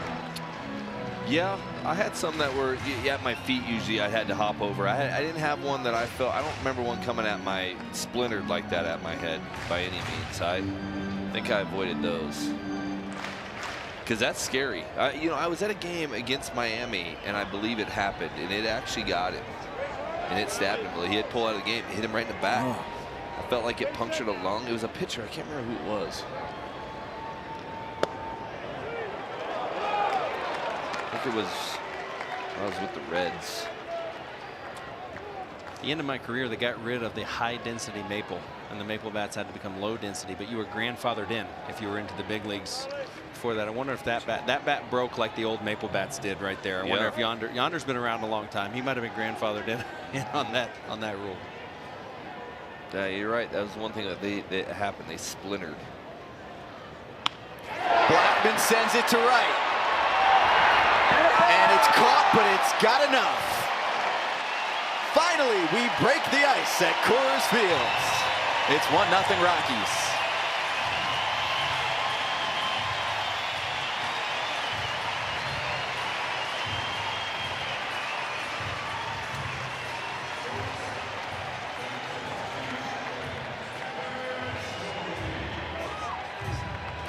Dom Nunez scores the first run of the contest here. Yeah, believe it. Trevor Story up next.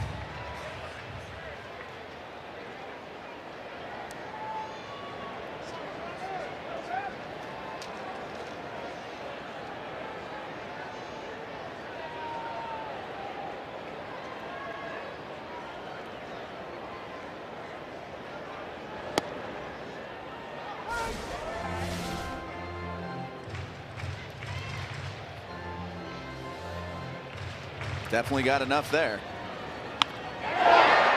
Matt Joyce made the play. It was a really good play by Matt Joyce, saving extra bases. But Charlie Blackmon been struggling as of late. Did his job, got on top of a hard pitch to put in play hard. Ooh, almost hit him. Trevor Story this month, 372, 7 doubles, 6 home runs, and 2 hits today. Oh, there's your closer. We wondered how that was going to go.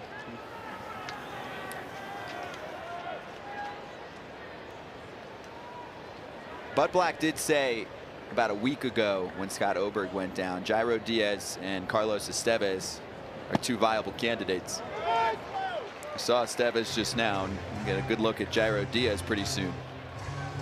Yeah, Jairo Diaz has no career saves up until this point, so this will be baptism by fire as closer for the Colorado Rockies right here. I know fantasy owners are paying attention. Yeah. Fantasy baseball, you can use a few saves, getting close to playoff time if you're in a league like that. Come on.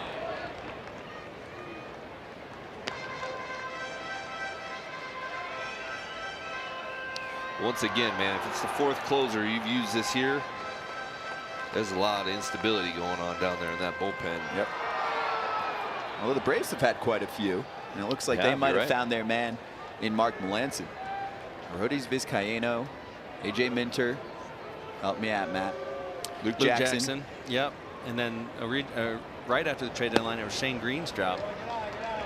And then back to Jackson for a little bit, and then Melancon. So it's It's Melancon right now. It looks like it's going to be him for the foreseeable future.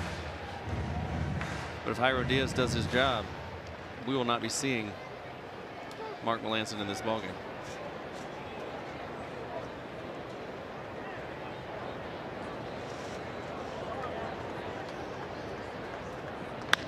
Story sends the 3-2 to right field. Opposite field knock. 2-out base runner for the Rockies. Third hit of the day. Right field has been his honey hole today. Just really impressed with him. Just his ability to, again, take what they give you, not trying to do too much, willing to go to right field. And if they do make a mistake, he's going to make you pay. That was a quality pitch, but just a professional swing on it.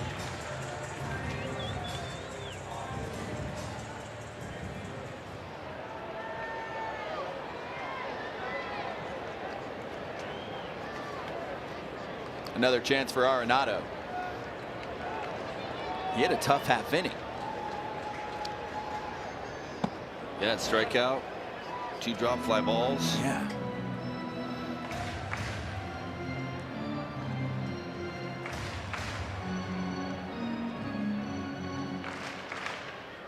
One through 4 hitters, 894 OPS. That's best in baseball. It's a top-heavy team the last few seasons offensively.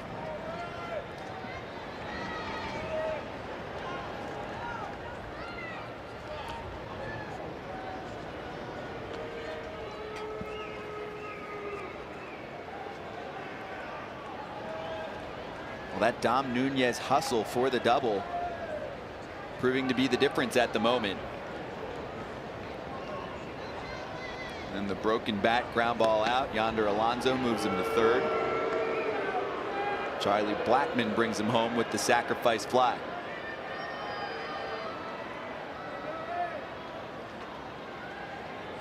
There's Charlie.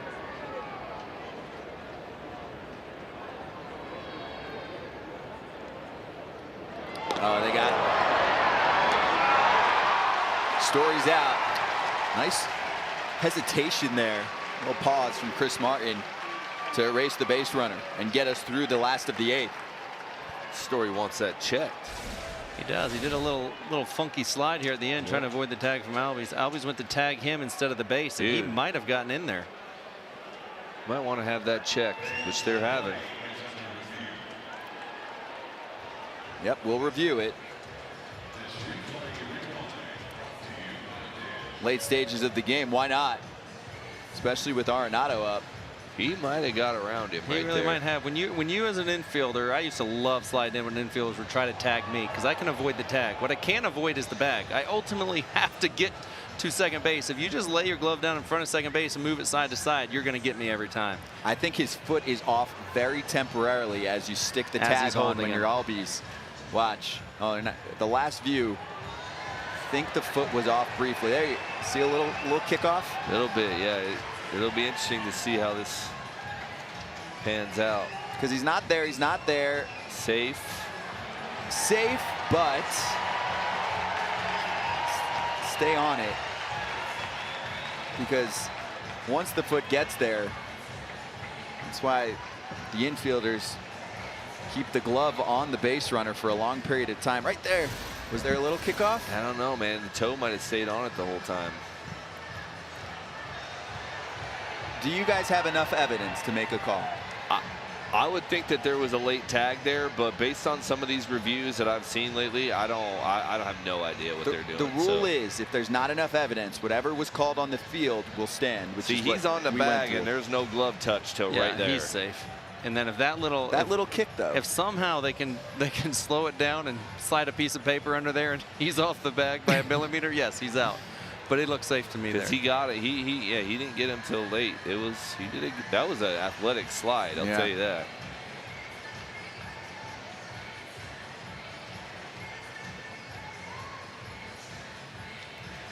He's not leaving. He's standing out there in the middle of the infield now. He's out. They called him out. I don't think we have enough evidence. I'm telling you, this stuff doesn't. They can go to that loophole of not enough evidence, and it can protect the umpire. I'm not set on that. I'm not set that they got to either if they're not going to use it right, they should get rid of it. Because, I mean, these are really potentially 2 calls for both teams. It's not just one way. It could easily be a 1-1 game right now if they're able to make the right call. Last chance for the Braves. Their turn in the 9th coming up. Hey, let's focus on Rockies third base coach Stu Cole. He joined Sandy Charles this spring to discuss the defensive prowess of Nolan Arenado.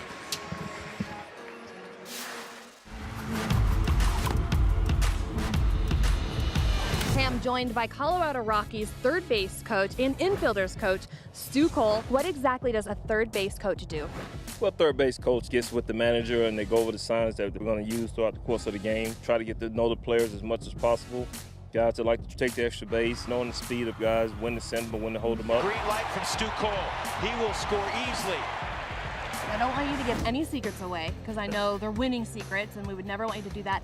But how many signs do you have to memorize in a season? About 8 signs. Halfway through the season, we try to change them up a little bit because I know there are teams out there that try to steal your signs. Now, unfortunately, we've seen it where the runner's coming in from second hot and you're saying stop and they just breeze right by you. What happens in that moment? I just say good luck. Good luck. Now, infielders coach Nolan Arenado, Gold Glove winner. What is something that Nolan's done that just surprised you? You're like, whoa, he's athletic. Whoa, I did not expect him to catch that. To play in San Francisco where he ran down the third base line and he caught that ball on the tarp.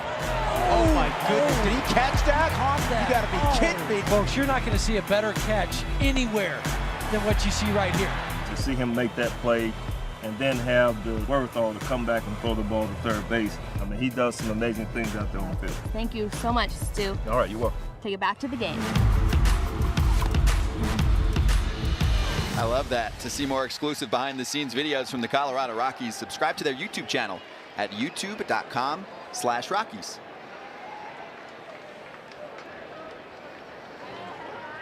Hey there. Good bunch of Braves fans in the seats today. If you live in Denver and you root for this team, good day off. Monday afternoon. Talked to a lot of them at breakfast today. Some of them live here, some of them traveled here. They said it's easier to get a ticket here, a good seat, and cheaper than in Atlanta right now. Makes sense. Jairo Diaz, 28-year-old, going for his first ever save. You do look at the strikeout to walk ratio, and there are things to like in his 40 2/3 innings. He's quickly got Dansby over too. Dansby's missed a couple homers, but he's also struck out twice in his return from the IL today. But Black going with the hot hand. Diaz has allowed just one earned run, or an earned run in just one of his last 11 appearances. So just one bad one, 10 great ones. That's what I ask for in a reliever. You're not going to have your A doesn't always tell the whole story. You can have one bad blow-up game and then have 9 or 10 good ones, and you can't cover enough innings to be able to lower your ERA. As a manager, I want to see, can you get the job done 8, 9 out of 10 times? If you can, I'm going to stick with you. And that's what Bud Black's showing him right here is I feel like you have been a very consistent reliever in the back end. I need to give you a shot to try to close out some games. 2 pitches, 59% fastball usage. Fastball in the 97 range. We've seen that. And then 41% of the time with the slider. That's a hard slider. 90-mile-an-hour slider. Pitch before was a 99-mile-an-hour fastball. Change of speed, Jeremy. This is totally different, like you said, than the first couple times through the order for these guys that were seeing 89 to 91. Yep. That's his slider. Harder than the fastball. Swanson, Cervelli, Ortega due up for the Braves. And he's got one.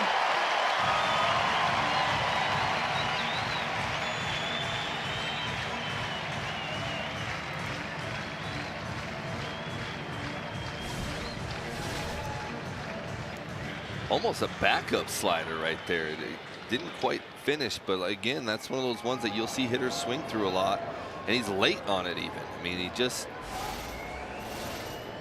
just not getting, the Braves just don't seem like they're getting a lot of good looks at pitches, or they're not, the approach that they have against the Rockies didn't seem to work for them so far. Now it's Cervelli. There's 89, the slider up. Left a couple of them up, but they're so firm. It's kind of shocking. Shockingly firm for a slider, especially when they're up like that. Saw Dansby spoil the hard one down and away, but when they're up like that, you're just like, is it hanging? Cervelli, a little spinner to right field. Blackman doesn't have it, and it's going to roll to the wall. Cervelli trucking for third, and he's there. Sticks the landing this time. It's a one-out triple for the new Braves catcher.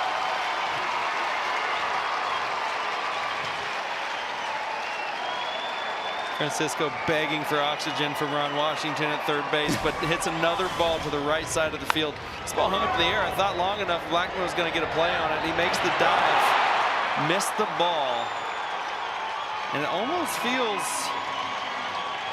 like Hansen's out there expecting him to catch it and wasn't busting it to back up there. That's two center fielders a little late getting the balls that led to extra bases. We'll have to see if it cost the Rockies as much as it cost the Braves last inning.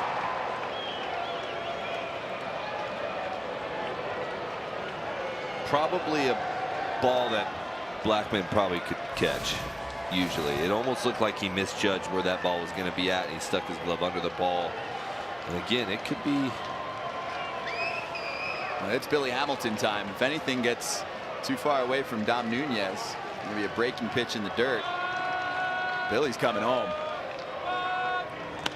One of the fastest players in the sport for a long time now. Recently picked up by Atlanta. What a weapon for Brian Snitker. Shallower fly ball than anyone else on the team. He can score on it. Chopper to the infield. He's got a better chance to score than anyone. Little bit of a wild pitch. He's got a better chance to score. What a weapon for a manager to have just in his back pocket sitting there on the bench. Infield's in. Ortega takes one outside.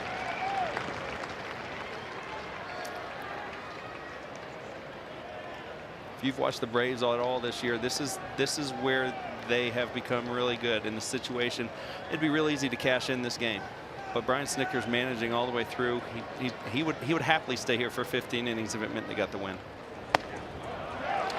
One of my favorite lines of the year from Brian Snitker. He goes, "Our offense sometimes is like an NBA game. Fourth quarter, here we go." Sometimes you can watch an NBA game and things really heat up in the fourth. Same story with this Braves offense. They can pour it on.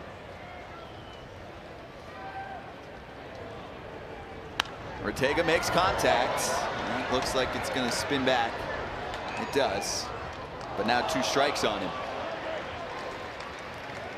I've been thoroughly disappointed with the hands in the stands today. I don't think we've had a clean foul ball caught yet. That was a high one. I got to give them a little bit of excuse on that one. They're also not used to a 1-0 ball game. No. So, you know, they're lulled to sleep maybe a little bit out there thinking, man, there's usually more offense. And they have an easy excuse today. Well, Nolan couldn't get a couple. Yeah, that's true. Right. That's true. It's the air. It's the air. Infield in, 2-2 to Ortega. Now it's full. What a great at bat by Ortega here.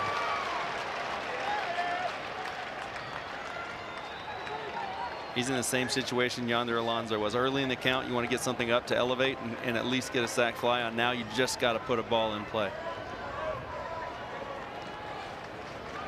This would be good. If it goes right to an infielder in, will Hamilton go? You can read right there.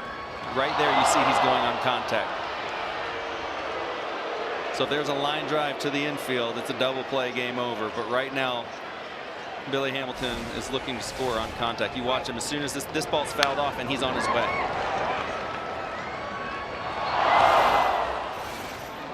Even if it's a high fly ball in shallow parts of the outfield, we've seen him score in those situations. Payoff. Scorched foul.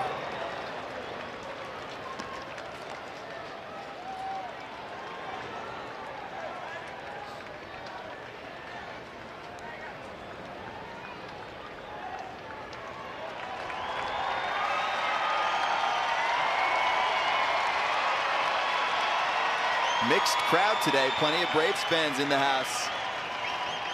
We'll probably get tons of cheers regardless of the result of this play.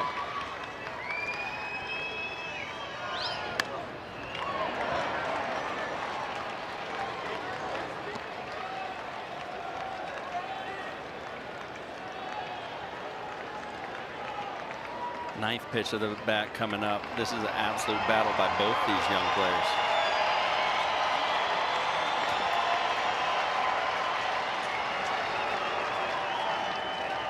Jairo Diaz trying to put together his first career save. Not an easy team to put away. Braves have an 8-game win streak on the line. Ball 4. And Ortega looks back to the dugout, gives him a clap, trying to pump up the crew. Not exactly a bad walk in that situation, because you have Billy Hamilton at third base. You're not giving anything for a hitter to make contact on. You're going for a punch out that entire time, knowing if I walk him in this situation, I have double play set up and have a double play scenario. That's what they were pitching for right there, is a strikeout or a walk, but they weren't really wanting to give up too much. Now Adeiny Hechavarria, who is getting some regular time at shortstop. Dansby Swanson activated today, sending Hechavarria back to the bench. He'll pinch hit with Hamilton at third. Ortega after the walk at first. Just one out. Runner's going. Sends it to right. That's going to bring in the run easily. We are tied. The sac fly for Hechavarria. And finally, we're getting offense. A run for the Rockies in the bottom of the 8th. An answer from the Braves here in the 9th. Early in the count, looking for a ball out over the plate, something you can elevate. Hechavarria gets it and smokes it to right field. Ortega was off on the pitch. He almost gets caught out there sleeping. Blackman realizing he has no shot at Billy Hamilton home, guns it to first. Billy Hamilton scores easy. Ortega gets back to first. One thing that walk did do, Jeremy, was it guaranteed Ronald Acuna Jr. another shot to bat in this ball game. Yeah, now here comes trouble. Acuna, Albies, Freeman, Donaldson. We're back to the top of the lineup.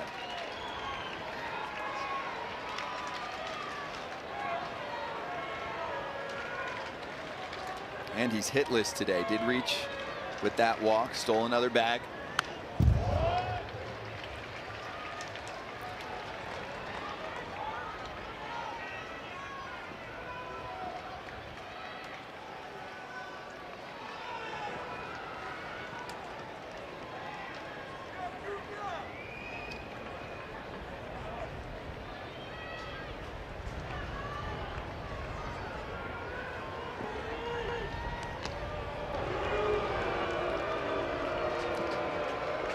Six-game lead for the Braves, but everyone we spoke to in their clubhouse today said we will not be in cruise control in September. Tons of games against the division. The Nationals are in second place and they've won 5 in a row. If it were humanly possible for me to feel for the Nationals, I would. The run they've been on is absolutely incredible. And they would have run down a lot of other division leaders, except for the run the Braves are on is almost equally as impressive.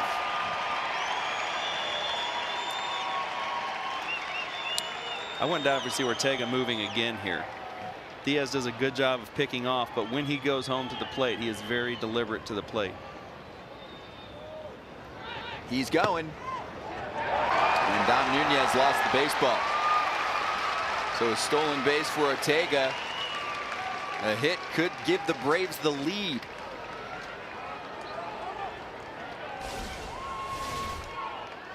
You could just see Ortega just kind of timing up the move.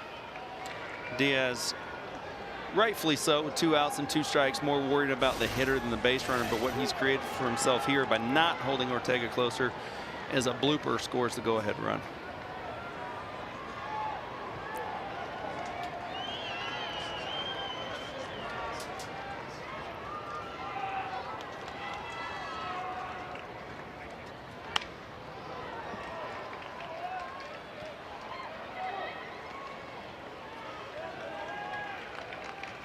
While the Rockies are coming off back-to-back playoff campaigns, this year won't be the case, and it's because of pitching. I said blooper scores the run. Good thing for Diaz. Acuna doesn't hit many bloopers. He has the second most barrels in 2019 behind Mike Trout, according to StatCast.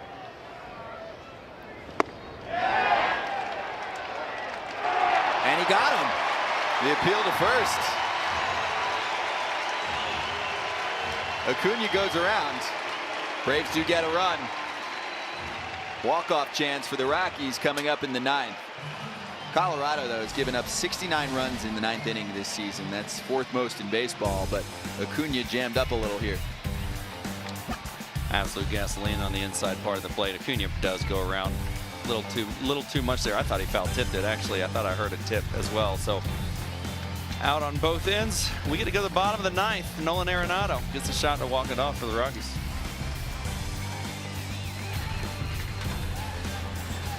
MLB Game of the Week live on YouTube. It's a good one. Braves in town for one makeup game. It snowed back on the 10th of April. So the travel schedule has been wild for Atlanta. They go from their home park up to Queens in New York City for 3 games. They swept the Mets. Across the country they go to Colorado. We'll see what happens here. And then as soon as they finish up, they're hopping on a flight to Toronto, back to the East Coast.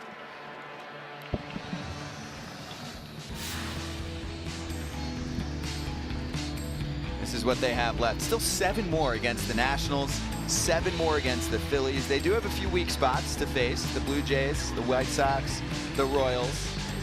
Their last 3 games of the season come against the New York Mets, back in New York City again. So I'm sure Josh Donaldson's thrilled. Josh Donaldson has a chance to set the record for most home runs ever hit by a Brave against the Mets. That's right. Your NL East standings, the Braves by 6 games. Yesterday was win number 80 for them, but the Nationals have won 5 in a row. The Phillies at 67 and 62, a half game better than the Mets. The first 4 on here, all playoff relevant. The Braves with the lead, Nationals, Phillies, and Mets all in the wild card discussion.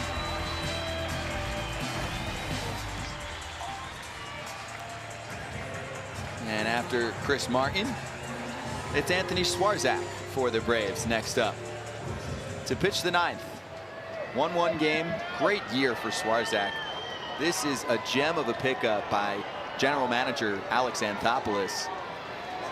Signed a big deal last year with the Mets, 2 years, $14 million. They traded him away to Seattle in the offseason and then dealt to Atlanta on May 20th for a pair of relievers, Arodys Vizcaino and Jesse Biddle. See, Tyler Flowers enters the game after Cervelli was pinch run for by Billy Hamilton. Tyler Flowers, one of the more experienced catchers in baseball. I don't consider him a backup. They kind of co-start, him and Cervelli, since Cervelli got over here.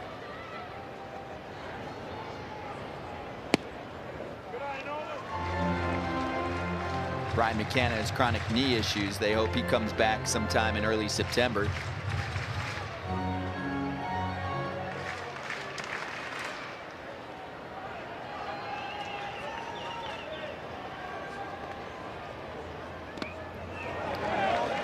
Down here for the Rockies, but they are 33 and 29 at home. And 2 of their last 4 home victories have been walk-offs. Swarzak having a hard time finding the strike zone against Nolan. I definitely don't just lay one in here either. No 3-0, he may walk you off here. Taking all the way.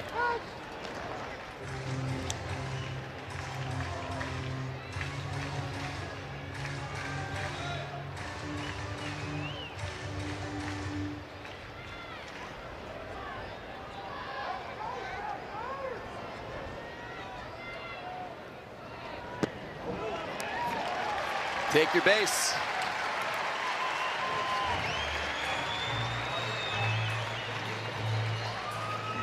That's the key. When you're a home field advantage in these ball games, right? You need base runners. Yeah. No, Arenado could go for a homer, but he also knows he can keyhole that pitcher right there and say, if he throws the ball right here, I'm swinging out of my shoes. But if he doesn't, I'm going to draw a walk and I'm going to get on base because I only need 1 run here. We need 1 run to go home. Walking a guy lead off the 9th. Jerry Blevins is going to replace Anthony Swarzak.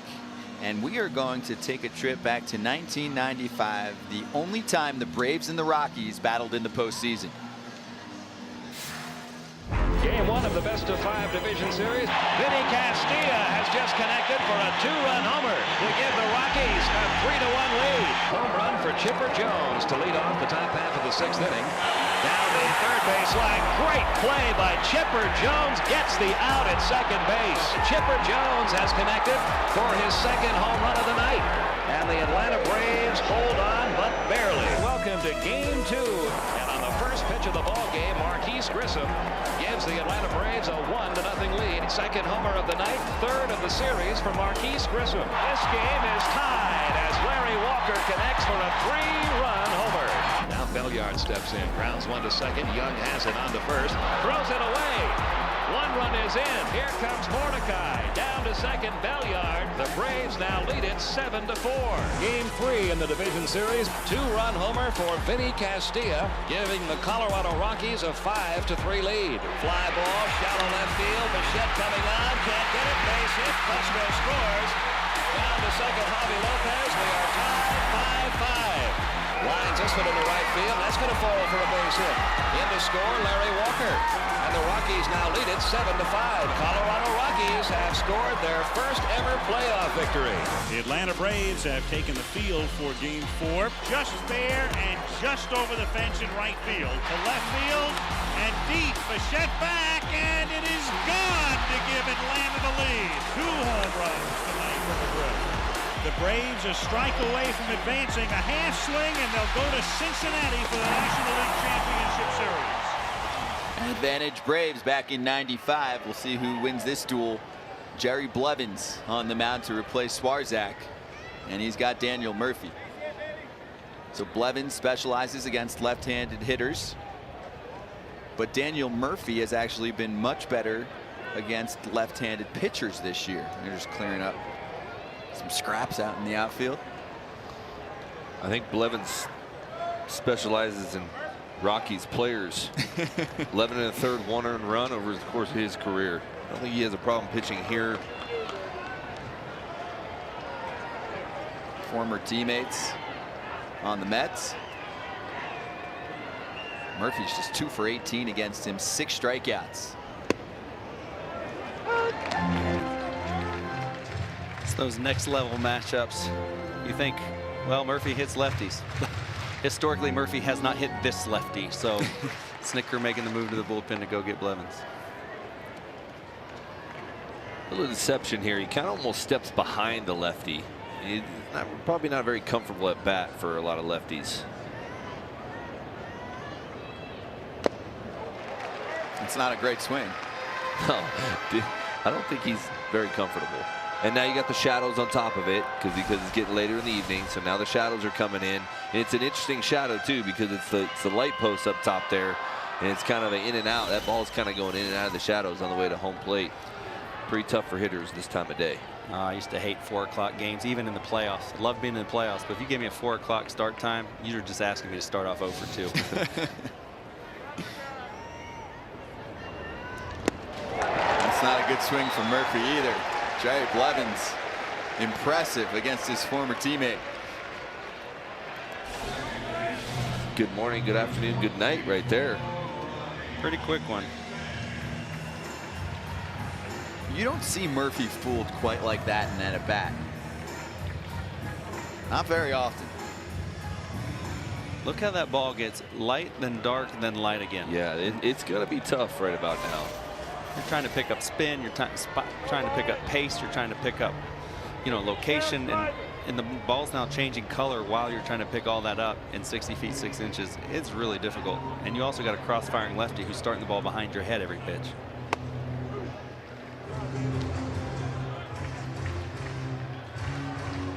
Big month for Ryan McMahon. Go back to his last 40 games, 10 homers, 30 RBIs.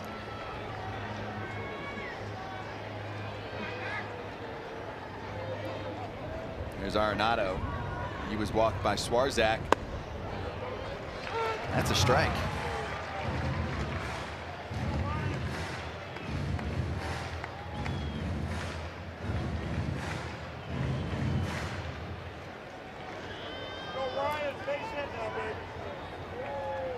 going back there to see how much leeway you have? That was about as far as I would think the umpire is willing to give out there.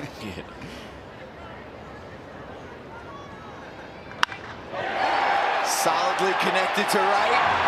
And it's off the top of the wall and gone. It's over.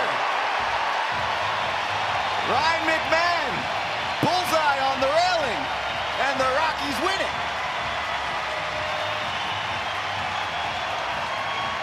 Oh, with the deke right there.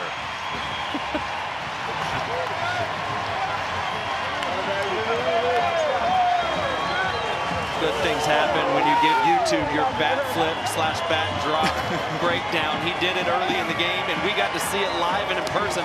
I have no idea how he knew to bat drop that one. I did not know that was out of here. Hung up, hit the top of the railing. Walk-off home run for McMahon. Unbelievable game here in Coors Field on a perfect day for baseball.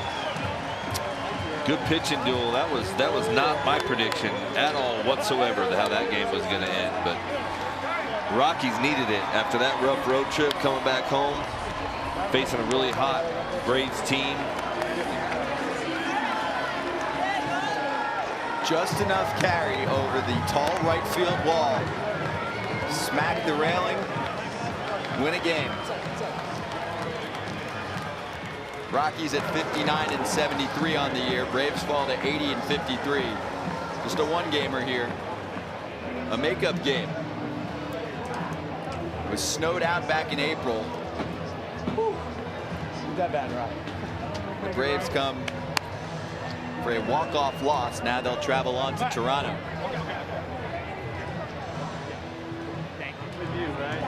Rockies stay put. They've got 2 against Boston coming up. The Red Sox 6 games out of a wild card. Ready? It's the MLB Game of the Week post-game show live on YouTube. 30 minutes, all yours. Interviews coming up. We'll hear from both sides. Scott Braun, Matt Diaz, Jeremy Affeldt, Lauren Gardner is going to pick up an interview or 2 for us as well. Ryan McMahon. Quick hands, game over.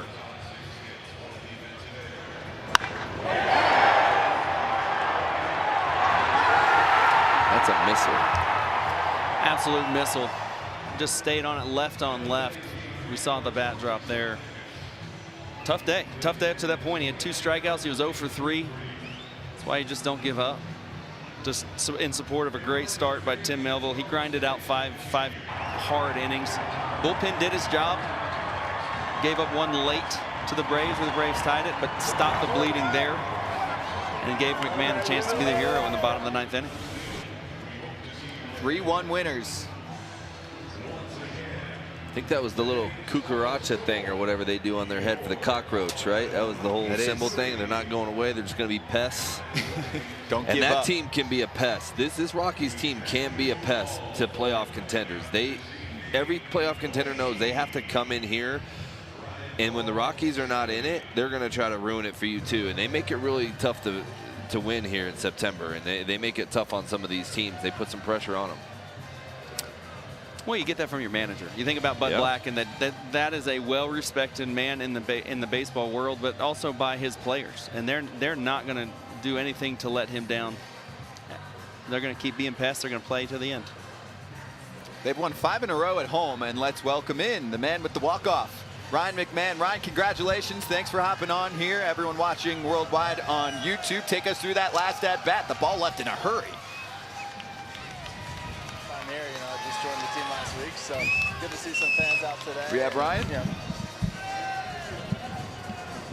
Oh, man, I was bringing the energy on the question. That was good. That was good. I was like, high energy. I think the YouTube guys were actually clicking thumbs up watching right now with that energy. And then we got nothing back. I'm going to try and bring it again, okay? 1, 2. I'm going to recollect. And, okay, Ryan, I already asked it, but I'm bringing you back in. Ryan McMahon, the man with the walk-off. 3-1 winners. Okay, Ryan, so take us through that last at-bat first off. The ball left in a hurry. Yeah, no, I got that one good, man. You made 2 good pitches on me, the first 2 pitches, and I was just trying to make him come over the plate so I get something good to hit, and got it and didn't miss it.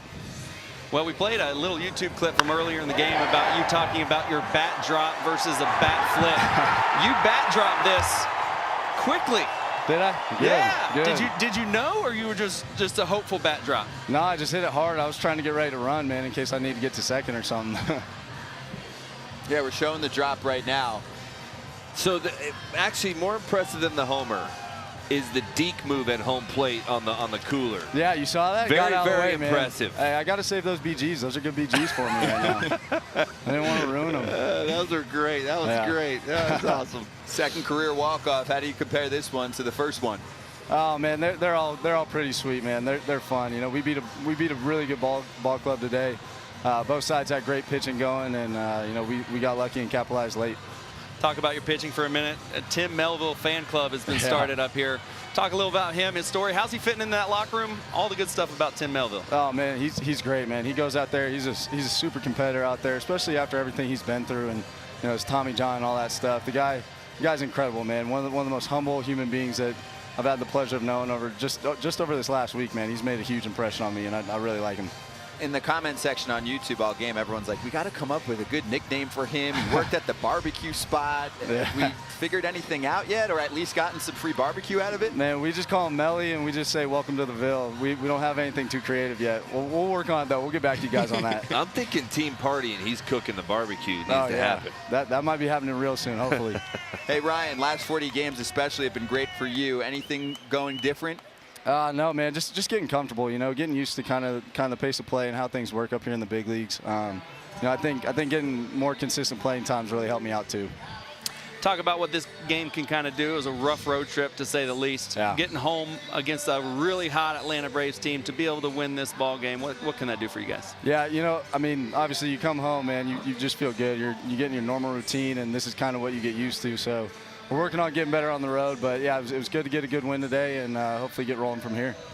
Ryan, we appreciate the time. Congratulations on your second career walk-off, and we'll see you soon. All right, thanks, guys. Thanks for having me. Nice job, man. Ryan McMahon, 24-year-old, with the walk-off home run for the Rockies, 3-1 winners. And we'll have more. I believe we'll hear from Tim Melville soon. Am I accurate on that one? I think so. Rockies starter coming soon, and it's a tough loss for the Braves. It is. Because, I mean, for Colorado, it's something to build off of. They're in a mode where they're going to try out some young guys, especially when we get to the month of September. Hello, everyone, by the way. Scott Braun, Matt Diaz, Jeremy Affeldt. This was fun. But for Atlanta, they won 8 in a row, so that's great. Tough loss. Now you hit the road again. You're going up to Toronto. It's going to be a scene there. Josh Donaldson coming back. So even though it's an easier stretch coming up for the Braves, you can't slip, because then you face the gauntlet. And you're facing those teams that have nothing to lose, and those are the dangerous ones. We've watched this Blue Jays team play very good teams, very tough. No one wants to go face Bo Bichette and Vladdy Jr.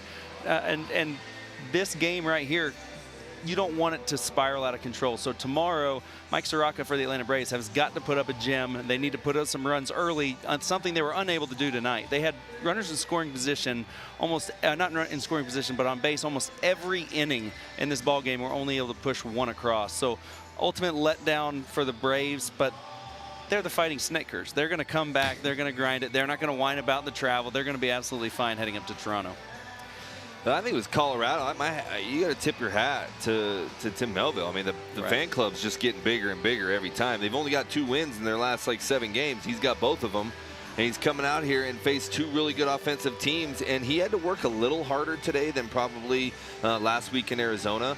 I mean, you saw his hat soaked in sweat. You saw his jersey soaked in sweat. They were starting to foul off big pitches. They ran his pitch count up, but he kept him in the ball game. And as a starting pitcher, that's your job. Keep him in the ball game. And then the bullpen for the Rockies got a little bit of a boost today, being able to hold a really good offense off to get them a win. That's a positive thing for this bullpen right now that has not had a lot of positive things happen to him. So if I'm Bud Black, I'm going to pump his pitching staff a little bit and be pretty excited about what he got to see today. And they're going to be problems, like you said, down the stretch. They're a team that's going to cause these playoff teams problems, and they're going to make them work for it. Yeah, the ball by Cervelli that helped the Braves tie the game in the top of the 9th inning is a ball that Charlie Blackmon does catch a lot of the time. So they did blow a save, but they did have some very positive things out of that bullpen in Colorado. Melly's Barbecue, welcome to the Ville. Right. On the back. Man. Welcome to the Ville. Get the shirts going. Let's do the recap right now. What did we see today? And then more interviews coming up. Your game summary. Here it is. Welcome to the Ville is pretty good. Yeah, I like it. 5 scoreless. A couple early strikeouts. Freeman and Donaldson go down, and you're like, okay, he's bringing it again. And then rely on your defense, too. Yeah, Trevor Story is just phenomenal on both sides of the ball. But Melville got the big strikeouts when he needed, weak contact when he needed. Did just enough to get through 5 innings. Obviously, he didn't get the win today, but he pitched well enough, like Jeremy said, to give his team a chance to win. He striking out Josh Donaldson and Freddie Freeman in the 1st inning with a runner standing there on 2nd base when these guys kill the ball with runner scoring position was impressive. Josh Donaldson can play a little third base, can he? Springer Rain can bring his leather with him too. He plays an amazing third base. He backed up Julio Teheran, and Teheran was on today. Teheran went deeper into the ball game than did Melville. He struck out less than Melville did, but he still had a great game pitching here in Colorado, commanding the inside part of the play. Heading into the 4th inning, where this is where Melville magic really takes over. Yeah, even with the replay review. So here's your throw, and it's a nice one for me and Desmond. And you thought, oh, Freddie Freeman's out by a mile. More like an inch, if that. We reviewed this one, and they said out. Not enough evidence. Yeah, it's confirmed. I mean, we said, is his foot on the ground? Is his foot in the air? And we actually had Brian Snitker on the next inning. And he actually said that. He goes, I guess they couldn't tell from the angle if his foot was on the ground or not. Dansby Swanson next up. And he was just a few feet away from a homer. First trip to the plate, he just missed in center. This time around, a little too out in front of it. Fouls it off left side of the pole. And then strikes out. So Melville with a big K. He just stepped up in all of those big moments. I mean, you look at this inning for Atlanta, it looked like they might crack things open, especially when Francisco Cervelli smacks one off the wall and then smacks his knee into the bag. I still can't get over it. His first extra base hit of the game. Ortega then hits a fly ball to center field after this unbelievable slide, we'll call it, and then he strikes out Teheran to get out of the inning. It's just one of those things. Don't test Melly. Don't give Melly more pitches. And he got more on the foul ball home run by Swanson, struck him out. Gets Freeman here on a weak ground ball, like I said, out of a big inning. Braves 1 for 9 against Melville with runners in scoring position. Yeah, that's as good as it gets. And this was your favorite move right there. Let's hear it. Let's hear it. Melville, let's hear it. Teheran's still dealing, though. After Melville's out of the game, Teheran still dealing. Again, weak contact. Trevor Story, highly impressive with his ability to go the other way today. He had 3 hits. Rockies didn't have that many more than 3. Tries to steal second here. He does. He gets the second stolen base later on a review turned over. But the next pitch, the next batter, I should say, Murphy pops out. They leave a runner in scoring position. Still scoreless in Colorado. I think 13th time they said in Coors Field history. We got through 6 scoreless innings for both teams. Absolutely amazing. We head into the top of the 8th. Over 13 runs a game in this ballpark. Not quite the case today. And actually, there were some second chances, too. Nolan Arenado can't handle that foul ball. This one in fair territory off the bat of Freeman. Albie struck out on that last miscue after the second life, but Freeman gets to second on the 2-base error with just 1 out. So you're going, okay, Braves have a good chance here. But the Braves struggled in the runners in scoring position department all game long. 1 for 11 at this point. Didn't get enough there. Garrett Hampson in center. And we go to the bottom of the 8th. Chris Martin against Dom Nunez. And this hustle helped the Rockies finally scratch a run across. Yeah, it did. A lot of hustle immediately out of the box by Dom Nunez. Like Jeremy pointed out during the game, Affel said the center field and right fielder weren't communicating. It looked like Acuna just assumed it wasn't going to happen. Great at bat here by Yonder Alonso. Doesn't look pretty, but he gets 2 strikes against a very tough pitcher, and he puts a ball in play to move Nunez up to 3rd with less than 2 outs. And that sets up this Charlie Blackmon sac fly. 1-0. finally had a run across. Great play by Matt Joyce to save multiple bases by Charlie Blackmon, but he did enough to get the run home. 1-0 Rockies. At this point, you didn't think the Braves had much of a chance. They're at the back end of their lineup. Jairo Diaz looking for his first career save. The Braves were like, oh, our turn? Yeah. We can score now? Sure, why not? And this was a big mistake out in right center field by Charlie Blackmon, and Garrett Sampson not backing him up. So Cervelli ends up at third. Didn't you say that if he had 2 extra base hits today, something weird was going to happen? Yeah, he said if he had to run 5 times or 4 times on the bases, I had to come give him mouth to mouth. I'm not doing that. I'm not doing that, Francisco. He only ran twice. Lucky for you, by the time this postgame show is done, he'll already be on an airplane in the air heading to Toronto. Billy Hamilton, your pinch hitter for situations like this. That had plenty of distance to bring in the run. Hamilton can basically crawl home. I bet he even crawls fast. It's 1-1. Rafael Ortega strikes out, or Rafael Ortega out at second, right? And no, stole second. Acuna strikes out, and then this sets this up right here. Ryan McMahon. That's enough. It came back. So to make the call, I'm like, umps, we good? We good? They There's gave been me the enough little reviews loop. today. Circle the bases, we're done. Okay, MLB pointed this out in the comment section just now. 3rd YouTube game walk-off, 3 for 8. Nice. This game's had some drama. YouTube games. YouTube games are good. And Ryan McMahon's good at avoiding liquid. 3-1 Rockies winners. They're 59-73, way back in the NL West, but the Braves lead the NL East, 80-53 on the season.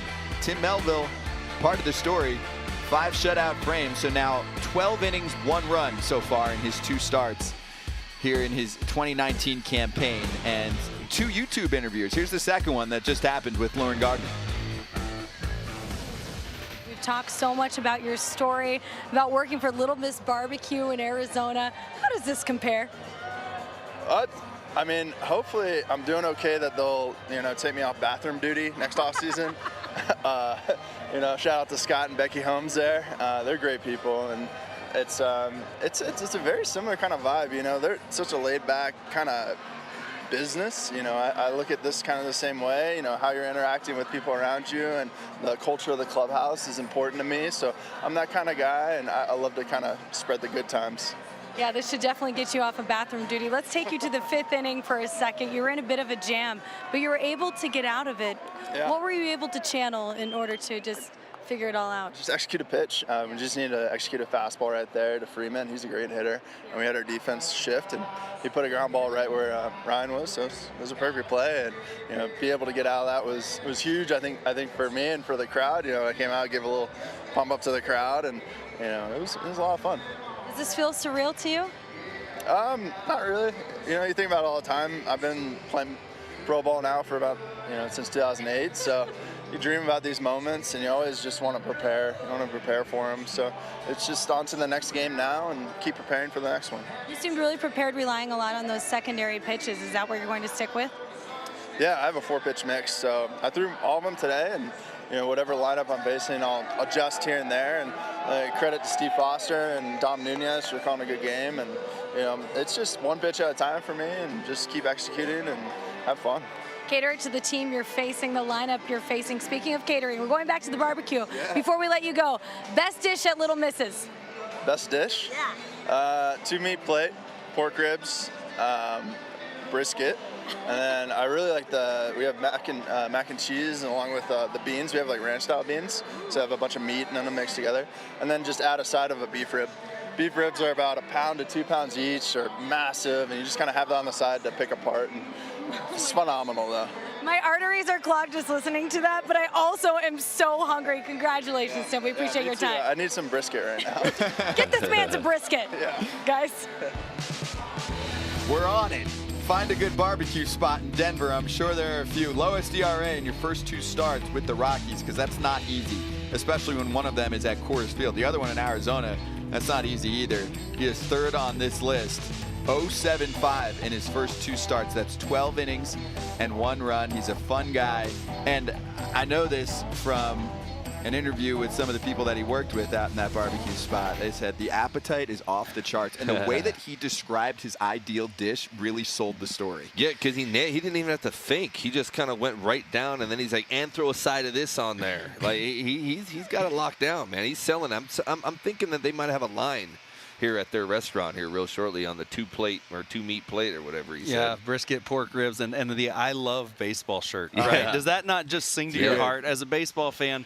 Watching a guy find joy in the game, even though it's his profession, it brings it full circle. I love watching this guy pitch. I love watching him get with the crowd. He's taking nothing for granted. We said it in the first 3 innings. He's not scared of anybody.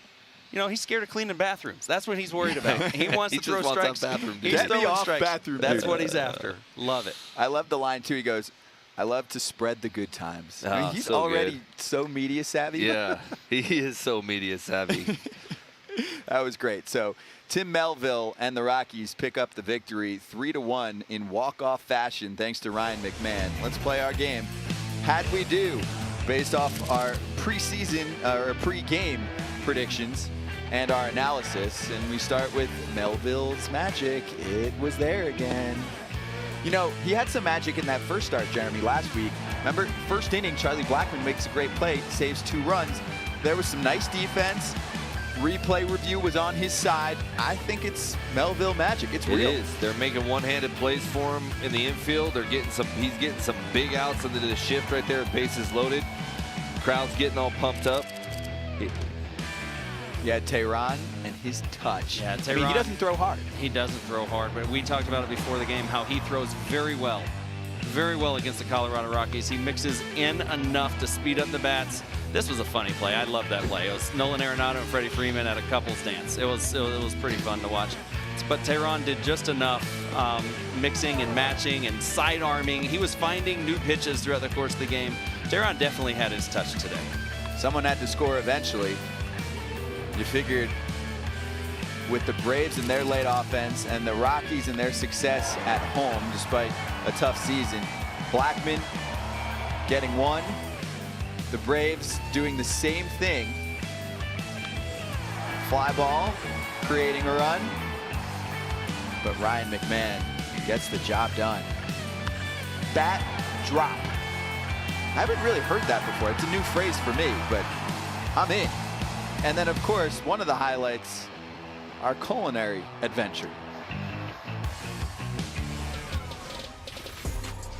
Should I try one, guys? Yes, please. Okay, I'm going to bring some up to you. Okay, here we go. Give us the play-by-play after the bite. It's relatively tasteless. Tasteless? If I said it tastes like chicken, I'd be lying. Yeah. I'm from Colorado. Do you guys want me to send up the remaining 2? Yeah.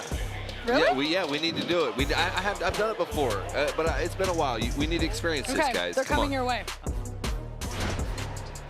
I'm gonna rock one of these. Well, I was getting brave, and then they tell me we have to wait till after this pitch. But I'm starting to shake a little bit. Now I'm getting nervous.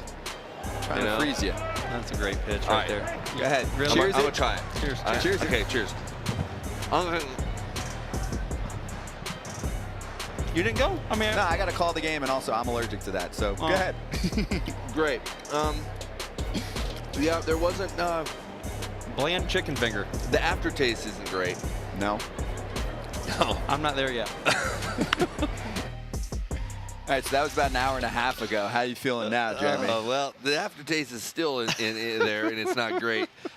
You got to have the catch. You got to have some sort of sauce with that. But you know what? I never thought I'd come here and call a game and then snack on Rocky Mountain oysters mid-game. But I'm glad I got to experience that. Are you glad? It's great. Yeah, I actually am. I feel like I've accomplished something. I've had them one other time, but not at the ballpark. I feel like, you know. Yeah. No, I'm good if I never have them again. I mean, I get it. I can say I've done it. Check it off the non-bucket list. That was never on my bucket list. But I've done it now, so you succumb to peer pressure is what you're saying. Oh, I'm easy peer pressure guy. I'm easy peer pressure guy, guys. So I never got the unfried version. Yeah, we're trying to get you the raw ones because you can't eat fried It's food. closed now, so next time I'll be back again sometime. Bud Black and the Rockies get the win. Here's what Bud said after the game. walk away with one and have McMahon also do it. I know that's got to be a good charge for your team. It's been a rough stretch. Yeah, that was a great swing by Mac. He's done that a couple times now over the last couple of years. But, looked like he got a breaking ball that hung a little bit from Blevins, and he had a great swing on it. So that was big for the team. Much needed, obviously, after, our last few games. We bounced back with a very, very magnificent pitching performance by our guys.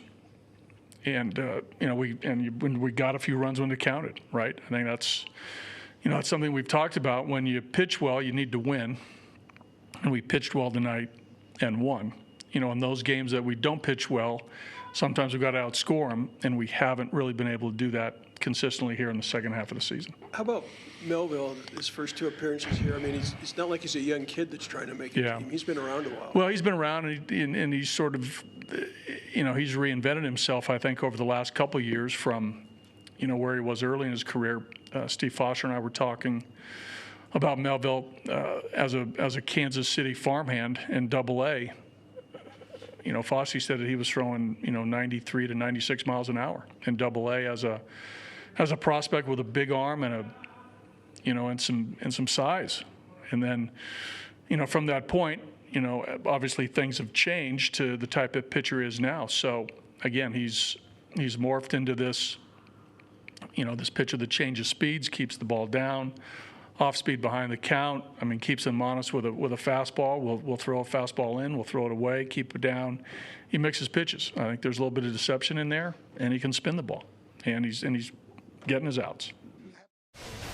Your bullpen's been asked to cover a lot of innings here lately with a couple of lefties. Did you feel like things were at least lining up well for you there with Jerry? No, I was really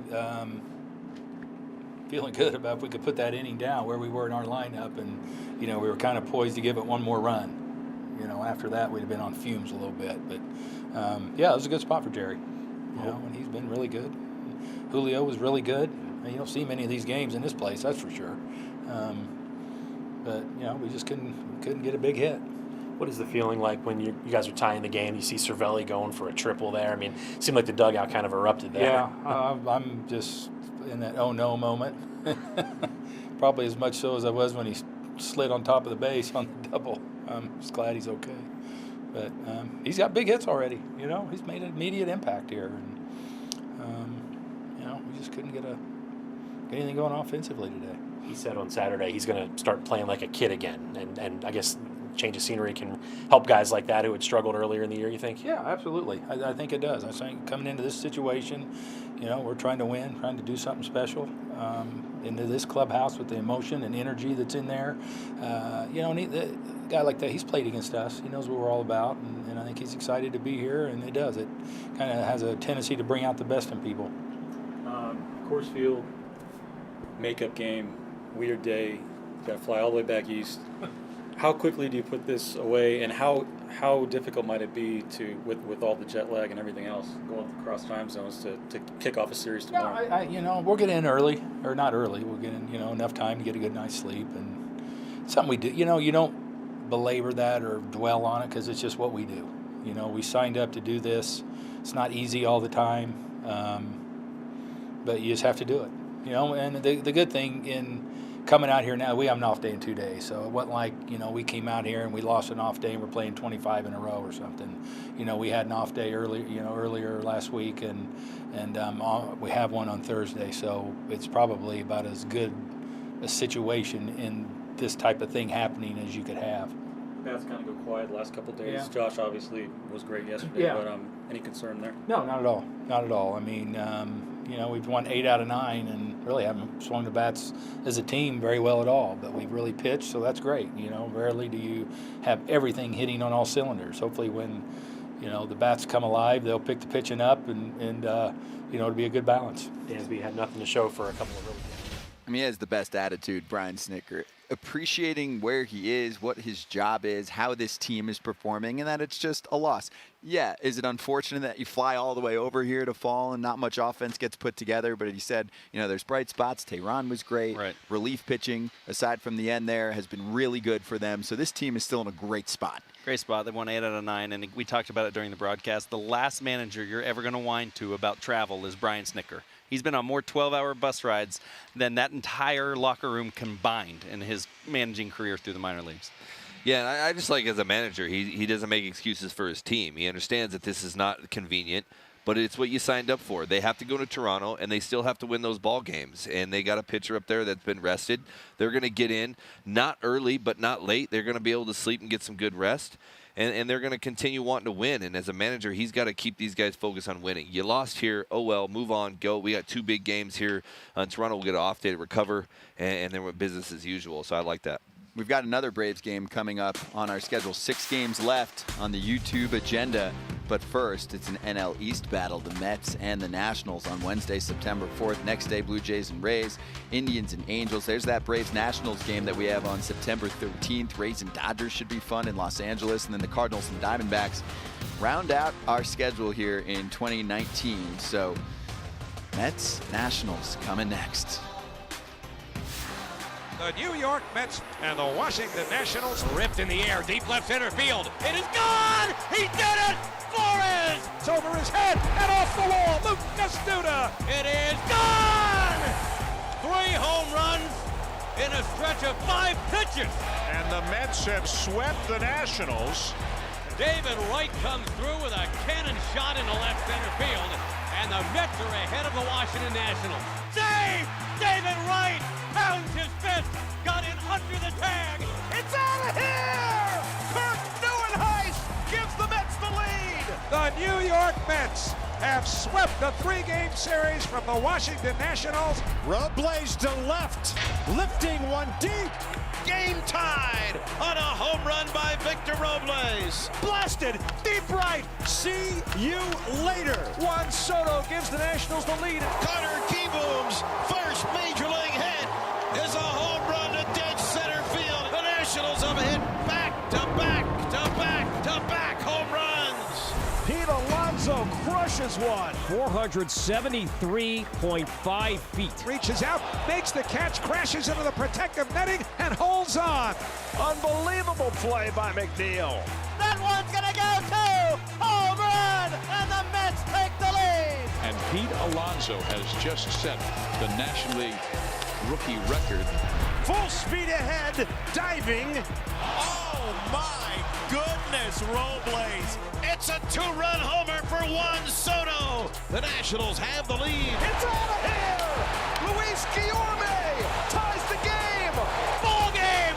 They love dueling in big ball games. The Mets and the Nationals have been second-half sensations, though the Braves just swept the Mets. But still, that's a great game. We have 4 legitimate contenders in the NL East right now. What a great game that'll be. If you have not tuned in to any of those games so far, Juan Soto, most underrated, high-profile young player you'll see. And then if you have not seen Pete Alonso hit a baseball, tune in just to see that. It's just going to be a good game. They've got history of big games. They're both in playoff contention. They're chasing wild cards. They're chasing the Braves. There's a lot of scenarios working there. That's going to be a high-impact game. It's going to be intense. You're going to have a good pitching staff going against a good pitching staff, and a good offense versus a good offense, and defense versus defense. I mean, it is a very good baseball game to watch, and I'm excited to watch it. Also, to get yourself excited for that game, I know it's not in Queens, but if you type Matt Diaz on YouTube, what's the first thing that pops up? The next word? Heckler. Oh. It's a famous video. Millions of views. I kid you not. So after this post-game show comes to a close, which is in a sec, go check that out. I am on that. The MLB Game of the Week on YouTube returns Wednesday, September 4th. Mets, Nationals. Get pumped. Coverage begins with our pregame show, 12:30 Eastern. For Matt Diaz, Jeremy Affeldt, and Lauren Gardner, I'm Scott Braun saying thank you so much for watching the MLB Game of the Week on YouTube. It's a walk-off win for the Rockies. Have a good one.